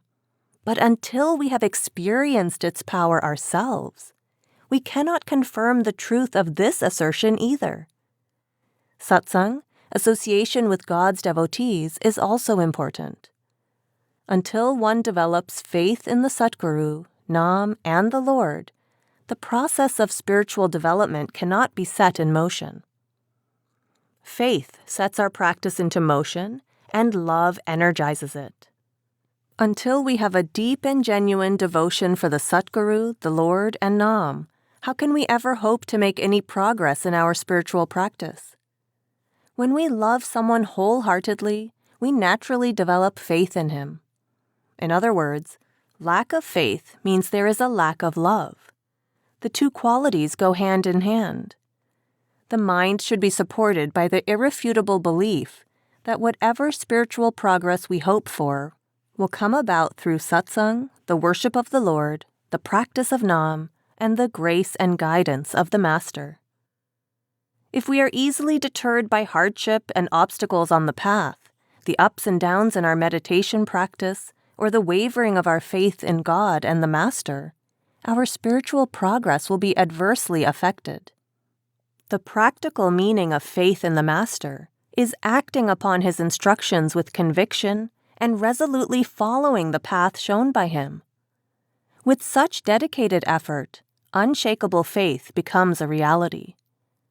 In Sant Charandas' words, "A devotee who takes refuge with a saint is like a brave soldier. His face glows with anticipation upon hearing the call of war, the beating of drums, and the blowing of trumpets. The doctrine for one who wears a soldier's uniform is to never take a step backwards, but rather to march ahead and to face all assaults head on. He never leaves the battlefield and fights with all his might, keeping his weapons ever ready. That is how he earns true honor. Guru Sukdev has declared by the beat of the drum that only such a one should become a devotee. O Charandas, it is only then that he can don the robe of a saint." Sant Charandas advises that one should have unflinching faith in the Master and the path, like the warrior who never retreats from the battlefield. True devotees of the Lord face suffering and challenges head-on and with fortitude. They eagerly sacrifice their body, mind, and wealth, never straying from the path of devotion until their objective is attained. He cautions, however, that if a seeker loses faith in the Lord, his difficulties increase, both here and in the hereafter. He says, "O devotees, my faith is so resolute that no matter how hard one may try, it will not be shaken. I took this step after careful reflection and steadfast determination. I am committed to it once and for all. Now that I have surrendered my mind to my Guru, I do not waver on the path." Further, he says, "O devotees, one who loses his faith loses everything. His honor, success, vows, righteousness, all are lost. Ridiculed in the world, he burns in the agony of his cowardice, resulting in much distress." Charandas explains that a true devotee of the Lord withdraws his attention inwards and concentrates it on Shabad, as instructed by the Master. He says that the love of a sincere devotee for this captivating divine music and his desire to remain in the company of the Satguru are more powerful than any attachments he might have to the material world. Once a disciple surrenders himself to the Master and remains forever devoted to the practice of Nam, he escapes the bonds of karma and desires and attains the ultimate goal, union with the Lord. Sant Charandas writes, "O devotees, once you have caught it, firmly take hold of it. Take refuge now in Simran, as the woodpecker clings to wood, as a brave warrior takes to his weapons, and a grocer to his scales. Thus is the Lord precious to me, as a mother is dear to her child, as the lamp loves its oil, as fire loves air, as a fish loves water and meets its death when separated from it. My life depends on singing the Lord's praise in the company of the saints." Sukdev has instilled this in Charandas, and he has become free of all misery. Chapter 5. Hymns. While Sant Charandas spoke primarily in his native language of Standard Hindi, he was also conversant in dialects of the Rajasthani language, Persian, Punjabi, and Sanskrit. It is only natural, therefore, that many of his compositions can be found in languages other than the standard Hindi dialect of his time, and that they reflect the languages spoken by the wide range of people who were attracted to him and his teachings. Fortunately, a few of his disciples recorded much of his poetry during his lifetime, so we have inherited a great body of material that we can safely presume comprises the words of Sant Charandas. In this volume, we have taken works from two compilations, Charandas Ji Ki Bani, published by Belvedere Printing Works, and Sri Bhakti Sagar by Granth Ram Kumar Press. In simple language that is at once profound and inspiring, Sant Charandas employed a particular technique in which he first translated unusual or difficult words into their most well-known colloquial form before using them in a composition. This resulted in a literary form that is deep in meaning and yet seems casual in approach, appearing at times lofty in its descriptions and also grounded in its use of everyday language that all could understand. He occasionally used Sanskrit words, but for the most part his compositions are cast in a language that could be widely understood throughout India by people of all cultures and faiths. This may be the first collection of the poetry and teachings of Sant Charandas made available to English speakers, many of whom may have heard the poetry sung in Indian languages. In their original forms, Sant Charandas composed his poetry in ragas, arrangements of musical notes, that result in a beauty and lyricism of extraordinary breadth and variety. Because many of these poems were composed with the intention of being sung, an English translation cannot possibly capture the meter and rhyme, nor can it match the intrinsic melodic content of the phrases as written. We have translated them using a collaborative approach of multilingual teams, bringing in resources as needed, and we hope they are a reasonable approximation of the author's intent, even if they cannot reveal the poetry's original beauty. This chapter contains hymns presented in the same order as they appear in the source material.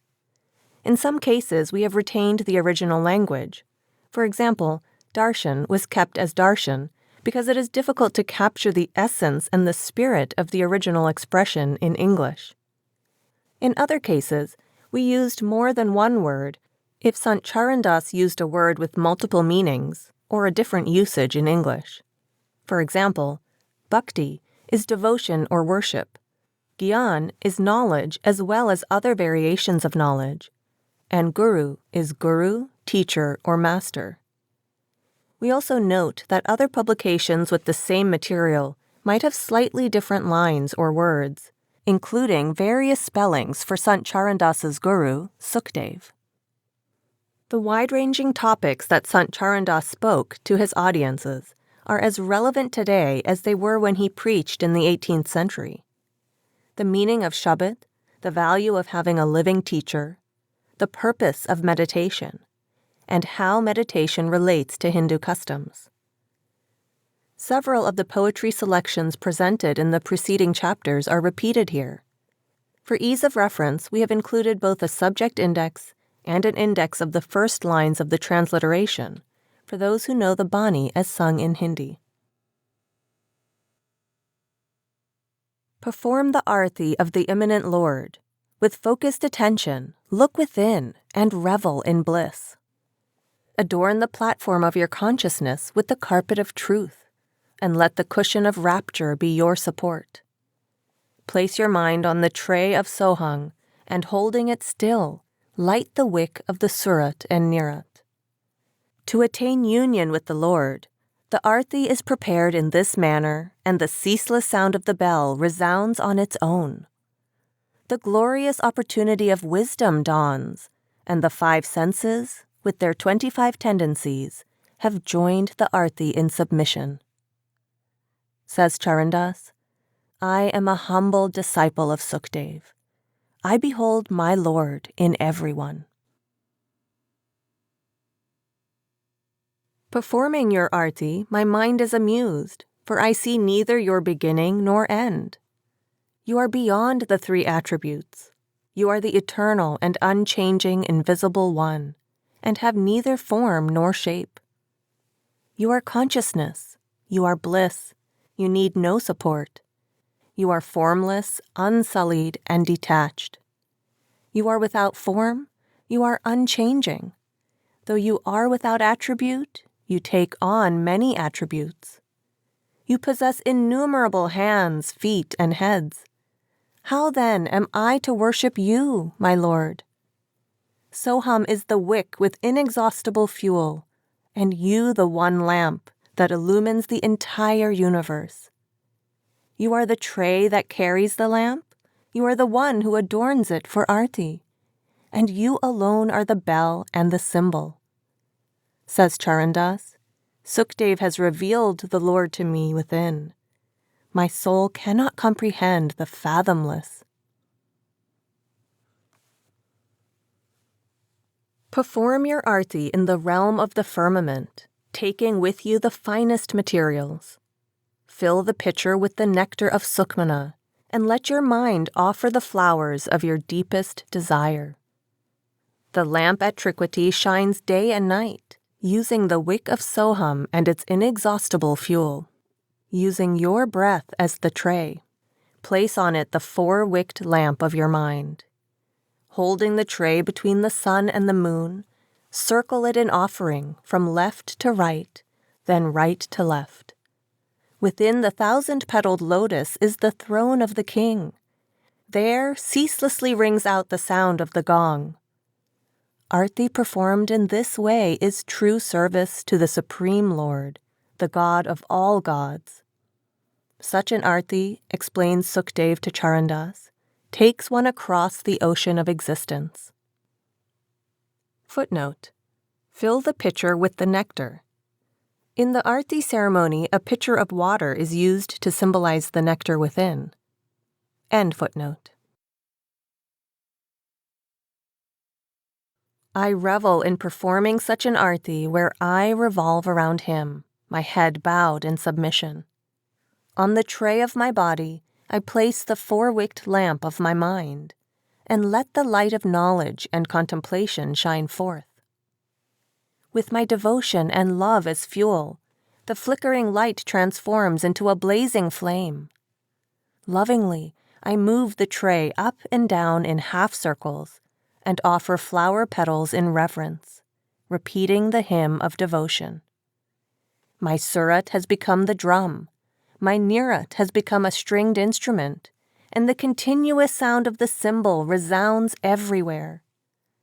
The sound of the conch merges with the rhythm of the veena and the drums. Absorbed in the rapture of love, I sing out the Lord's praises. I put water in a golden pitcher and arrange the incense, agar, and perfume. When, in this manner, I perform the arti of my beloved Sukdev, I obtain all the fruits of devotion. I have beheld my ever-youthful, radiant beloved with my own eyes. Charandas ever remains a sacrifice to his friend. Now I have taken refuge in the Master. He has revealed to me the unspoken and unwritten repetition of the word. It has burnt away lust, anger, and pride, and cooled the feverish heat of the body, mind, and soul. The 5 snakes of the passions and the bonds of attachment have been destroyed, and Kal is afraid of my very gaze. I have forgotten about rites and rituals, and no longer rush to places of pilgrimage. Having grasped the insightful teachings of the Guru, I have rid myself of the burden of delusion. As I devoted myself to repetition and became absorbed in it, Nam came to dwell in me. This world is false, as is my body. As long as I was engrossed in falsehood, I was unable to realize my true self. He explained the pure Soham Shabbat. I contemplated on it and won the game of life. O Charandas, through the merciful grace of Sukdev, the wave has merged in the ocean.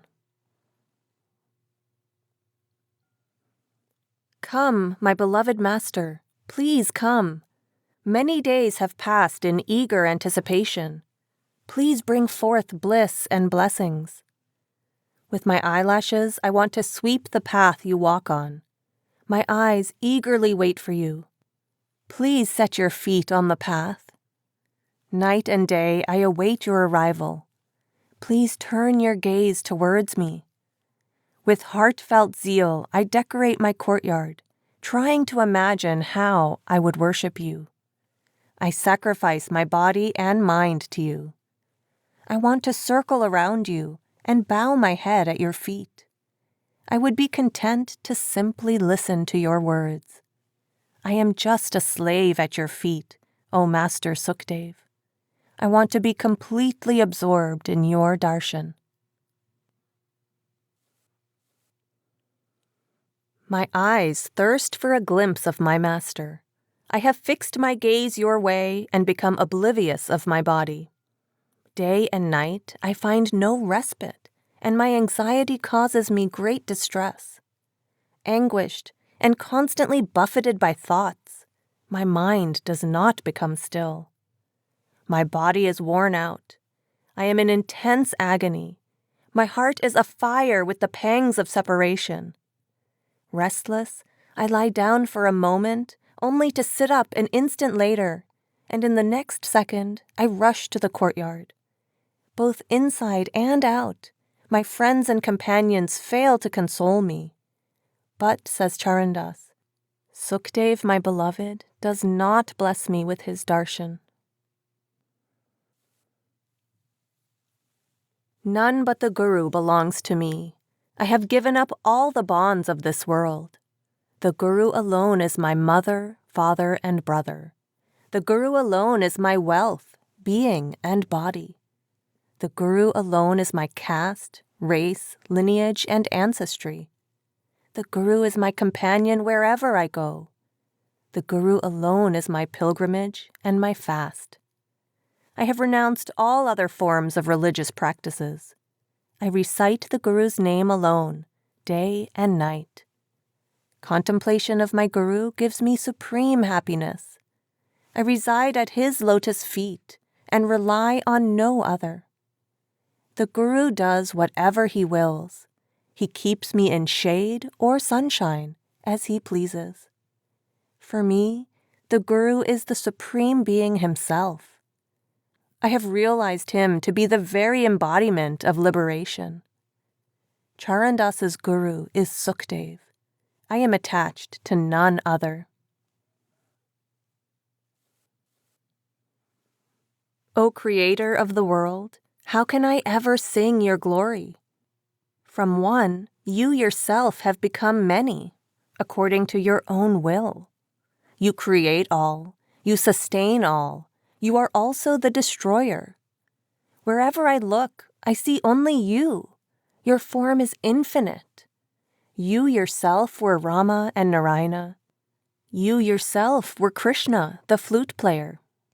You yourself incarnate in every age to protect your devotees. You yourself were in the beginning, in the middle, and your light alone pervades at the end.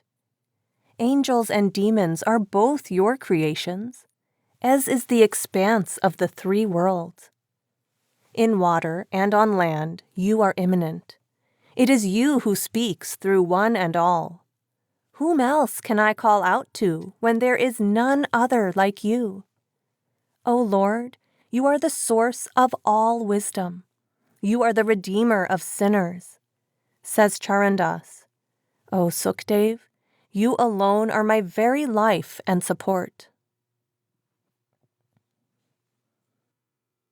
No one knows of the virtues of the true Lord. Shesh, Mahesh, Ganesh, and Brahma have all exhausted themselves trying to know him. He is beyond the Surat and Nirat. He is beyond intellect and comprehension. And all the gods remain deluded, searching for him. Sages, such as Sanak and Narad, have failed to describe him. Yogis, sages, ascetics, and deities have tried in vain. To know him, They have contemplated on him, but have failed to fathom his limits and have given up in helpless wonder. What can animalistic human beings say about him, wrapped up as they are in the poison of pleasures? Charandas has recognized this through the grace of Sukdev. Footnotes. 1. Ganesh. The Hindu deity of wisdom. The son of Shiva, Ganesh is known as the remover of obstacles and is represented with the head of an elephant. 2. Sanak and Narad. From the Puranas, Sanak was one of 4 sages who roamed the universe as children. Narad, a sage of Hindu mythology, was famous for his intense devotion to Vishnu. End footnotes. You are renowned as the savior of the fallen. O Lord, if this is true, then you must ferry me across the ocean of existence. You know everything, all that I have done in my childhood, youth, and old age. Nothing can be hidden from your sight. Under the sway of the mind, I have committed countless sins, and am filled with vice from head to toe. After wandering from door to door, I have taken refuge in you. Now my honor lies in your hands. I abandoned the path of virtue, and laziness and sleep have overcome me. The only good thing is that I am now known as your disciple. O Sukdev, my master, merciful and compassionate sustainer of the universe, just as you have liberated many other sinners, so also take Charandas by the arm and liberate him. Listen to my plea, O Lord and sustainer of the world. I have abandoned my faith in astrology and deities, and have taken shelter at your lotus feet. Implant true faith in my heart, so that I do not forget you, even for a moment. I have withdrawn my mind from all else, since none other can be of any help to me. Now, do as you please, my Lord. My soul remains at your door. You may choose to send me to heaven or hell, or you may keep me close to yourself. I no longer have any desire of my own, ever since I placed my faith in you. I have given up trust in all others, and all my suffering has burnt away. I have submitted this self to you alone. There is no me or mine left. O Primal One, Sukdev, please listen to me. Charandas is pleading with you. Now please give me your support. The diseases of the mind have become deadly, and the passions wreak havoc on the body. There is no other healer like you to whom I can show my pulse. Your mercy is the only Sanjeevani, the life-infusing herb that makes one immortal.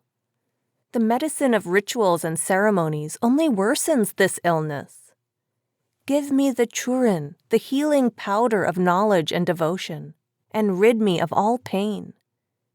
It is said that you would rush barefoot to help your devotees. I am a sacrifice to your lotus feet. I am your slave, wholly dependent on you. Please take care of me. If you forsake me because of my deceiving and impure nature, then the world will laugh at you, saying that Sukdev has abandoned his own Charandas.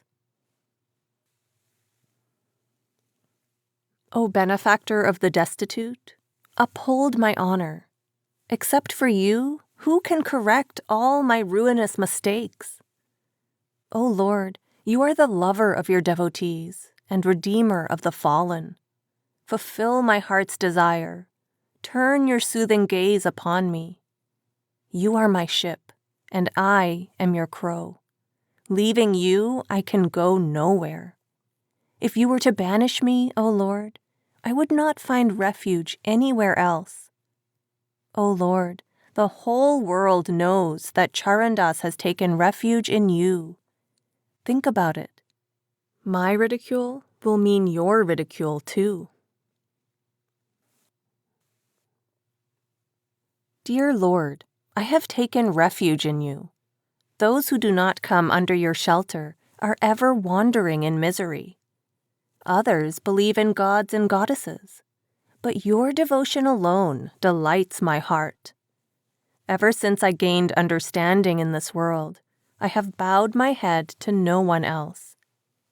When I heard that even kings and the Lord of all gods place their hope in you, I came running.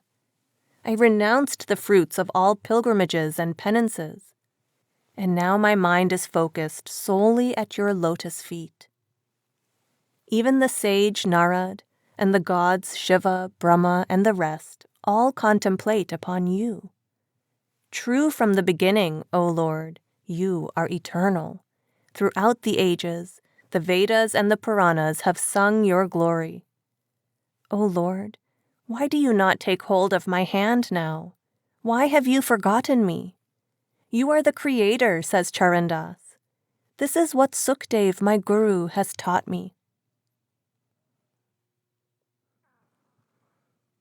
Release me now from this worldly snare, O Lord. I am but a slave of your lotus feet. Let me remain in your court and dwell with the saints. May I always remain in your presence and serve you without desire. Bless me with the boon of steadfast devotion. Just this much would suffice. This eternal slave submits that you alone are his support. Never will I give up your service or remembrance, even if you rebuke me or turn me away. I do not involve myself with any deity. I shall be happy however you keep me. Please rescue me from here. Besides your abode, I have no other place or shelter. Beloved Lord, only you can liberate a hopeless wretch like me. Guru Sukdev showered his grace on me and turned me towards you. Please keep Charandas under your shelter. This is his greatest gift. My attention is on his lotus feet. The foolish world wanders in delusion, desiring to bathe in holy waters.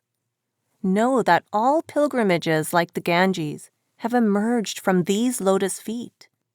Contemplating on them, all sins are eradicated and one is constantly purified. The worldly wise, the householders, and those in renunciate's clothing are all ignorant, abandoning the diamond. They worship instead glass and stone. Only the wise saints recognize the glory of the Lord's feet. Foolish ones, the slaves of Maya, what do they know about the Lord? Guru Sukdev has presented Charandas with the collyrium of knowledge. Now I have realized the true beloved and forgotten all others. The immense wealth of devotion is what I have accumulated. No king can tax this wealth, no thief can steal it, and robbers cannot take it from me. The Lord is the coin, the Lord is the note, and the stamp on this currency is of the Lord's love. When I have the diamonds of knowledge and the pearls of practice, how then do I lack wealth? My treasure overflows with the gold of chastity and the unlimited silver of the splendor of the Lord. Such is the wealth that has been bestowed on me by my Satguru, who owns this entire creation. This wealth does not decrease when shared. It doubles day by day. True is this treasure. True are the riches that get added to it. Never do I suffer the loss of even a cowrie. The moneylender is Guru Sukdev, and Charandas is his partner in business. By remaining in his company, I have gone from being a beggar to a king, for there is no dearth to his bounty. One who attaches to the wealth of the Lord will never suffer a loss. Instead, he will earn an abundant profit. Turning the mind into a treasure house, with Nam as the treasure, he sets up the shop of devotion. Making the perfect master his partner and remaining in his company, he engages in this trade. Holding on to the check of contemplation, he reaches the city of love, where the banker is honest and true, and there are no fraudulent deals. Joyous are all the traders whom Guru Sukdev settles there. Now freed from the land of transmigration, Charandas remains ever absorbed in that blissful state. There are two beautiful aspects of attaining salvation in the world. The first is the contemplation of one's Guru. The second is the Lord's Nam. After trying a million methods, I have discovered this truth, and now no doubt remains. I have explored scriptures, like the Vedas and the Puranas. They too reveal the same truth. Know that these encompass all yogic practices, sacrifices, penances, and charities. The ninefold devotion, love of rituals, devotional worship, knowledge, and all other doctrines. Consider them all to be husks without grain. By pounding empty husks of grain, one's hunger cannot be satisfied. Know those religions to be hollow which lack these two aspects. O Charandas, Sukdev says, understand and experience this within your own mind. O devotees, earn the profit of devotion, for every day this body is crumbling. If you give up cunning and deceit, you will find Mathura and Kashi within your own mind. The entire world bathes at various pilgrimage sites, but none escapes the noose of death. Within the forehead lies the glorious confluence of the three streams, where only a rare devotee bathes. The disciple of a true guru gets up daily to bathe there, but one without a guru cannot know of its existence. The Lord resides in the temple of the body, so state the Vedas and other scriptures. But people forget and wander about here and there, bowing their heads to delusion. Never have faith in amulets or charms, or in those who sway their heads while in a trance. They have given up the real and attached to the unreal, and consider themselves very wise. Says Sukdev to Charandas, hold on to the truth within. Turn your attention to the Supreme Lord, the one who made this creation. Footnotes. 1. Mathura and Kashi are places of pilgrimage in India. 2. The three streams. The three sacred rivers, Ganges, Saraswati, and Yamuna, a famous site of pilgrimage. Esoterically, the confluence of the three inner currents, Ida, Pingala, and Sukmana. End footnotes.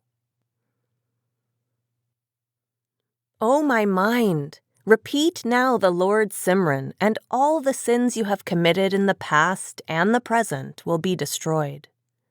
The burning fires of Yama's punishment, the agony of transmigration, and all delusions and actions that have kept you entangled in this world will be eradicated through remembrance. You will obtain power, salvation, and bliss. You will take up residence in the eternal realm. You will neither die nor be reborn. No longer will you return to this world. The repetition of Nam is the most exalted of all forms of devotion. Whoever practices this repetition knows this to be true. If one remembers none other than the Lord, all the sins of lust, anger, and ego will be burnt. Says Charandas, without using the tongue, do the Simran granted by Guru Sukdev. Rein in the mind and direct it inwards and upwards. O mind, engage in such a repetition that eradicates all your troubles and sins. Search for the supreme consciousness within, and behold your true self. The power of Nam will transform you from a crow into a swan. Fix your soul's attention in contemplation, and you will rise above the feverish heat of the three attributes. With your consciousness, repeat the rosary of Nam within your heart and let go of all suffering. This devotion is wondrous, beyond desire, pure and unparalleled. O Charandas, Sukdev says, one who engages in it will dwell in his original abode. To what avail is your hollow repetition? You have not rid the mind of its diseases and miseries. You drown in violence and burn in anger. You remain attached to wife and son, and have not developed even the slightest love for the Lord. You look after your family, relatives, and community, but have not served the saints. You adorn yourself with garlands and religious marks on the forehead, and engage in deceit, pretense, and cunning. You are in fact a lion who puts on the face of a cow, different always within from how you appear outside. Such devotion will not result in salvation. Rather, you will carry your actions with you and end up in hell. You will be punished by the Lord of Death and will be burnt in fire. Thus the cycle of transmigration will not end. With intense love, perform the repetition, so that within and without you are oblivious of others. Sukdev has explained to Charandas, if you please the Lord, you will be saved from the anguish of this world. What will turning the rosary beads achieve? You have not transformed your mind to go within, and have wasted your whole life committing sins. You have not given up slander, and are engrossed in thinking of other women. You are drawn to falsehood and cunning. You have not rid yourself of lust, anger, ego, or greed. O fool, you have remained immersed in attachments. Taking this world to be real, you have made it your home, and have focused on accumulating wealth. You have abandoned both the path of compassion and the path of duty. You have never been charitable to beggars. You have lied to the Guru, and you have cheated holy men. You have not developed love for the Lord. Charandas says, heed Sukdev's advice. How else will you ever be freed? My eyes thirst for your darshan, O Master. My body has withered away, and my anguished heart overflows with grief. I live only in the hope of your darshan. Separation from you is like a living death for me. I cannot swallow even a morsel of food. Sleep eludes me, and I pass the night counting the stars in the sky. Heartless have you become. Do you not know my pain, or feel even a little concern about me? My condition worsens with each passing day, tormented as I am by the agony of separation. O beloved Sukdev, do not stay away from me. Please come and dwell in my heart. Accept Ranjita as your very own, and make him the slave of your lotus feet. Footnote: Ranjita, the name that Sant Charandas was given by his parents. End footnote. My eyes are yearning, O friend. When will I unite with the Lord? O friend, how can I live without beholding the Beloved? How shall I find peace? I have performed many pilgrimages and fasts, O friend, and have listened to the Puranas. My gaze is fixed on the path he will walk on. I have lost all sense of shame and family honor. I have spent my life in anticipation, O friend, but he has not even come to ask how I am. This youth is simply passing by and the end of my life looms. O friend, the forces of separation attack me, keeping me in anguish moment by moment. My mind has been enslaved by the beloved, while my body burns like a furnace. Guru Sukdev, please shower your grace on me. Put an end to this pain of separation. May Charandas meet the beloved by taking refuge in you. There is no one as brave as a saint. He has vanquished attachment along with its entire army. So perfect and tranquil is he. By donning the shield of forgiveness and wielding the sword of truth, he defeats the troops of ritual and delusion, moment to moment, again and again. Making his attention the arrow, his heart the quiver, and contemplation his bow, he pulls the string and hits the mark with the hand of love. With the dagger of wisdom and discrimination, and the spear of his sweet mystic words, he pierces the hearts of true seekers with his enchanting discourse. With great fervor, he listens to the ceaseless melody. His feet never wander from the path leading to the inaccessible, even if he is cut to pieces. With a joyful heart and the anticipation of meeting the beloved, he approaches the field of Sun. O Charandas, says Sukdev, such a one attains the immortal realm. O devotees, once you have caught it, firmly take hold of it. Take refuge now in Simran, as the woodpecker clings to wood, as a brave warrior takes to his weapons, and as a grocer to his scales, as a chaste woman takes to the mark of marriage, and a spider holds on to its silk thread, as a lustful man takes to his wife, and a miser to his wealth. Thus is the Lord precious to me, as a mother is dear to her child, as the lamp loves its oil, as fire loves air, as a fish loves water, and meets its death when separated from it. My life depends on singing the Lord's praise in the company of the saints. Sukdev has instilled this in Charandas, and he has become free of all misery. I behold scintillating brilliance all around. In front of me, behind me, to my left, to my right, there is resplendent light above and below. Inverting my gaze, I see Triquity and take my seat upon the lotus.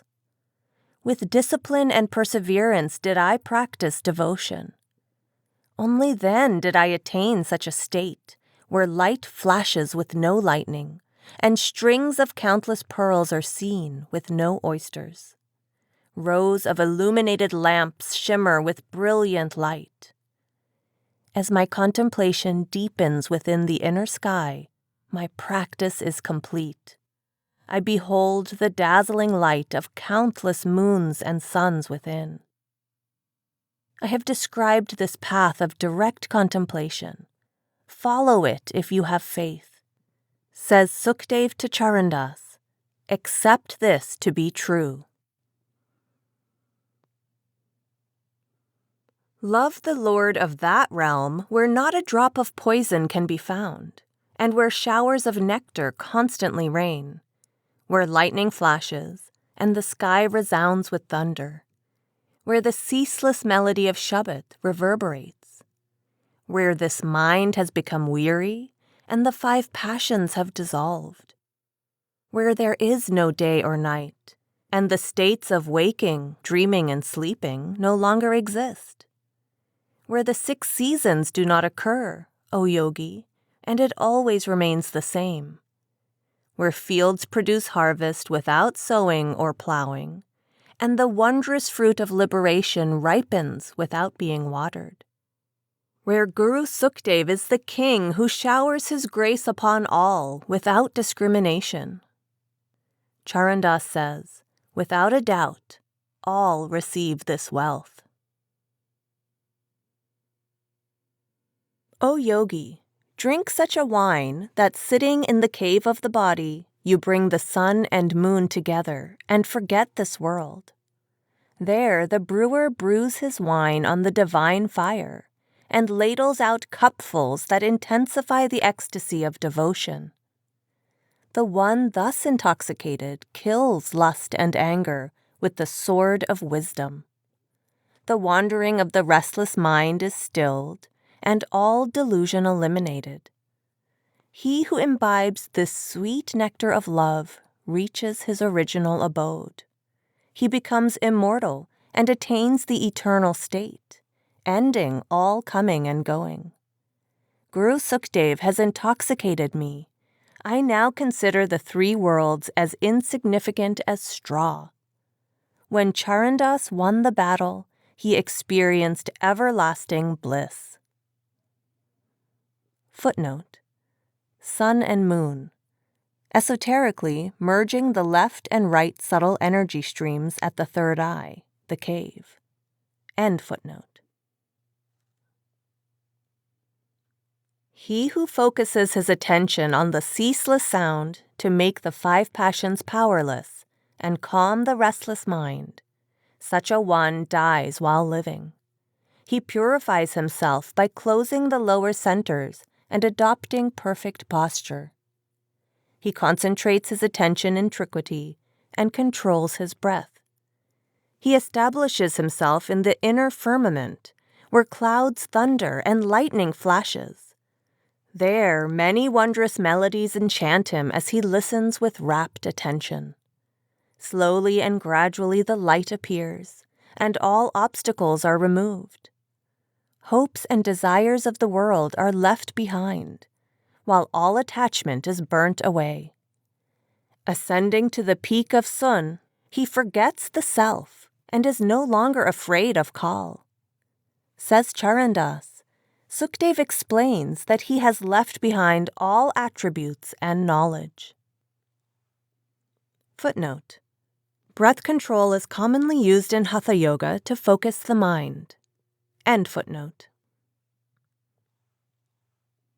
O mind, play the game within. Everything you need to unite with the Lord lies within you. Within lie the temple and the lamp, along with all the places of pilgrimage. Without delay, come, invert your attention and bathe within, for the auspicious moment will soon end. Within lies the luminous pool of Mansarovar, where swan souls feed on pearls. Within reverberates the Shabad, which is heard with the most sublime attention, along with the repetition that resounds, Soham, Soham. Within is brilliance without the sun, where there is neither day or night. Only a rare soul knows about the feast of nectar within. Within are the sinners, the pious, the ascetics, and the yogis. Virtue and vice all lie within, as do the healers and the sick. Devotion to the Lord also develops within. Within shines the radiance of love. Says Sukdev, the fourth realm lies within, which Charandas has attained. You are the soul bride who is forever wedded. United with your husband, you look so blissful as you savor the nectar. You have made Banwar Gufa your home, where light shines without oil. You, his darling, revel with him in the bed of Sukmana, enjoying extraordinary bliss. You have captivated him. He does not leave you, for you have cast a heavy spell on him. Night and day, the beloved is enchanted by your love. We never get our turn. The one who ever pleases her beloved is the highest-ranking queen, and her beauty has a majestic glow. We, your competitors, have been defeated by your virtue. We surrender to you. As slaves of your lotus feet, we wish to serve you always. Even Sukdev, who shelters us, is under your spell. There is no guarantee of the next breath. Make your arrangements to depart. The bird of breath will leave the cage of the body in an instant. Walking around, waking and sleeping, all you do is eat and drink. Moment to moment, instant to instant, your life diminishes and your body wastes away. Why have you become so entangled in riches, country, and the joys of material possessions? Don't be so arrogant and proud. Before your very eyes, all of this will vanish. Know this to be true. No one has remained in this world forever. Understand this now. Give up your sinful ways, O foolish and ignorant one. You have been cautioned already by the Gita, the Vedas, and Puranas. O Charandas, Sukdev explains, imbibe the Lord's Nam in your heart. Understand, O people, understand when I proclaim loudly, no one will remain here forever. All will have to depart in the end. Caught up in attachment for your family, you ignored the worship of the Lord and thus wasted your opportunity. You spent the day working and the night in sleep. This is how you have passed your years. Every minute of the day you have wasted in vain. Not even for a moment did you repeat the Lord's Nam. How then will you find bliss? As a child you remained lost in play. In youth you were intoxicated with yourself. In old age you were beset with worry, and sorrows robbed you of all joy. Why are you lost? Be vigilant, O foolish one. Kal is standing over you with his arrow aimed at you. He will draw his bow, shoot poisonous arrows, and tie you up before you know it. Give up your attachment to this false world and repeat the true Nam. Says Charandas, Sukdev cautions you to reflect on your own welfare. O friend, you have lost the objective of life. Your time is up, and now that the angel of death has come for you, you hold your head in your hands and cry. What can you do now? What can be done? You have remained asleep in ignorance. You neglected the company of true devotees and devotion to the Guru. You did not realize the true essence. When you had time, you did not devote yourself to the Lord. You did not repeat his Nam. Trapped in the duality of transmigration, you could not escape Yama's punishment. Now face the consequences of all that you have done. Reap the harvest you have sown. The true Lord imparts justice. He gives only what you deserve. I am calling out. Listen to me, one and all. Pay attention. Says Sukdev to Charandas, this creation is a field in which the soul is like a ball, tossed from birth to birth. Immersed in the world, one remains enchanted with possessions and property. With greed for wealth and attachment to family, the Lord's Nam has been forgotten. Not for a moment does one find escape, remaining bound 24 hours of the day. 15 of these are spent absorbed in work, and 9 in the company of one's spouse. Inflated with ego, one roams around like a balloon full of air. Just as the flame gets extinguished under a jar, similarly, this body will wither away. You did not serve the Master in the company of true devotees. You did not repeat the Lord's Nam. Says Charandas, Sukdev asks, how will you ever find your home? Spend your time here as if it is only a matter of a few days. O fool, give up anger, arrogance, and the attitude of enmity. Forsake slander, theft, lies, deceit, and listening to the criticism of others. One who gives up all these and cultivates truth and restraint is truly wise. Remember the Lord with every breath. Do not forget him even for a moment. Make a firm resolve to serve the Master. Night and day remain in the company of saints, and you will be saved from harm. Turn away from the path of vice, and walk upon the path of virtue to reach your own home. Understand, says Charandas, Guru Sukdev cautions you.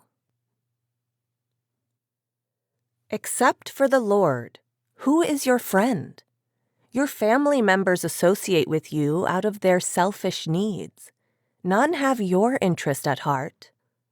You have turned your face away from the Lord, caring for these false relations. And you have seen with your own eyes how often you have experienced joy and sorrow because of them. While you are prosperous, they surround you. But when you are in trouble, they add to your unhappiness.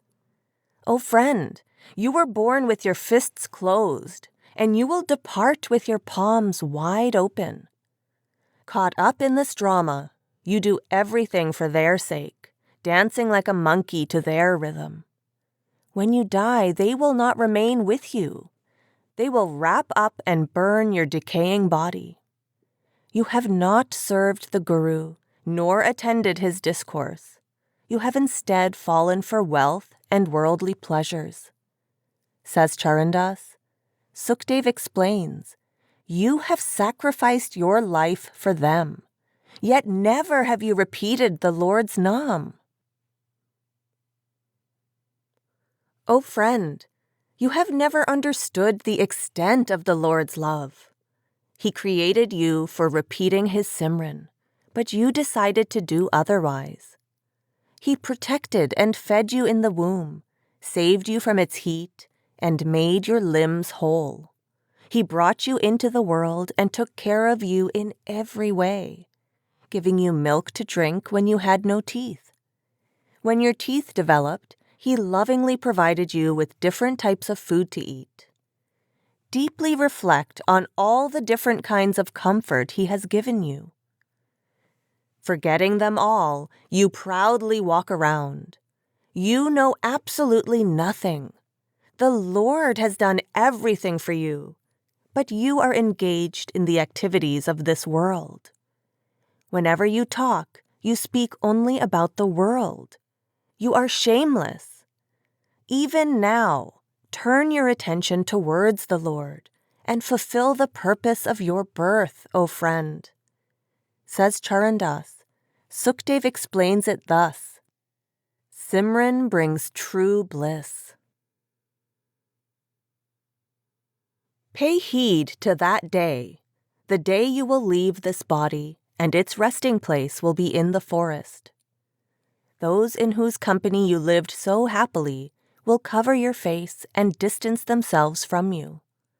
When Yama terrorizes you in many ways, who will release you from his clutches? Your wife will accompany your body to the doorway, and your mother will accompany it to the main gate of your house. Your brothers and nephews will accompany it to the cremation ground.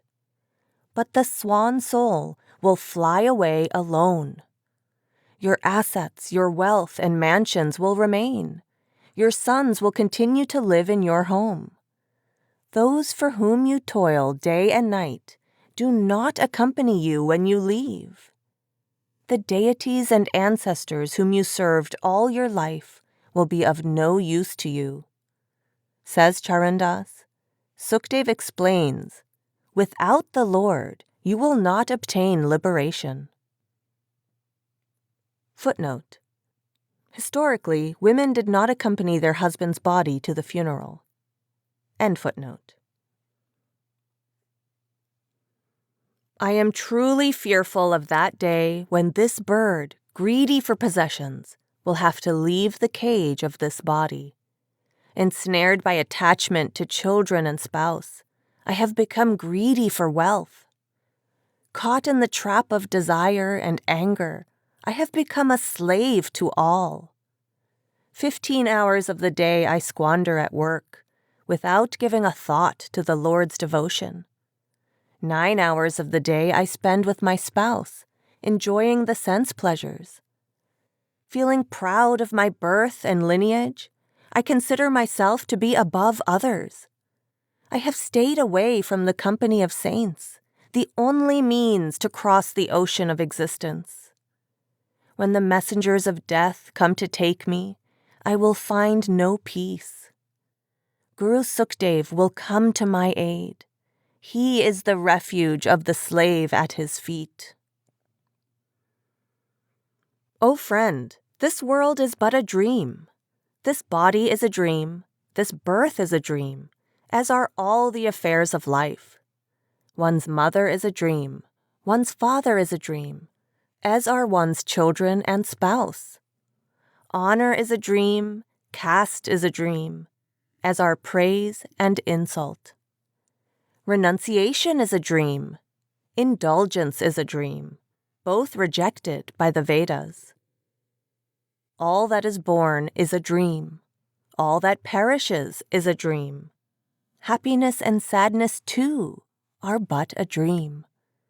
Bondage is a dream. Liberation is a dream. All knowledge, all reflection is a dream. A dream is that which is subject to dissolution. Only the true essence is eternal. Charandas is a dream. Know that only the true Lord is eternal. Falsehood is a dream. Truth is a dream. What do I say about salvation? O friend, understand the nature of the world. As long as you have wealth and power, everyone loves you.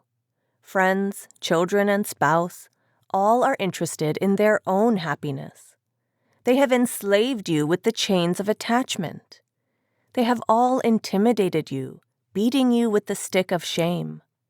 They have made you wander from door to door like a showman's monkey.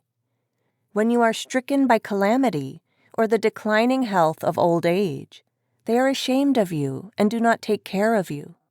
Their company always brings misery. Understand this, O ignorant fool. Remember the beloved Lord, proclaims Charandas. O Satguru, I am petrified by this ocean of existence. My boat is tossed about by the whirlpools of lust, anger, pride, and attachment. Waves of cravings rise up day and night, leaving me completely shaken. The winds of attachment terrify me, making my mind tremble. Extreme fears of different kinds cause me suffering from moment to moment. Please listen, O knower of my heart. This is my supplication.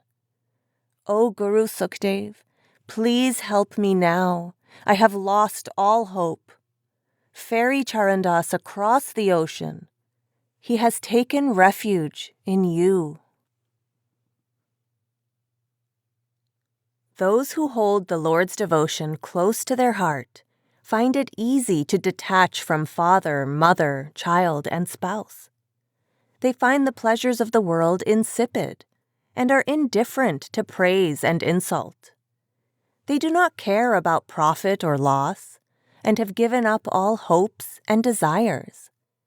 They turn their face away from the world and contemplate on the Lord. Their mind is absorbed within, and their heart is filled with light. Guru Sukdev explained that the state of the lover is exalted. Charandas says, this state is superior to anything taught by the 4 Vedas.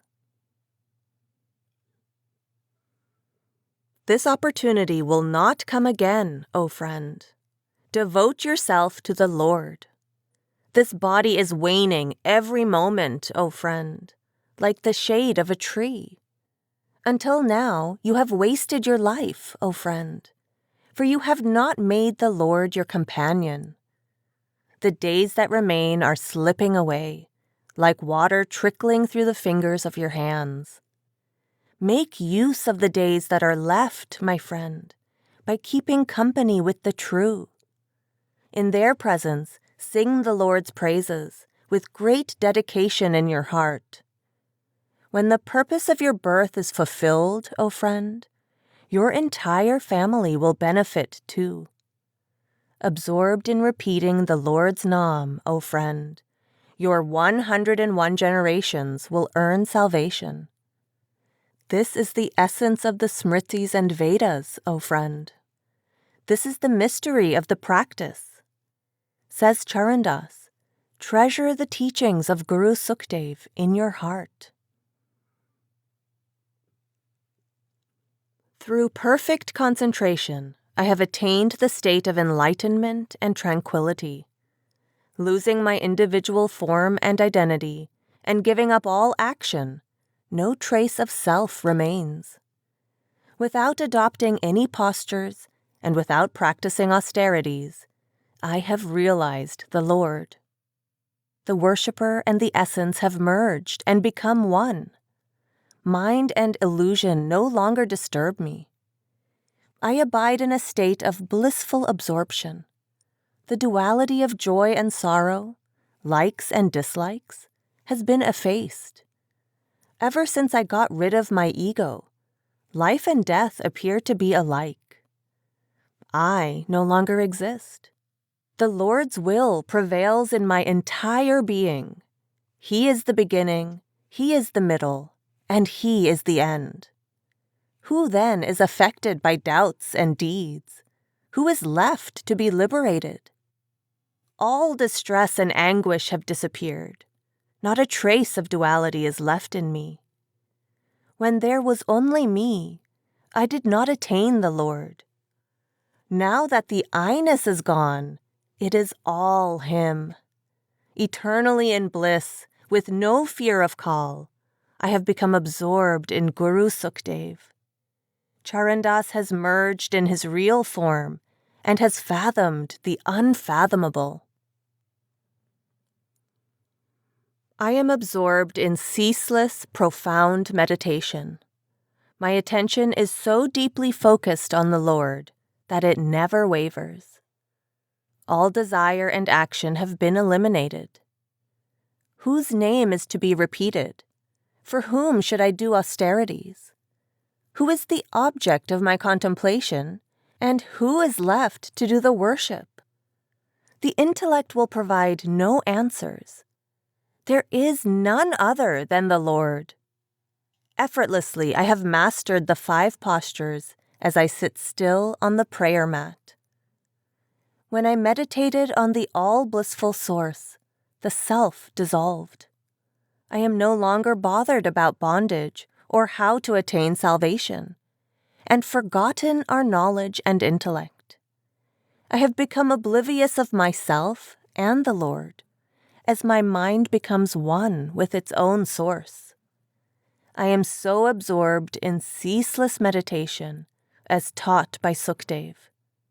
You will find no trace of Charandas, for the wave has merged in the ocean. You are fathomless.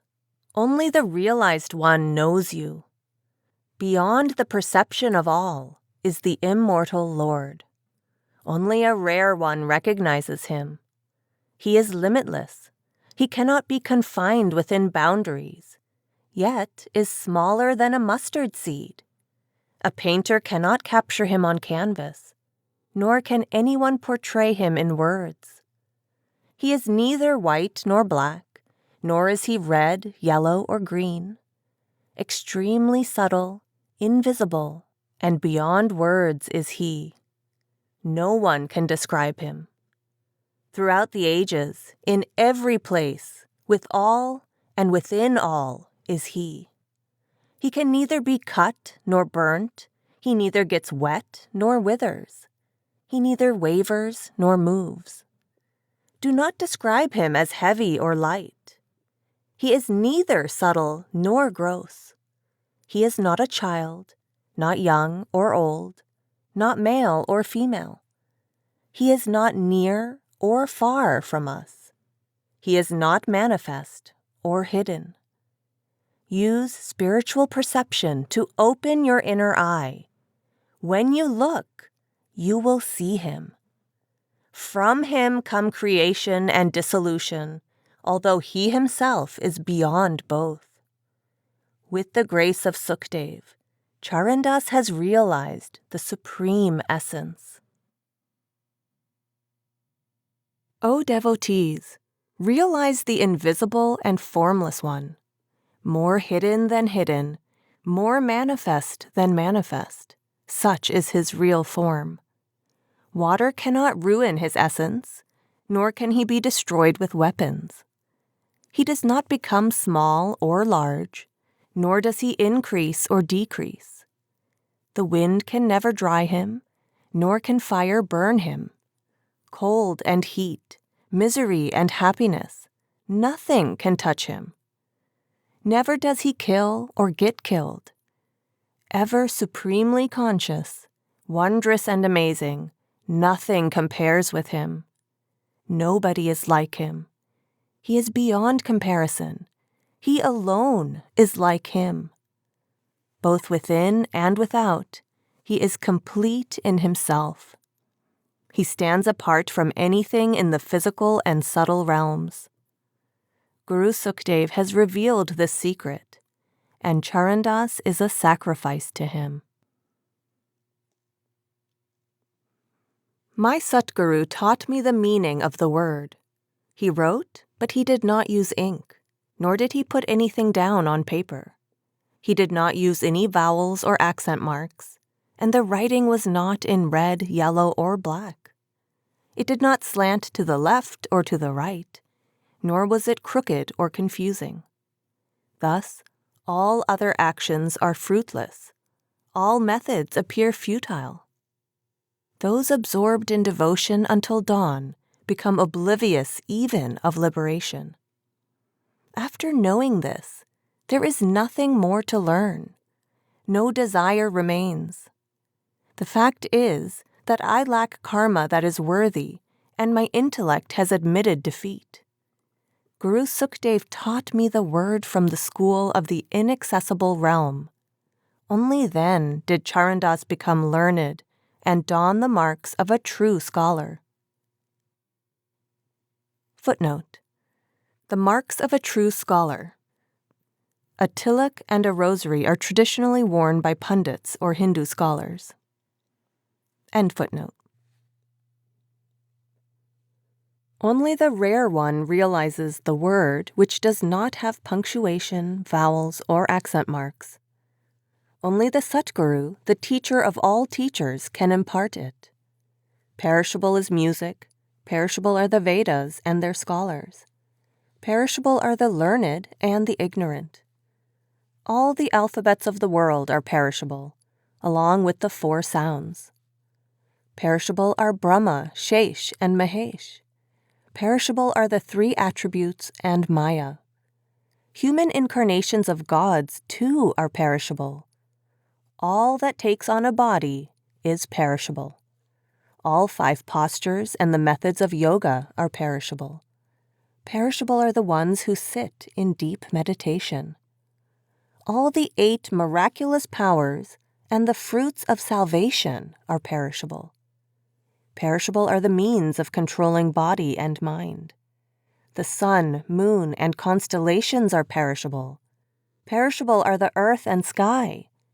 Perishable are water, wind, and fire. Perishable are the heavens and hells. Perishable is creation. Perishable is dissolution. Perishable is the one who tries to know all this.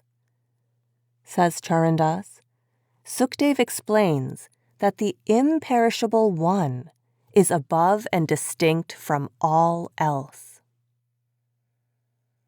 Footnote: the 4 sounds. The 4 levels of sounds according to Vedic philosophy are para, pashyanti, madhyama, and vaikari. End footnote. I have found that the Lord is all-pervasive, as clay in a pot, sugar in candy, and shade in a tree. As gold is in an ornament, and an image is in a mirror. As a sculpture is in stone, and stone is in the sculpture. There is no distinction between the two. as steel is in the sharp sword, and fiber in the weave of the cloth. Similarly, the Lord pervades everyone. But without the true master, one cannot realize this. As color is in henna and fragrance is in flowers, so does the Lord permeate the world. As ice is in water, so is water in ice. This is what has been revealed to Charandas. O friend, you are infused with the Beloved, just as fragrance is in a flower, and the soul resides within the body. As fire is inherent in wood, and redness in henna leaves. As clay is in a pot, and butter in milk. Guru Sukdev has dispelled the darkness by lighting the lamp of knowledge. Says Charandas, I have seen the immortal, indestructible Lord. You have many forms, many voices. You alone are one who has become many. This only a rare one knows. You are the sun and the moon. You are Vishnu and Maheshvar. You are the clever, all-knowing creator. You are the sage and the ascetic, the gods and the yogis. You are the knower of the Supreme. The Vedas and Puranas declare that there is none but you. Some claim that Maya is separate from you, but where has Maya come from? You are ether, wind, and fire. You are earth and water. The three attributes have emanated from you, and in you alone do they ultimately merge. You came in the form of the 10 incarnations. You are the deity, and you are the devotee. You are the play and the director. You are the king and the kingdom. You have come as Guru Sukdev and accepted Charandas as your disciple. The hidden and the manifest, all are you and you alone. What a wondrous play you have staged. My eyes are riveted upon Turiya, the realm of the essence. O friend, here, beyond the reach of Surat and Nirat, I yearn and wait for union. Lost in scriptures, the ignorant world rambles on. Not understanding the way of love, they stumble about aimlessly. Entangled in rituals and lost in delusion, they have to endure the blows of Maya. Neither knowledge, nor contemplation, nor repetition of the names of God can take them there. People stubbornly cling to family, tradition, and reputation. But Charandas, by Sukdev's grace, has let go of the three attributes and risen above them. Is there anyone who knows my mystery? Everyone is in me, and I am in everyone. I am manifest, I am hidden. I am resolute, I waver day and night. I am subtle, I am gross. I am formless, yet I have form. I alone am the 10 incarnations. I am but one. When I play the game, I become many. I alone am the entire expanse. I am the teaching, I am contemplation. I alone am the resolute practitioner. I create, destroy, and recreate. I alone make infinite forms. I am the master of the fathomless creation. I am the light of the world. I have come as Guru Sukdev. I am the one who grants freedom, and I am being set free. Says Charandas, I speak within everyone. Only a rare one perceives this mystery. I am wondrous, and mighty is my play. Mine is the entire creation, physical, astral, and causal. In all places I exist in completeness. I am the creator, I am the sustainer, I am the destroyer. I alone am the source of all wealth and energy. I am the sun, I am the moon, I am the king and queen of all gods. I am the resounding thunder. I am the 3 attributes. I alone am the 5 elements.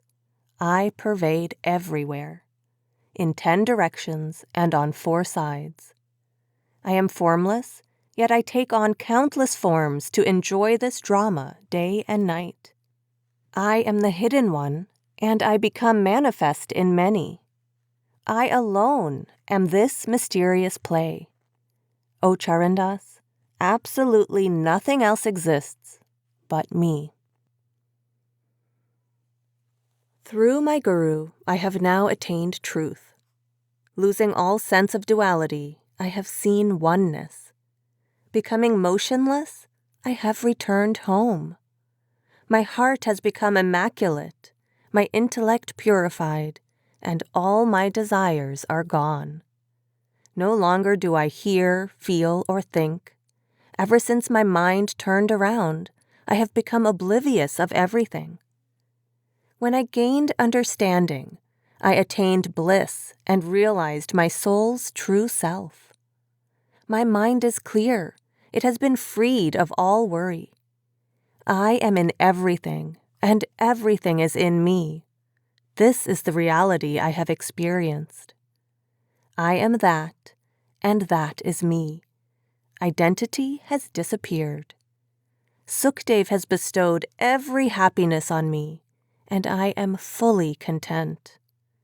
Since he has shown me the Lord, there is not even a trace left of Charandas. Who but the Guru has the power to make one drown? One who drowns in the ocean becomes free from the affliction of decay. This ocean is profound, fathomless, immutable. It has no end. The wave that arises naturally merges back. Who is there to swim? Who is there to rescue? Free from the 3 attributes and ever conscious, it is formless, pure, and self-sustaining. This ocean is unrivaled. It is tranquil, imperceptible, formless, and eternal, radiant with no trace of darkness. Therein, the astral region shimmers like a star reflected on water. There, the soul is free from Kal's torment, the fear of rebirth, and the heavy burden of delusion. Charandas says, by Sukhdev's grace, drowning in the ocean was going across. My Guru has shown me the Lord's abode. I have taken the inverted path that leads within to the city without limits.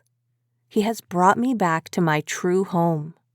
There are no suns, moons, or stars, no day or night, neither darkness nor moonlight, neither sunshine nor shade. Beyond the mind's reach, unable to attain with the intellect, even perception cannot fathom its limits. Tell me, how can others attain it when even the scriptures claim it is neither this nor that? It is as real as the rising sun, not at all hidden, but it cannot be seen without the Guru's collyrium. Charandas rushed to meet his creator Sukhdev where he rules. Worldly misery and attachment no longer affect me. In his grace, he ushered me home. Footnote: neither this nor that refers to the indescribable Lord. End footnote. My Guru has shown the path. I renounced the worship of deities and contemplated on the immortal and eternal Lord. With full faith and conviction, I have embraced the perfect Lord and abandoned the false allure of Maya. Knowing that the body is momentary and fragile, I have constantly kept my attention absorbed within. People seek liberation, but, greatly misled by delusion, are busy in worldly activities. Sowing seeds of the thorny acacia tree, how can they expect to harvest mangoes? Never having searched within themselves, they have gone astray worshipping water and stone. They regret their actions, just as the parrot regrets pecking at the fruit of the samol plant. The fountainhead of truth is difficult to fathom. Who can realize it without one who has discerned its mystery? Within Charandas resounds Soham, Soham. Having turned inwards, he has merged in it. Footnote: when a parrot pecks at the fruit of the samol tree, silk cotton plant, its beak catches on the silk cotton within, which is very hard to remove. End footnote. I have beheld the formless. Who can be satisfied by merely speaking or hearing of the one who, in the state of Sahaj, knows all but remains aloof? Wherever I look, I see the pure, invisible Lord, the immortal, permanent, silent, supreme being, whose light shimmers brilliantly. The unfathomable, unknowable one permeates the world. When I became free from worry, I beheld the invisible one, and all my doubts were instantly shattered. All forms that exist are him alone. Yet he reigns over all. He is the irrefutable void. Yet he is eternally impervious. My mind was liberated when I perceived the one who is without fear and without attributes. When Guru Sukdev showered his grace, Charandas drowned in the ocean of bliss. The entire world worships the 5 elements. The eternal Lord is incomparable. The immortal Lord is detached from all. Some worship idols made of stone and identify with the element of earth. Some bathe at places of pilgrimage and worship the element of water. Some perform rituals with fire, and others revere the sun, in which the element of fire is evident. Some practice breath control and meditate on the element of air. Some worship the element of ether, considering it to be the Lord. That which can be seen by one and all, how can that be called the invisible one? The supreme essence is beyond the 5 elements. Thus reveals Guru Sukdev. Firmly believe this, says Charandas. It is a rare one who understands. Do that which will make you actionless, and do nothing that will bring you back. If, even by mistake, you perform such an action, turn the mind within to wipe it out. By renouncing such actions, the soul awakens. Know this to be certain. When you easily attain the state of fearlessness, truth enters your heart. Keeping this truth in your heart, O yogi, always repeat the Nam of the Supreme Lord. Ignite your 5 senses to burn the wood of your karmas. When melted, a gold ornament loses its identity, everything that made it separate, and it becomes pure, immaculate gold. Similarly, with devotional practice and longing, the true devotee obliterates all karmas. Says Charandas, understand. Guru Sukdev proclaims the method by which you will easily remove your identity and ego. O devotees, this world is deluded. The ignorant are ensnared in seeking honor. How will they find salvation? Caught up in many misconceptions, they go on pilgrimages, keep fasts, and perform rituals. Egoists lost in physical rituals hold on to empty beliefs and abandon the essence. Scholars exhaust themselves by reading scriptures, yogis by performing yogic practices. Donning colored robes, they explain the 6 philosophies and are worshipped by others. The ignorant do not know who they really are, nor do they know the Lord. They do not understand the world, nor do they know which path to take. You fail to get that for which you wander here and there. Says Charandas, Sukdev has explained, seek the Lord within. Deadly afflictions are embedded within the mind. Without meeting the Satguru, the physician, these chronic diseases cannot be cured. The mind is filled with 3 doshas of the 3 attributes, and it burns in the fires of desire and anger. The winds of desire arise within the body, causing the mind to wander from door to door. Carnal desires and sensual pleasures rise like bile and phlegm, driving it into the clutches of the senses. Then the company of the true begins to taste bitter, and the mind rejects it. Ignoring the advice of the saints, it does not adopt continence and forgiveness. The foolish mind does not give up pleasures of the palate, and does not attend to its true self. When Charandas met Sukdev and took the medicine of his teaching, all ailments of the body and mind were healed, and his coming and going ended. Footnote: Doshas, or Ayurvedic metabolic principles, are air, fire, and water. As maladies, they manifest as wind, bile, and phlegm, respectively. End footnote. Know him to be a real ascetic who is free from attachment and animosity. Free of bonds, he moves about in the world and desires neither supernatural powers nor salvation. He reins in the 5 perversions by controlling them with the melody of the Anahad Shabad. He resides beyond the 3 attributes, where there is neither joy nor sorrow. He restrains his mind, controls his body, and overcomes all obstacles. The mark of the true essence shines upon his forehead, and his glory is beyond measure. With every breath he turns the rosary of repetition in his heart. He loves the imperceptible Lord and holds his attention in triquity. Says Sukdev, O Charandas, living a life of purity, free from lust, anger, attachment, and greed, devote yourself to the Lord. O friend, why do you worship spirits? They are not visible, nor do they speak. They do not give anything, nor do they take. You burn a ghee-filled lamp and cook an assortment of food for them. Though you spend lavishly and cook with great zeal, they do not eat, even in their dreams. Keeping you awake, the hypocrites chant songs of praise to deities, shaking their heads, feigning a trance-like ecstasy.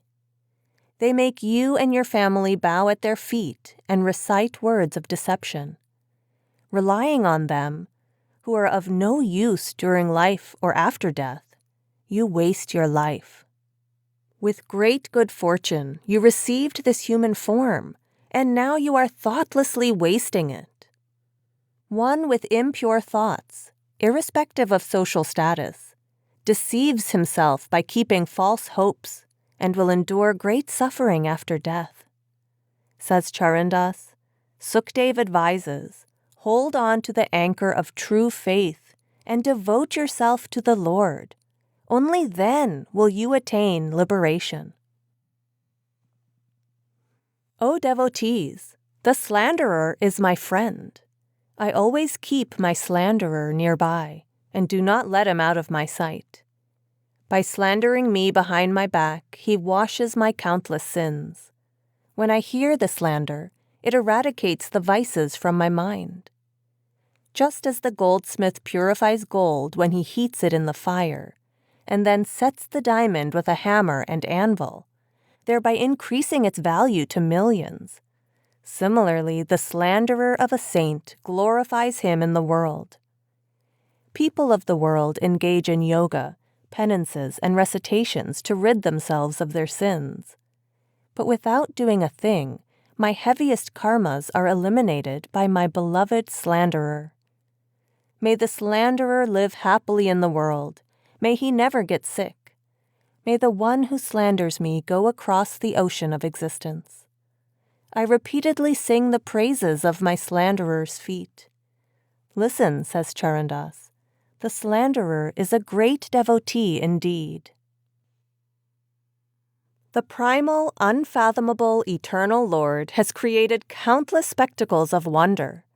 Though he alone exists and there is no other, he assumes numerous forms. Becoming Krishna the cowherd, he himself plays the flute. Becoming the woman of Braj, he himself runs to the forest. He becomes the gopi, he becomes Krishna, and he himself dances the wondrous dance of love. Then, turning his attention within, he himself rushes to find himself. He is restless to behold himself, and thus creates the play of love. When he becomes manifest, he brings joy to all, and he himself intensifies the color of love all around. Come morning, when he ends the show, he alone remains. Sometimes he is one, sometimes many. No rules apply to him, and he does as he pleases. He is ever truth, consciousness, and bliss, and he becomes Sukdev to show the way. Becoming Charandas, he slowly gains understanding, and he himself attains bliss. Contemplate on the boundless Shabbat and become one with the Lord. Says Charandas, in this way all obstacles disappear. Within the firmament, the unstruck melody resounds within the lotus. This lotus has 1,000 petals, and only a warrior reaches there by following the Guru's teachings. Contemplating on the Satguru's form, concentrate your attention in the lotus of the inner sky. O Charandas, Sukdev's touch will obliterate all afflictions. Where there is no time, no distress, no delusion, no darkness or light, where there is no love or hatred, no rituals or ethics, where there is no trace of lust, anger, greed, attachment, or pride, where there is neither friend or enemy, nor native or foreign land, there, says Charandas, none but the one Lord exists. When the soul reaches there by practicing the technique taught by the saints, it becomes the Lord.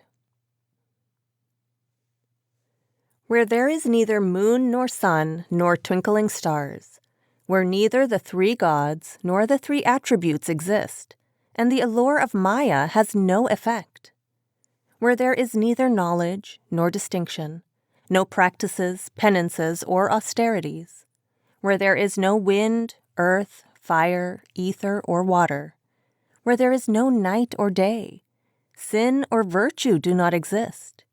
Says Charandas, the Lord is the beginning, the middle, and the end.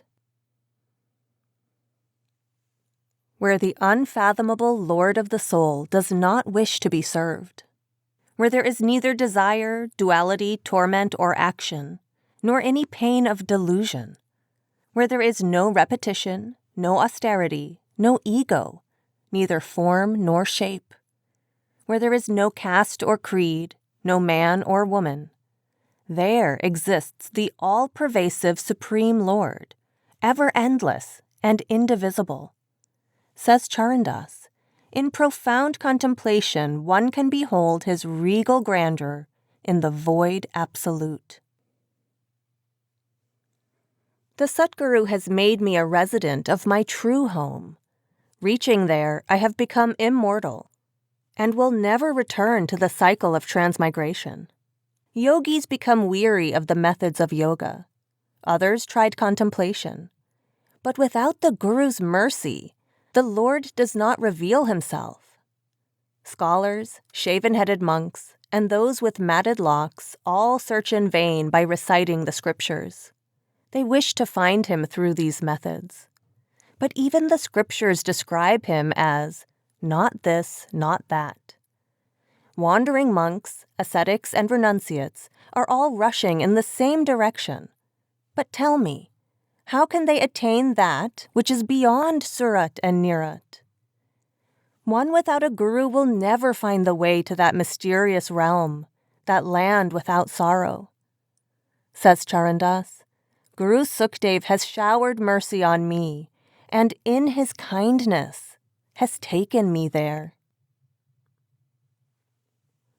O Master, you are the Creator, and we are your souls. I am a sinner even to the tiniest pore of my being. Please forgive me, O Lord. Impure is what we receive through the 10 senses, but supremely exalted is your Nam. Blind are they who forget it. As you are fully aware, abandoning virtues, I indulged in vice. You are the knower of all hearts. What can one hide from you, O Lord? O merciful one, shower your mercy on this slave. Bestow the boon of devotion on me, and save me from the cycle of birth and death. O Sukdev, my Guru, accept Charandas, the lowly slave of your feet, as your very own. Shower your grace and liberate me now. Footnote: 10 sense organs, 5 sensory, sound, touch, sight, taste, smell, and 5 motor, expressing, grasping, motion, emission, elimination. End footnote. I want absolutely nothing, O Lord. Without you, all pleasures, wealth, and dwellings are insipid. Give someone else the 8 miraculous powers and the 9 treasures. For countless lifetimes I have been your disciple. Please make me your own. I have no desire for heavens, nor do I wish for paradise or salvation. Keep me close to your lotus feet. This alone is my heart's desire. May I never forsake your devotion. May I never seek salvation. Listen to me, O Lord Sukdev. This is the only refuge for Charandas. May I never leave your door. There is no salvation without self-realization. I discovered the secret after thoroughly searching the Vedas. No one has ever settled in that eternal abode through the worship of Brahma, Shesh, and Mahesh. All are ensnared in delusion. They worship water, stones, ghosts, and goddesses. O Charandas, only that rare one who realizes truth never again suffers the pain of coming and going. A Brahmin is one who has realized Brahm. He has turned inwards that which flows out. He has controlled the 5 perversions, does not tell lies, and wears the sacred thread of compassion in his heart. He reads and teaches spiritual knowledge, and he contemplates upon the Lord. Says Charandas, he who is unaffected by lust, anger, and greed is a real Brahmin. Footnotes: 1. Brahmin, the priestly class, the highest of the 4 castes into which Hindu society was divided. 2. The sacred thread of compassion, a thread consisting of 3 strands signifying purity of thought, word, and deed. Those who receive the sacred thread are called the twice-born and wear the thread for life. End footnotes. One's feet become pure when one contemplates upon the divine feet of a true saint. One's hands become pure when one folds them together with head bowed in reverence. One's eyes become pure when one beholds a true saint. One's tongue becomes pure when it sings the praises of the Lord. Says Charandas, one's whole being becomes pure when one touches the divine Guru's feet within. He bestows spiritual insight, and one beholds the invisible and unfathomable Lord. O saints, this carnival will end in a short while. We will depart after watching this show. Never again will you meet those who have gathered here together.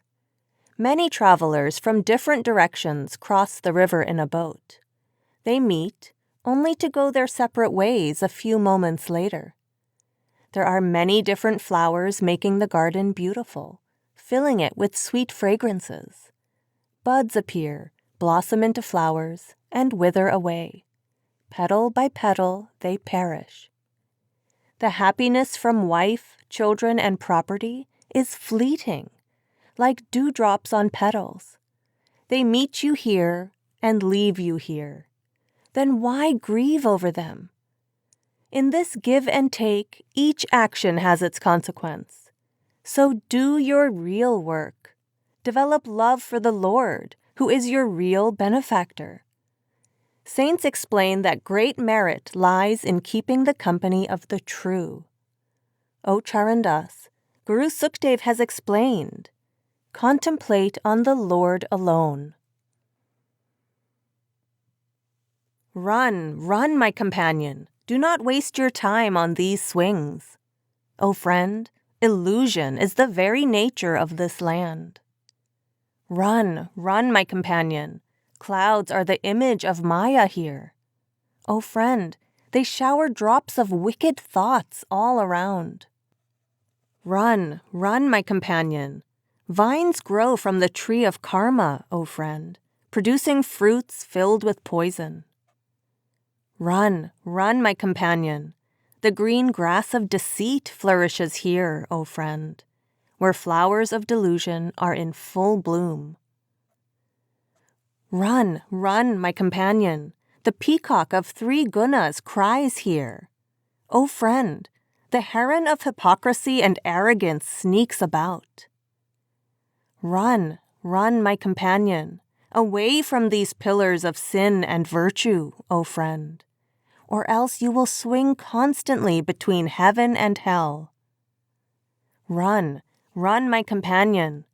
The ropes of these swings are woven with me and mine, O friend, on which is placed the seat of unquenched desires.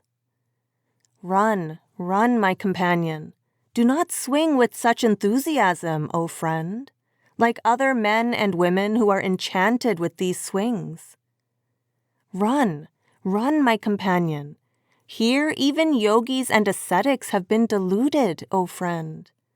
They yearn for the fruit of their wants and cravings.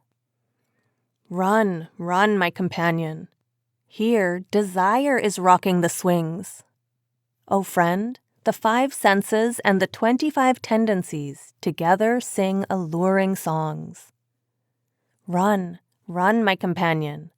Enjoy the swings in this world, but in such a way, O friend, as Charandas enjoyed them, and then left without getting involved. Run, run, my companion. Start off on your journey from here to there. O friend, travel to the eternal city of Sukdev.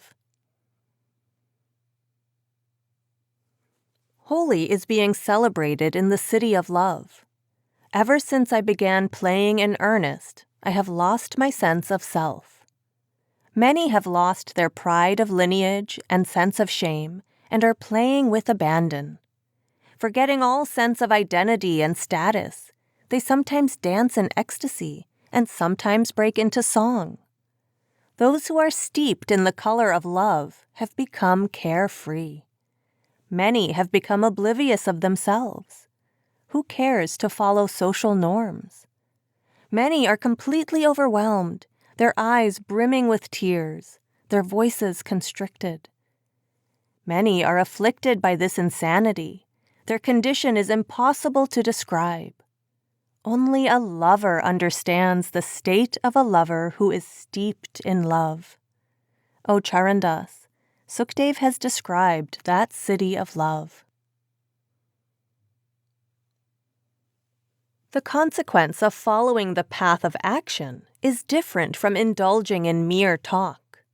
The foolish ones who engage in idle talk do not act upon their words. Talk that is not acted upon is like a night without a moon, a warrior without weapons, or a bride without her jewelry. The pundit delivers lofty sermons on detachment, but himself remains entangled in the bonds of family. The childless woman rocks the cradle without an infant. Where there is no action, there is no substance. Taking no action, many hypocrites have talked their lives away. But the saints acted upon what they said and became one with the Lord.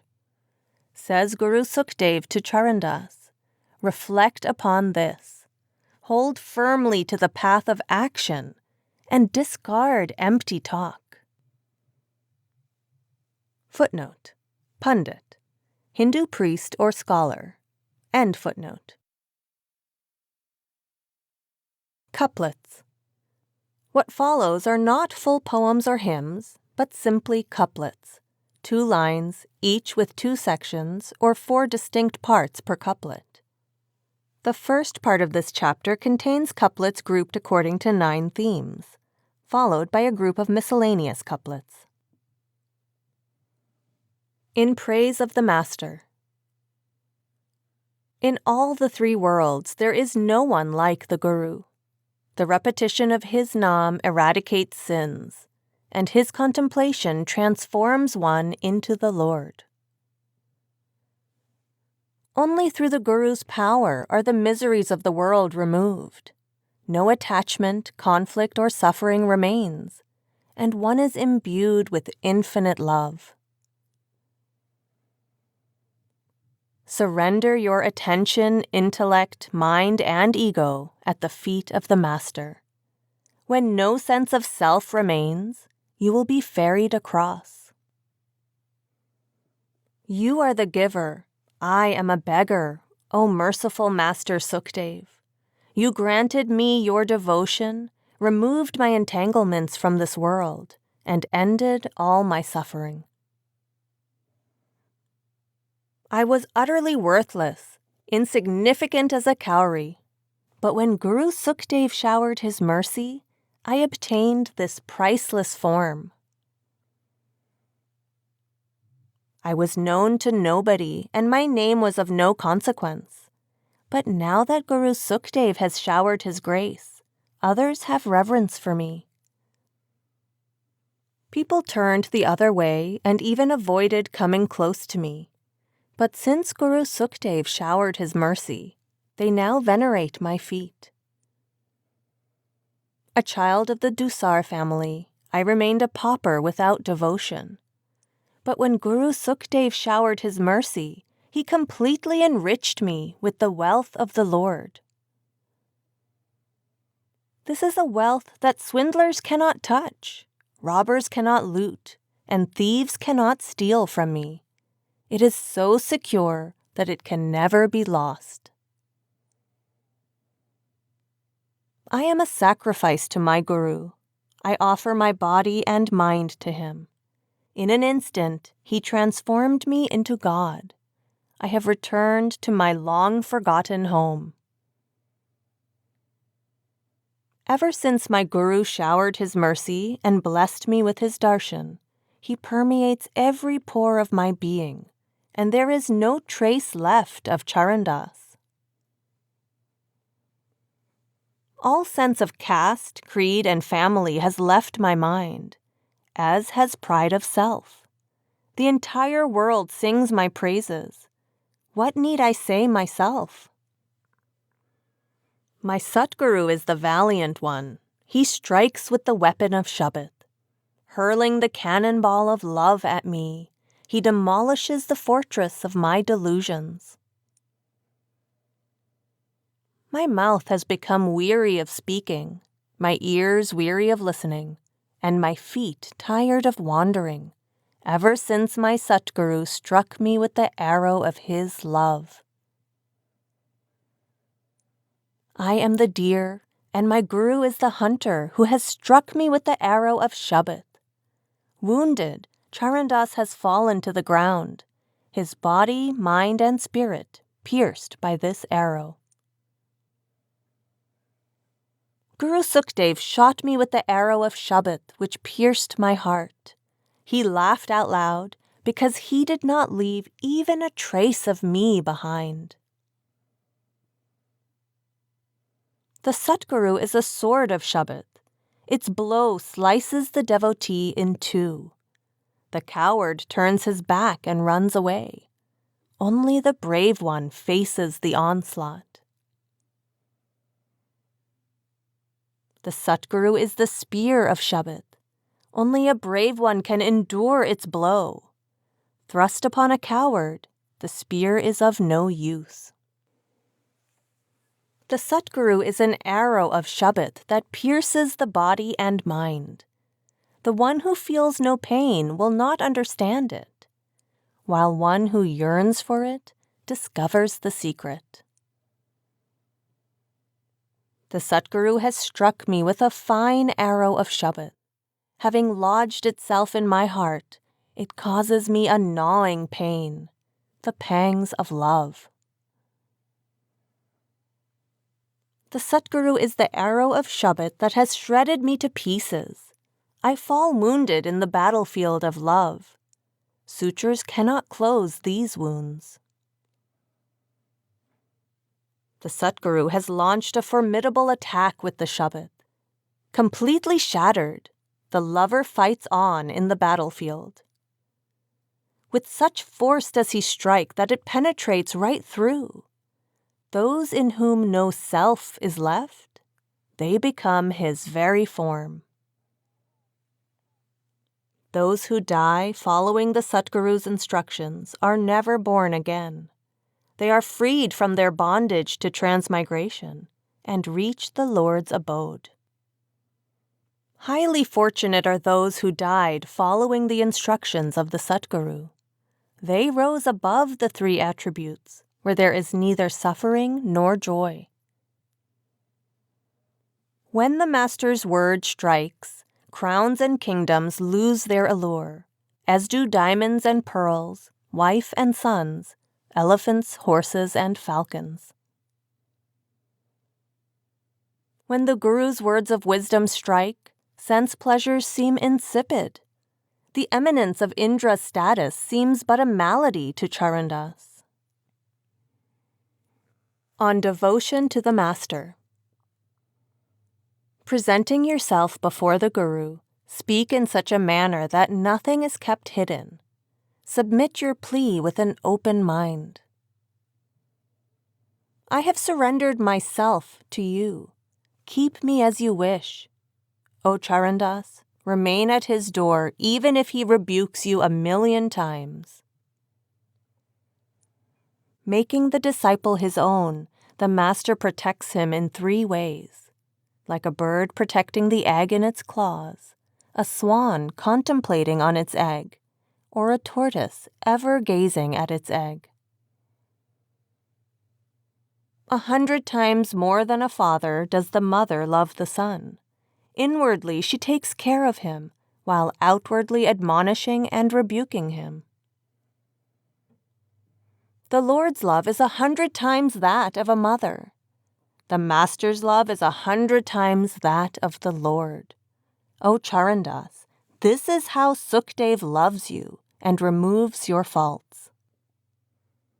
Just as a potter cares for the unbaked pot, he supports it from within while striking it on the outside. The Master exalts the disciple with his glance. He immediately transforms his way of thinking. The crow turns into a swan. When the Master showers his mercy, both lust and arrogance flee. So do cravings for sensual pleasures, and one attains profound peace. When the Master bestows his grace and he opens the inner eye, this world then appears false, and one receives hints of what is to come. In praise of service to the Master. If one serves the Lord for 100 years, and the Master for just a short while, serving a Master is far greater. So conclude the Vedas. One who recites mantras in your ear is a guru of the world. The guru who unites you with God is a different one. Know him to be the true guru who liberates you and takes you to your true abode. Many gurus roam the streets, distributing talismans in every home. Their motive is nothing more than making money. Upon meeting you, false gurus ask, "Have you brought any gifts for me?"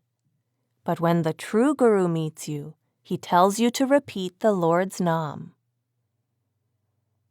Openly does the Satguru proclaim, receive the gift of the Lord's devotion from me, but first give me your head as an offering. Adopt such a Satguru who kills you while living, who burns away the desires and cravings of eons. He who eradicates delusions, destroys fears, removes your doubts, and opens up the fountainhead of love. Only adopt such a one as your Guru. I have described the attributes of the Satguru. Understand them carefully. Only after a thorough investigation, surrender your body, mind, wealth, and your very being to such a one. The Satguru is found through ardent search. It is not an easy task. But rare also is the disciple who becomes clay in his master's hands. The one who loses all sense of caste, creed, family, status, and name and fame becomes a true disciple when he surrenders himself at the feet of his master. In Praise of Devotees. On praising the Lord's devotees, the body, mind, and heart become tranquil. The dirt of Kali Yuga does not remain, and one's intellect becomes purified. Footnote: Kali Yuga, the dark or iron age, according to Hindu scriptures. End footnote. Serve the Lord's devotees with rapt attention, O Charandas.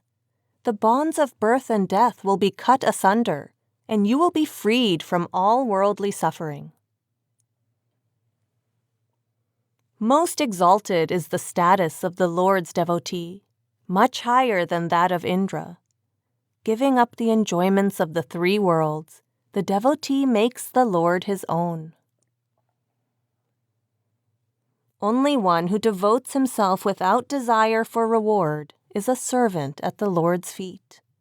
He cares not for the 4 types of salvation in paradise and remains detached from everything. Footnote: The 4 types of salvation are Salokya, salvation in the Lord's abode; Samipya, closeness to the Lord; Sarupya, attainment of a spiritual form similar to that of Lord Vishnu; and Sayujya, oneness with the divine. End footnote. The Lord himself proclaims, "The saint is my physical manifestation. The dust of his feet is dear to me." He desires not the 8 supernatural powers, nor wealth, nor passions of this world. He ever remains absorbed in me, never letting go of my hand. I am indebted to my lover. This is my doctrine. I have given him the 4 salvations as interest, but I still cannot repay the principal. I have given my all to my devotee. Behold the love that I have for him. From being formless, I have taken on form, a coarse body of 5 elements. My devotees remain absorbed in me, and I abide in them. Between me and my saints, there is not the slightest difference. Wherever the saint sleeps, there I sleep too. I dine with him when he eats. When he sings in ecstasy, I provide the rhythm. Wherever my devotee goes, I accompany him. I protect him everywhere, for I am known as the lover of devotees. Where my devotee sets his foot, underneath it I place my hand. I follow him wherever he goes, and I never leave him. Whoever wishes to win me over should serve my devotee. Through him can I be met, for immense is my love for him. That land is sanctified, including all the sites of pilgrimage, O Charandas. So says the Lord. Wherever the saint sets his foot, becomes worthy of worship. On Yearning and Love. All faiths say that love is supreme and declare it to be higher than the practice of yoga. For love alone generates detachment, and all sacrifice arises from love. From love and devotion dawns the light of understanding, removing the darkness of ignorance. Rare is love, and very difficult to grasp. It is obtained only when the Lord chooses to bestow it. The Lord is bound only by love and devotion, so declare all the scriptures. If love awakens in the devotee's heart, then the Lord appears before him. O Charandas, believe firmly that love is the crown jewel of all qualities. No yoga compares to love. No knowledge compares to love. Without love and devotion, O devotees, all contemplation is hollow. Love liberates you from the world. Love unites you with the Lord. Love turns you around, changes your course, and leads you to the Lord's abode. O Lord, you yourself are the devotee. There is no trace of I in him. Guru Sukdev has revealed this. Experience it for yourself. Love that is within the heart is reflected in the eyes. Only one who tastes divine nectar is absorbed in divine love. Take refuge at the feet of such a one. His throat is choked, and tears drip from his eyes. The one who yearns for the Lord remains in agony day and night. When, oh when will you meet me, my Lord? My heart is being ripped apart. When will the day arrive that I will have your darshan to my heart's content? Without beholding the Lord, I am restless and my mind remains impatient. Who but the Lord himself can relieve Charandas of his suffering? Know that living in the world without the Beloved is extremely difficult. I can live only in the company of the Beloved. Otherwise, I would rather die. My face is pale, my lips are parched, my eyes sadly await. The sighs I let out are deep and heavy, filled with intense grief.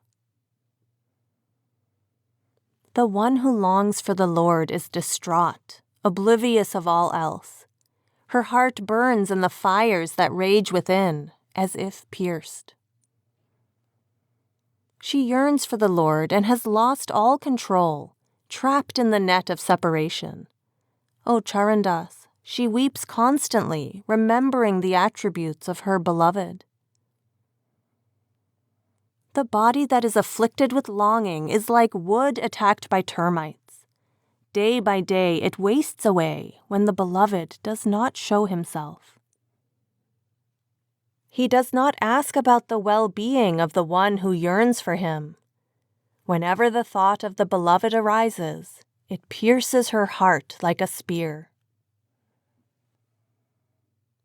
Whether the Beloved likes it or not, she has become his slave. Steeped in the color of her Beloved, she remains detached from the world. The day is spent calling out for the Beloved, and the night in the Beloved's contemplation. The one who yearns for the Lord easily attains union and understanding through devotion. Separated from the Lord, she is yearning for him. She has no friend besides him. Every moment, day and night, she is ever focused on meeting her Beloved. It is the name of the Beloved she repeats. It is the Beloved she contemplates.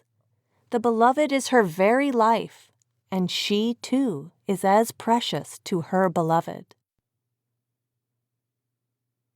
On the senses. The mind remains under the control of the senses. and discrimination remains under the control of the mind. How then can concentration be achieved, where the chain of command is reversed? Wherever a sense organ goes, it takes the mind with it. The sense of discrimination also follows along.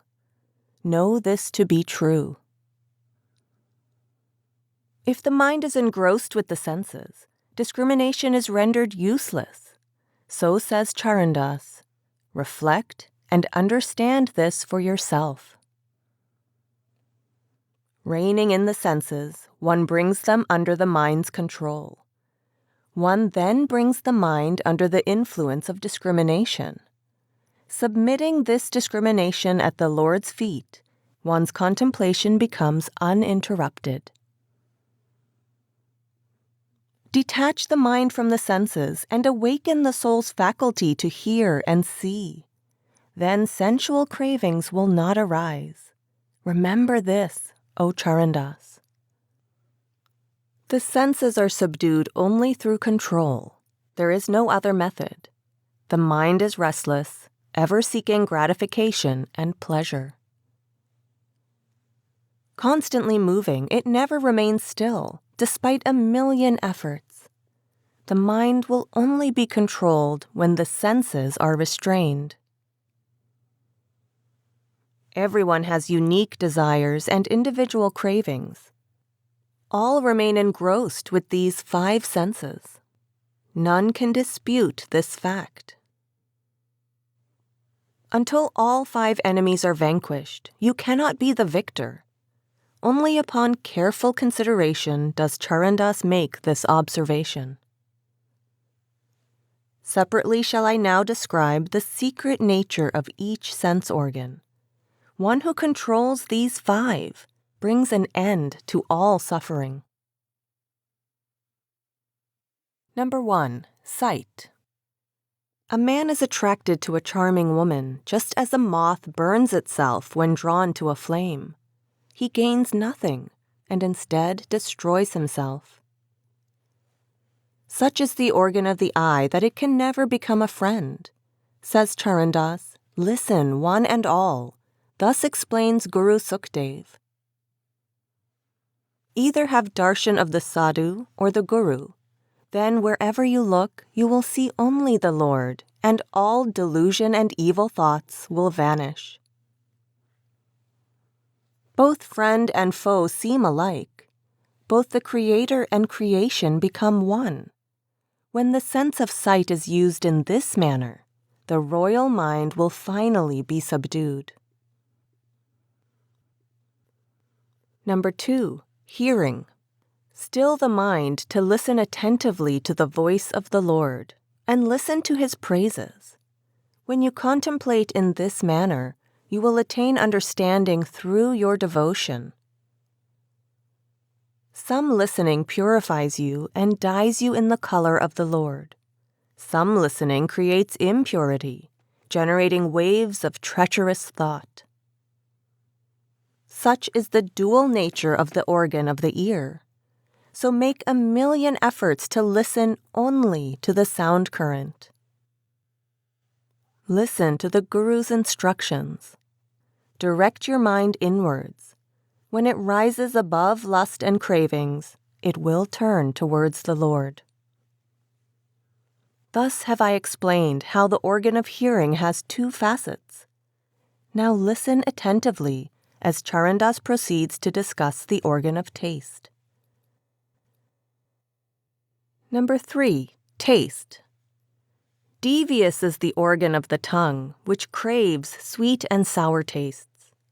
Under its dictates, one commits misdeeds and wastes one's life.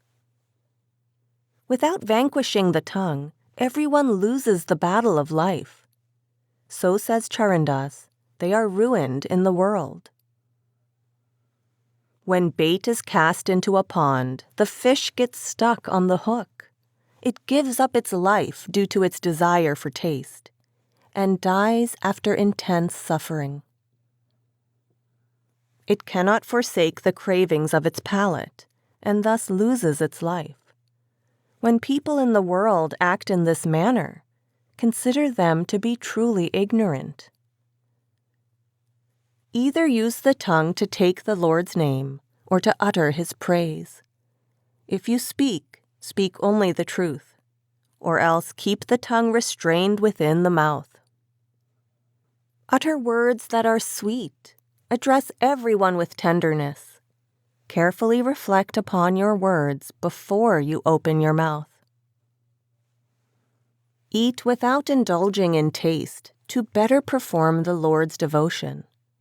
Says Charandas, one who does so is truly brave and will emerge a victor.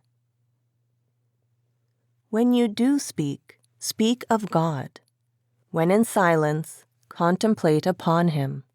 Says Charandas, whoever makes this firm resolve attains true knowledge. Number 4, touch. Skin is the organ of desire, ever using manipulative tactics. Animals, birds, angels, men, and demons all willingly get ensnared by it. Under the sway of the pleasures of touch, all are trapped in the net of the world. Even if one wishes to escape, one finds no way out. Enticed, seeing the artificial female elephant, the male elephant charges forward with temptation. It falls into the pit and, repenting, tosses its head about. Once this elephant roamed the forests, greatly enjoying its freedom. But now it is at the king's store, enslaved in chains. Similarly, man is trapped at the sight of a pretty woman. He wastes his life and endures suffering, falling into the pit of ignorance. He did not worship the Lord and gave up the Guru's service. He failed to reflect upon the Lord's attributes and did not associate with the saints. When will such people ever again obtain the human form? They will now make their home in the treacherous cycle of 84. Conquer the organ of touch, so advises Master Sukhdev. Says Charandas, listen to me, engage only in spiritual practice. Number 5, smell. If the nose is controlled to where one is neither pleased by fragrance nor annoyed by stench, then the capricious bumblebee of the mind is stilled and conquered. There is only one thing worth understanding, while a million others are to be ignored. Under the influence of the senses, you commit good and bad actions. Always keep this in your mind. Those under the sway of the senses are chained and led to hell. They wander in the cycle of 84, suffering the pains of birth and rebirth. Those under the sway of the senses cannot attain happiness. Time and again they return to this world. Their attachment to it is never severed. When the mind is not interested in devotion, everything goes wrong. Those under the sway of the senses will not attain the Lord. So says Charandas, resolve to control your sense organs. You will forget the world. You will realize the Lord and attain salvation. On the 5 passions. The benefits of yoga, penance, devotion, and knowledge are tarnished by the 5 perversions. While living in this world, they cause one to suffer, and after death, one suffers in the fires in hell. The 5 perversions of desire, anger, attachment, greed, and pride rule over the world and hold all in their grip. Number 1, lust. This lust is wicked, O friend. It makes the body go crazy with passion. It causes the lustful one to be humiliated before the village chiefs and receive a thrashing as punishment. Lust causes his face to be blackened. He is then put on a donkey and subject to the ridicule of the multitudes. Just like a dog that has been scolded and shooed away, he loses the respect of all. No one speaks decently to him, and he wanders the world in shame. Footnote: receive a thrashing as punishment. The punishment described is what happened to culprits in rural villages. End footnote. He goes through a living hell. Take heed, O men and women. Give up lustful desire, and remain only in the company of the true. So says Charandas, live among the devotees of the Lord. Lust burns both body and mind and causes one's attention to waver.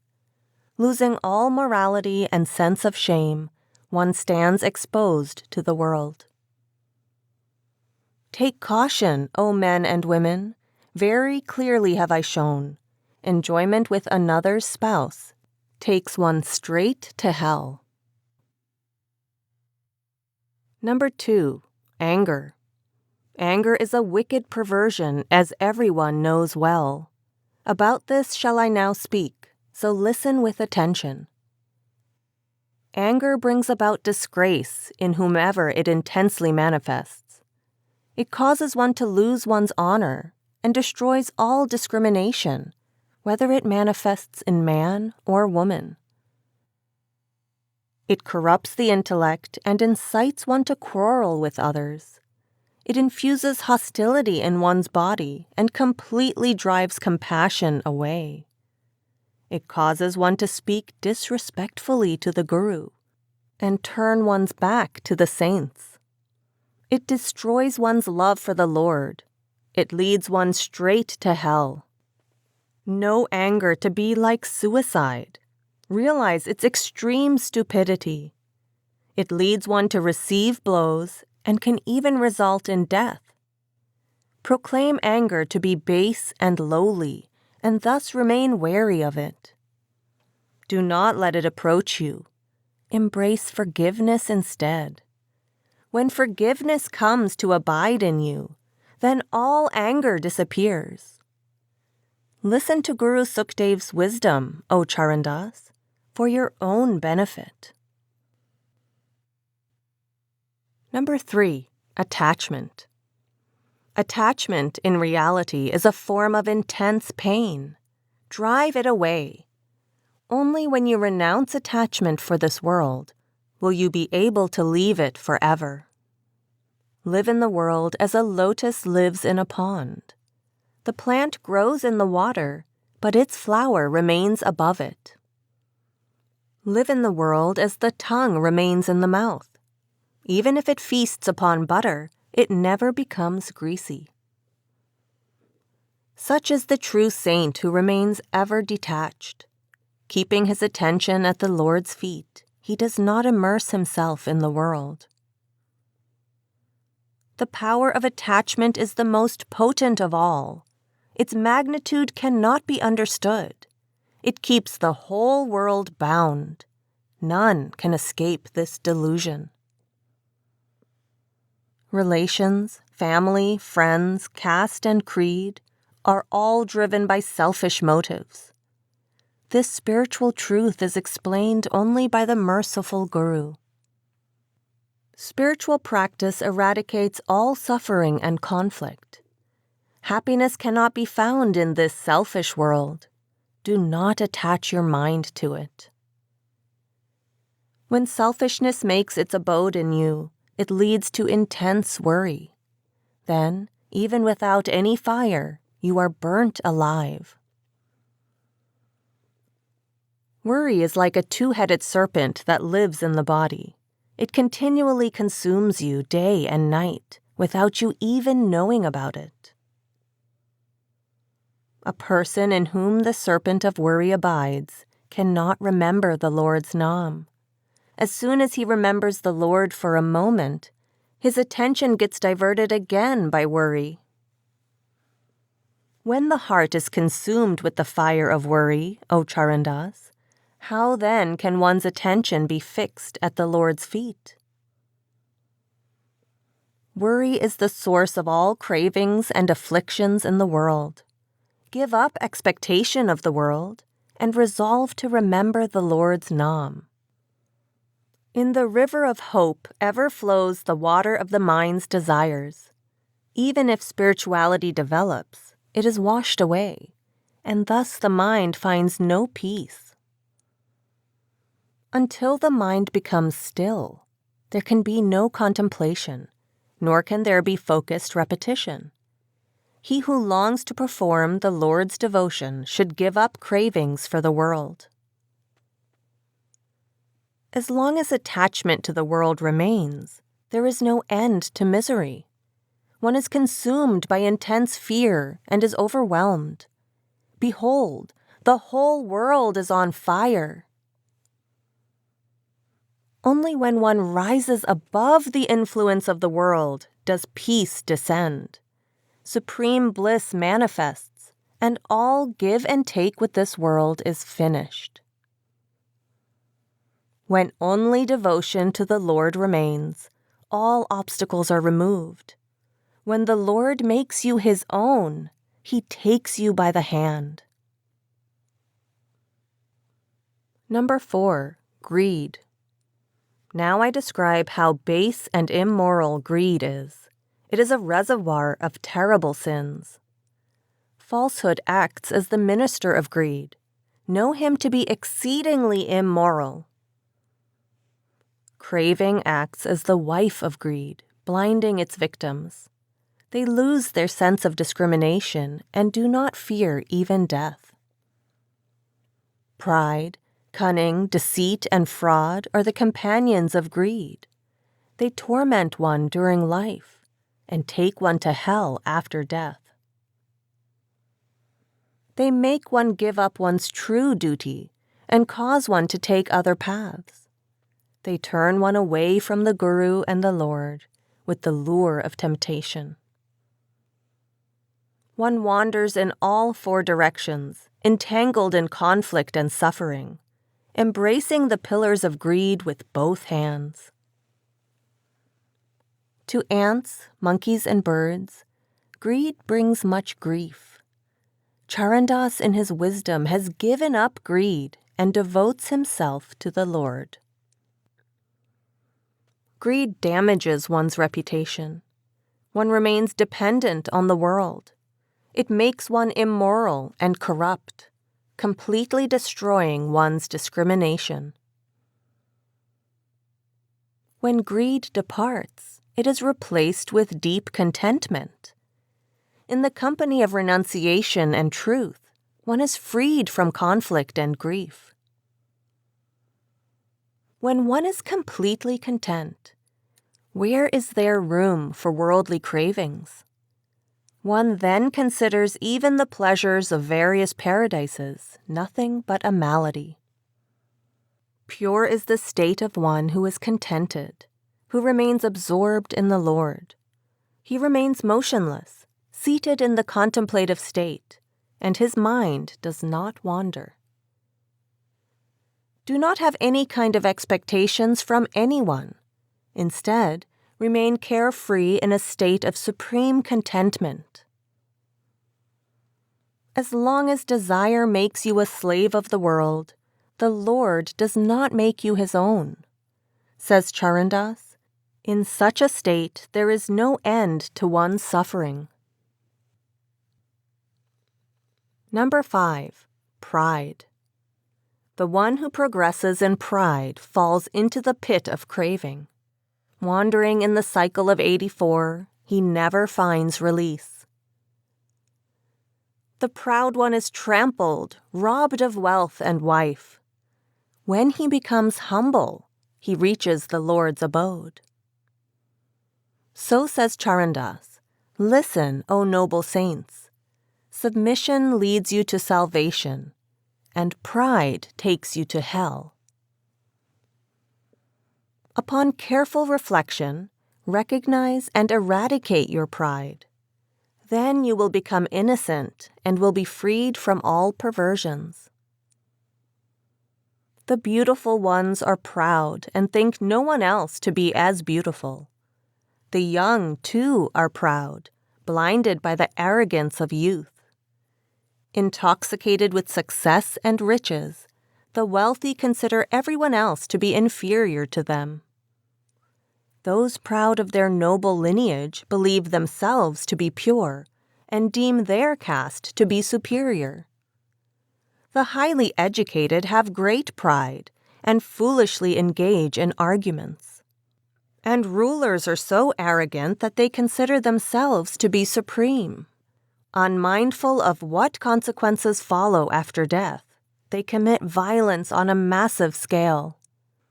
Guru Sukdev openly reveals and explains how the angels of death bind and drag you away, tormenting you with fear. Of what use then is pride? Please heed my good advice. The proud are taken to hell, O men and women, so please be vigilant. Give up the intoxication of pride, and instead take refuge at the feet of the saints. Perform the Lord's devotion with attention, and you will be freed from suffering. Drive away pride of caste and family, and become pure in the company of saints. When you obtain salvation, you will never have to return to the womb. Pay heed to this advice of Charandas, as explained by Guru Sukdev. When you are rid of the 5 evil perversions, you will then realize the formless one. You will attain the realm of bliss, where the eternal Lord abides. The 5 thieves cause much suffering and keep one entangled in this world. They are the cause of many afflictions of body and mind. They make us accumulate sins through our actions and speech. The 5 perversions make one wander repeatedly in the cycle of 84 and endure the suffering of the fire of the womb. They make us go through the pain of death and rebirth and rob one of the purpose of the human form. The 5 perversions create havoc in all 3 worlds, the various paradises, earth, and the netherworlds. How can one attain the realm of salvation if one remains under the sway of the senses? O Charandas, one escapes only when the Guru showers his grace and places his hand of mercy on one's head. On repetition. I bow in reverence before my master Sukdev. Come listen, O saints, as I utter the praises of the unfathomable Nam. I speak the truth as it is. I will keep nothing concealed. When one experiences Nam, all suffering is eradicated.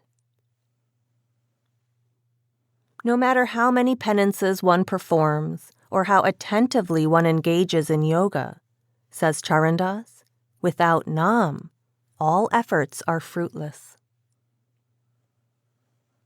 The 8 metals do not possess the qualities found in the Philosopher's Stone. Similarly, the practices of penance, pilgrimage, and fasting do not even compare to the practice of Nam. Like the parrot pecking the samel fruit, like the doctrine of the greedy, like the pounding of husks that contain no grain, futile are all practices except devotion to Nam. Giving up all craving and becoming free from desire, one fixes one's attention at the Lord's lotus feet and repeats only his name. When the disciple devotes himself in such a manner, the Lord is pleased. He grants the disciple his darshan and makes him his own, never keeping him apart from him. When Beas, after deep reflection, explained the 4 Vedas, devotion to the Lord's Nam alone emerged as the true essence. When Sukdev was addressed, he listened with love and faith. Then he expressed it to the world according to the need of the hour. Repeat the Lord's Simran while drinking water. Eat only after repeating his Simran. Repeat his Simran before you sit. Repeat his Simran while walking. Upon waking, repeat the Lord's Naam with body, mind, and soul. So says Charandas, you have no friend other than the Lord. No one is really your own, mother, father, child, or spouse. Thus, O mind, constantly remember the Lord's Naam. Those for whom you wander from door to door trying to make a living, they are not truly yours, O mind. So repeat the Lord's Naam. In life, they act with self-interest. After death, they burn your body. O mind, remember the Lord's Naam. Why be deluded by those who are not your own? Even if you have elephants, horses, and much wealth, and are surrounded by many beautiful women, without Naam you will suffer greatly in the court of the Lord of Judgment. As long as you are alive, repeat the Lord's Naam and devote yourself only to Him. Your soul will merge with Him, leaving the body behind. Wondrous is the practice of Naam for the purpose of uniting the soul with the Lord. It is just like the churning of soured milk to bring butter to the surface. Repeat the Lord's name within, where lies the 10th door. So says Charandas, thus will you reach the threshold of the Lord's abode. Raising the attention through the navel center, take it to the inner firmament, where there is only brilliance, as Sukdev has described. Do the repetition with the mind. The mirror of your consciousness will become clear. You will behold the Lord, and all darkness will vanish. He who repeats Naam with focused attention detaches himself from the body. He merges in the Lord of truth, consciousness, and bliss, and becomes silent. The practice of Naam reigns supreme among all types of devotion. Know him to be a rare devotee who never forgets to do Simran. He who follows no other path and does not give his attention to any deity, only a few can fathom such a rare devotee. Repeat the Lord's Simran and listen attentively to Naam. Make it such a habit that every pore in you recites the Lord's Simran. Learning leads to logic. Penance leads to prosperity. Yoga leads to the attainment of supernatural powers. But the Lord's Naam leads to emancipation. The Lord's Naam encompasses all: prosperity, supernatural powers, and salvation. Says Charandas after much reflection, make Naam your sole objective. He has made everything, the 7 islands and the 9 realms. So says Charandas, the 3 worlds and the causal universe are also his. Footnote: according to the Puranas, the creation is divided into 7 concentric island continents. End footnote. He has created all this for your sake, granting you many types of comfort. You have not paid attention to him, nor have you ever repeated his name. Now, a rare opportunity has arrived again. You have been granted a human form. Says Charandas, focus your attention only on the Lord's Naam. On the sincere spouse. Only the one who is never disobedient is the faithful soul bride. She remains imbued in the color of her Lord. Nothing else pleases her. She serves her own Lord and renounces the company of others. She remains in her own home and does not devote herself to anyone else. Obedient to her beloved, she ever lives in his company. Serving him with body and mind, she entertains no other desire. She is steeped only in the color of her beloved and considers all others as poison. She prefers the glaring heat of her own home to the cooling shade of another's. Even the discomfort of her own home is better than the comforts of others' homes. Thus does the soul bride conduct herself. She is the cherished one. Gaze only upon your own beloved. What have you to do with others? Giving up all other deities, repeat the Lord's Nam.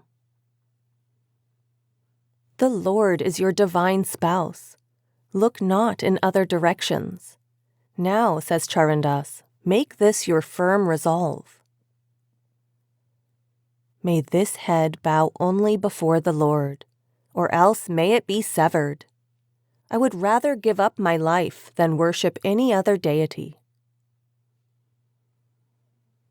Make a vow to be faithful to your Lord and give up infidelity. All suffering will end when you win over your Lord, and you will attain supreme bliss. When the Lord is all you know, He makes you His own. He leads you by the hand to His eternal abode and grants you everlasting happiness. This is the teaching I impart. Embed it firmly in your heart. Plant such a tree so you may benefit from its shade. Follow the path of truth and utter only truth, remaining in the company of the righteous. Keeping the Lord's Nam on one side and the transient world on the other, reflect upon how they compare. The one who pleases the Lord becomes the eternal soul bride. She remains in her own home and devotes herself to no one else. Do not disclose to anyone what your beloved reveals to you. With focused attention, serve him with your body and mind. Obey and cherish the instructions of the Lord, and beseech Him. Live in such a manner that you guard the honor of your exalted status. Praiseworthy are the ones who are concerned about the welfare of their spouses in this world. But superior to all is the soul bride, who surrenders herself to her divine spouse. She should adorn herself with the attributes that please her Lord. Then will the soul bride earn honor in both families. Footnote: refers to the homes of the bride's parents and in-laws. Also means this world and the next. End footnote. The soul bride is embellished with the dress of the 9 devotions, and she is imbued in the red hues of compassion. Adorned, dressed, and well coiffed, she looks wondrous. Pristine is her Lord's heavenly abode, shimmering with radiance. Fearlessly adorn the bridal chamber with qualities beyond all attributes. Footnote: leaving her parental home, the soul bride is anxious about moving into her husband's home, which she has never seen. Sant Charandas reassures the soul that her divine spouse awaits her there and will remove all her worries and fears. End footnote. She lights the lamp which burns without oil or wick. The soul bride is charming, wise, and virtuous, the darling of her beloved. O Charandas, Guru Sukhdev advises, thus should you win over the beloved. Follow the Guru's instructions and absorb yourself in the Lord's love. Miscellaneous Couplets. Do as the Master says, not as he does. Listen to the advice of Charandas and keep this in mind. Footnote: Because they lack the same level of understanding and capability, disciples should not copy the actions of the masters. They are better served by strictly following their advice. End footnote. Listening to the recitation of scriptures, keeping fasts, and going on pilgrimages. Besides devotion to the Master, all ritualistic penances are fruitless. Do not hurt anyone. Rise above pain and pleasure. Whoever remains impartial and patient will become virtuous. Imperishable is the region of Banwar Gufa, where one can bathe in the Triveni.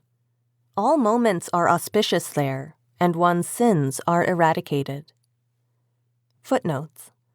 Banwar Gufa, rotating, revolving, or whirling cave, a name for the fourth inner region.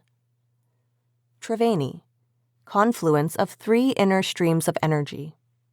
End footnotes. The 1,000-petaled lotus in the seventh center is located in the middle of the head. There you will find the radiant form of the Satguru, who will fulfill all your desires.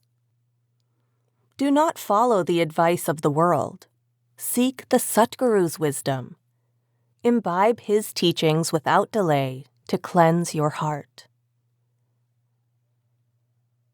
Those whose minds are always detached can live wherever they please. It makes no difference to them whether they live with their families or not. They have risen above all duality. Once Nam enters one's heart, what difference does it make whether one lives within a household or not? Then there is no difference between living in town or in a forest. Live in the world as a lotus lives in a pond. The plant grows in the water, but its flower remains above it. If you make the mistake of missing this opportunity now, you will deeply regret it later. If you fail to detach from this world, your human birth will be wasted. Give up the cravings of the world. This is the only way to escape from it.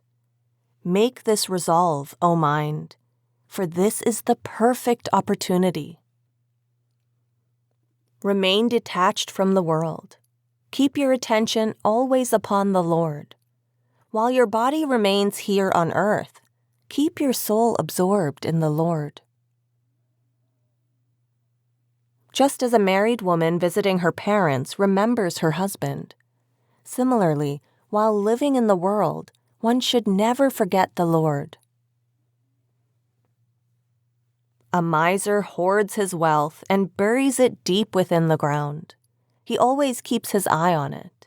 It completely holds his attention. When the miser dies, he becomes a snake and remains coiled over that wealth. One only goes where one's desires lead, nowhere else. Adopt detachment and, with a determined mind, give up the world. Keep your attention on Simran each moment of the day. Do not harbor feelings of enmity towards anyone, and cultivate humility in your mind. You will not lack anything in this world, and you will attain salvation in the end. So says Charandas, regard humility to be a great virtue. What to say of other perversions? Even Maya herself cannot affect those who possess humility. With compassion, humility, and meekness, forgiveness, chastity, and contentment, do your Simran, and you will undoubtedly attain salvation. I see all these virtues manifest in the Lord Himself. If you, too, adopt these qualities, the Lord will shower His love upon you. Do not attach yourself to that which perishes, but rather to that which remains forever. Let go of the false, and forever abide in the true. The Shabbat is a wave of the divine ocean. This is your opportunity to bathe in it. All the dirt of Kali Yuga will be washed away, along with all your sins. The sacred places of pilgrimage are within you. Why do you wander outside? So says Charandas, invert your attention and go within. After much wandering, you have received the human form. When will you get such an opportunity again? Devote yourself to Nam without delay. Performing penances, yoga, sacrifices, and charity without Nam? So says Charandas, know all these to be worthless. Infinitely high is Nam, the heart of all devotion. After thorough investigation, this is the essence of the 18 Puranas and the 4 Vedas. Do the Lord's Simran while eating, drinking, sitting, walking, or sleeping. Eternally pure is Nam. It will fill you with its brilliance. Nam exalts the lowly, and it turns the exalted ones into the divine. It transforms the divine into the Lord, till there is no difference between them. See for yourself. In all 4 ages, those who practiced devotion to Nam realized the Lord. Holding on firmly to Nam, they charged forward, never looking back. The victory that they achieved, affirm the saints and scriptures, will also be yours. Rest assured of this fact. The magician has created his show. It is perfect in every way. He has staged innumerable shows just for you to enjoy.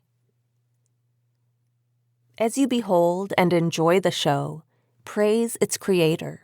He has fashioned this show in his wisdom. Reflect upon this fact and keep it in your mind. No one can create colors like him. No one can create designs like him. There is no craftsman like him in this world. Many astonishing marvels has he created, unparalleled, grand and infinite. In the water, earth, air, and sky, behold them and enjoy their beauty. The creation is a garden in which the gardener has created innumerable blossoms. Lose yourself in awe as you gaze upon such wondrous beauty. While you absorb the beauty of the show, remember the greatness of the one who created it. Says Charandas, his immense wisdom is infinitely beyond your intellect. Profound is his love for you. You cannot even imagine its intensity. Turning your back to him, you wander about, never even thinking of him.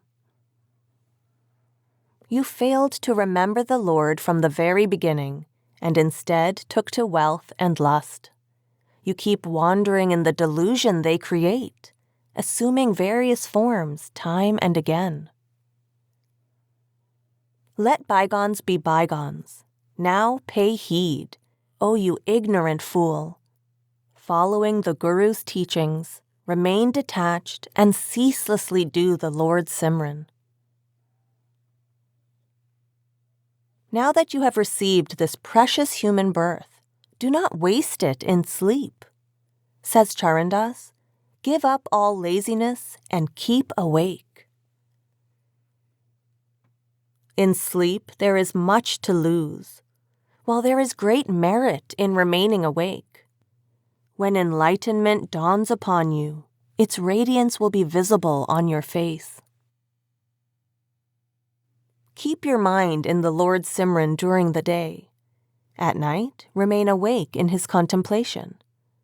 Eat conservatively and give up your fondness for sleep. If you cannot remain awake the entire night, at least keep awake past midnight. While repeating your Simran, contemplate upon Him and attentively listen to the sound. If you lack the reverence to sit through half the night, remember the Lord during the last quarter of the night.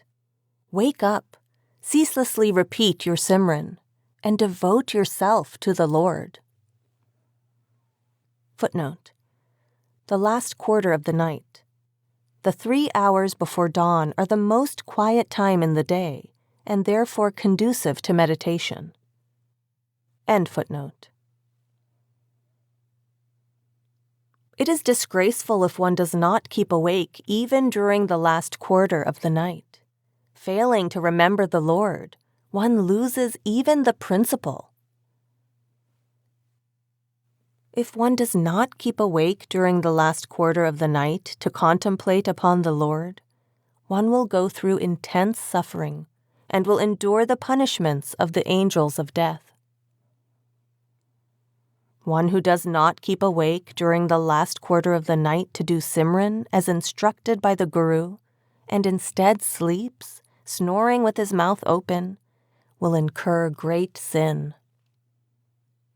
If one keeps awake during the last quarter of the night to attentively perform the Lord's devotion, says Charandas, such a one will certainly attain salvation. One who keeps awake during the last quarter of the night and imbibes the nectar of Nam will rise above the evils of the world and, becoming immortal, will live forever. One is freed from birth and death, freed from the cycle of transmigration, just by keeping awake in devotion to the Lord during the last quarter of the night. All remain awake during the first quarter of the night. Consider those to be indulgent who stay awake the second. Thieves remain awake during the third quarter, and the ones who keep awake during the fourth are the Lord's devotees. This is the measure of true commitment.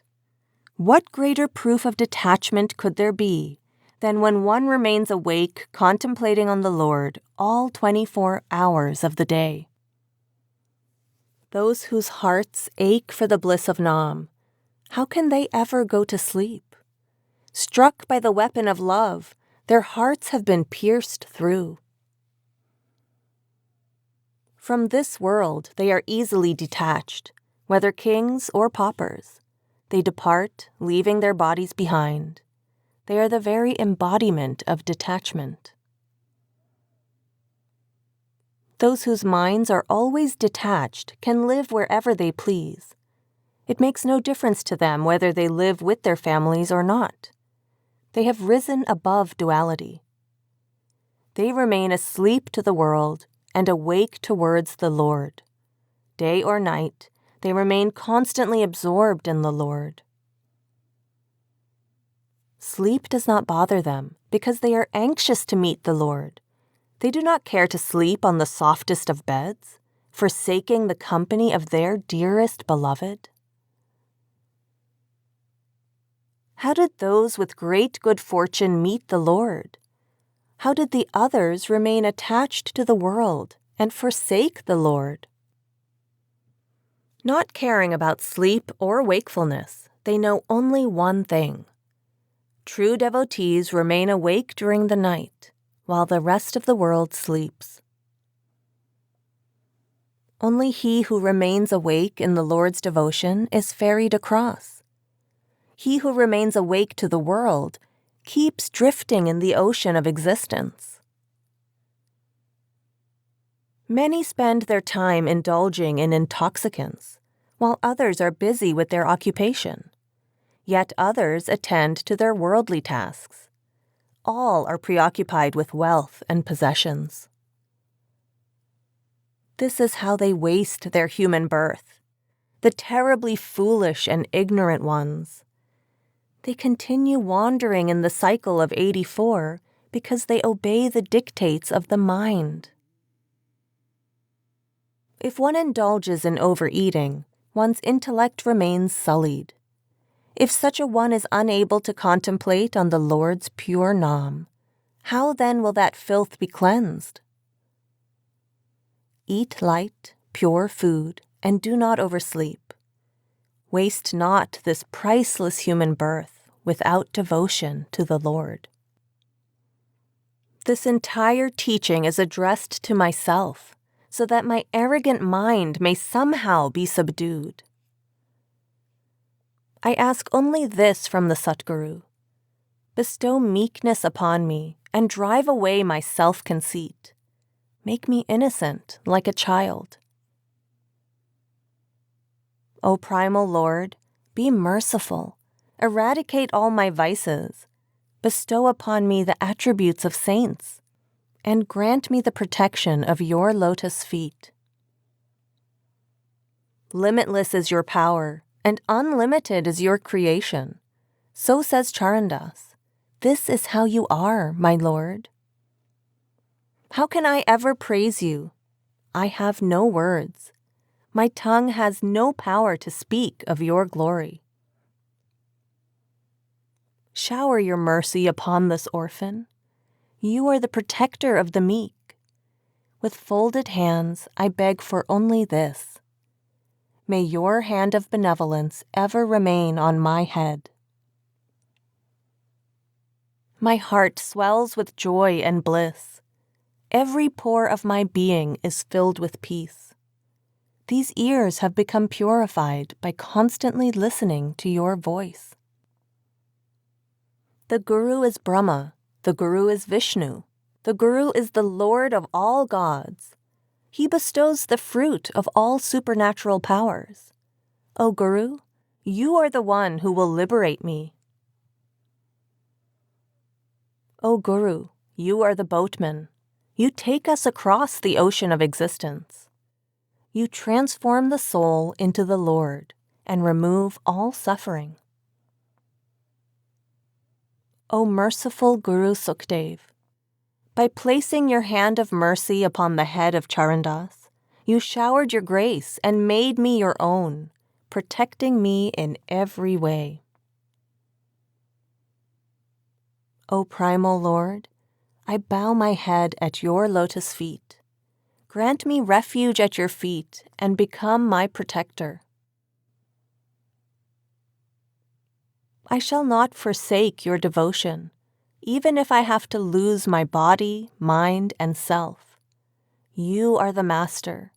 I am your slave. What a bargain! End of Sant Charandas by Dr. T.R. Shangari. Print copyright 2014 and audio recording copyright 2026. Radha Soami Satsang Beas. All rights reserved.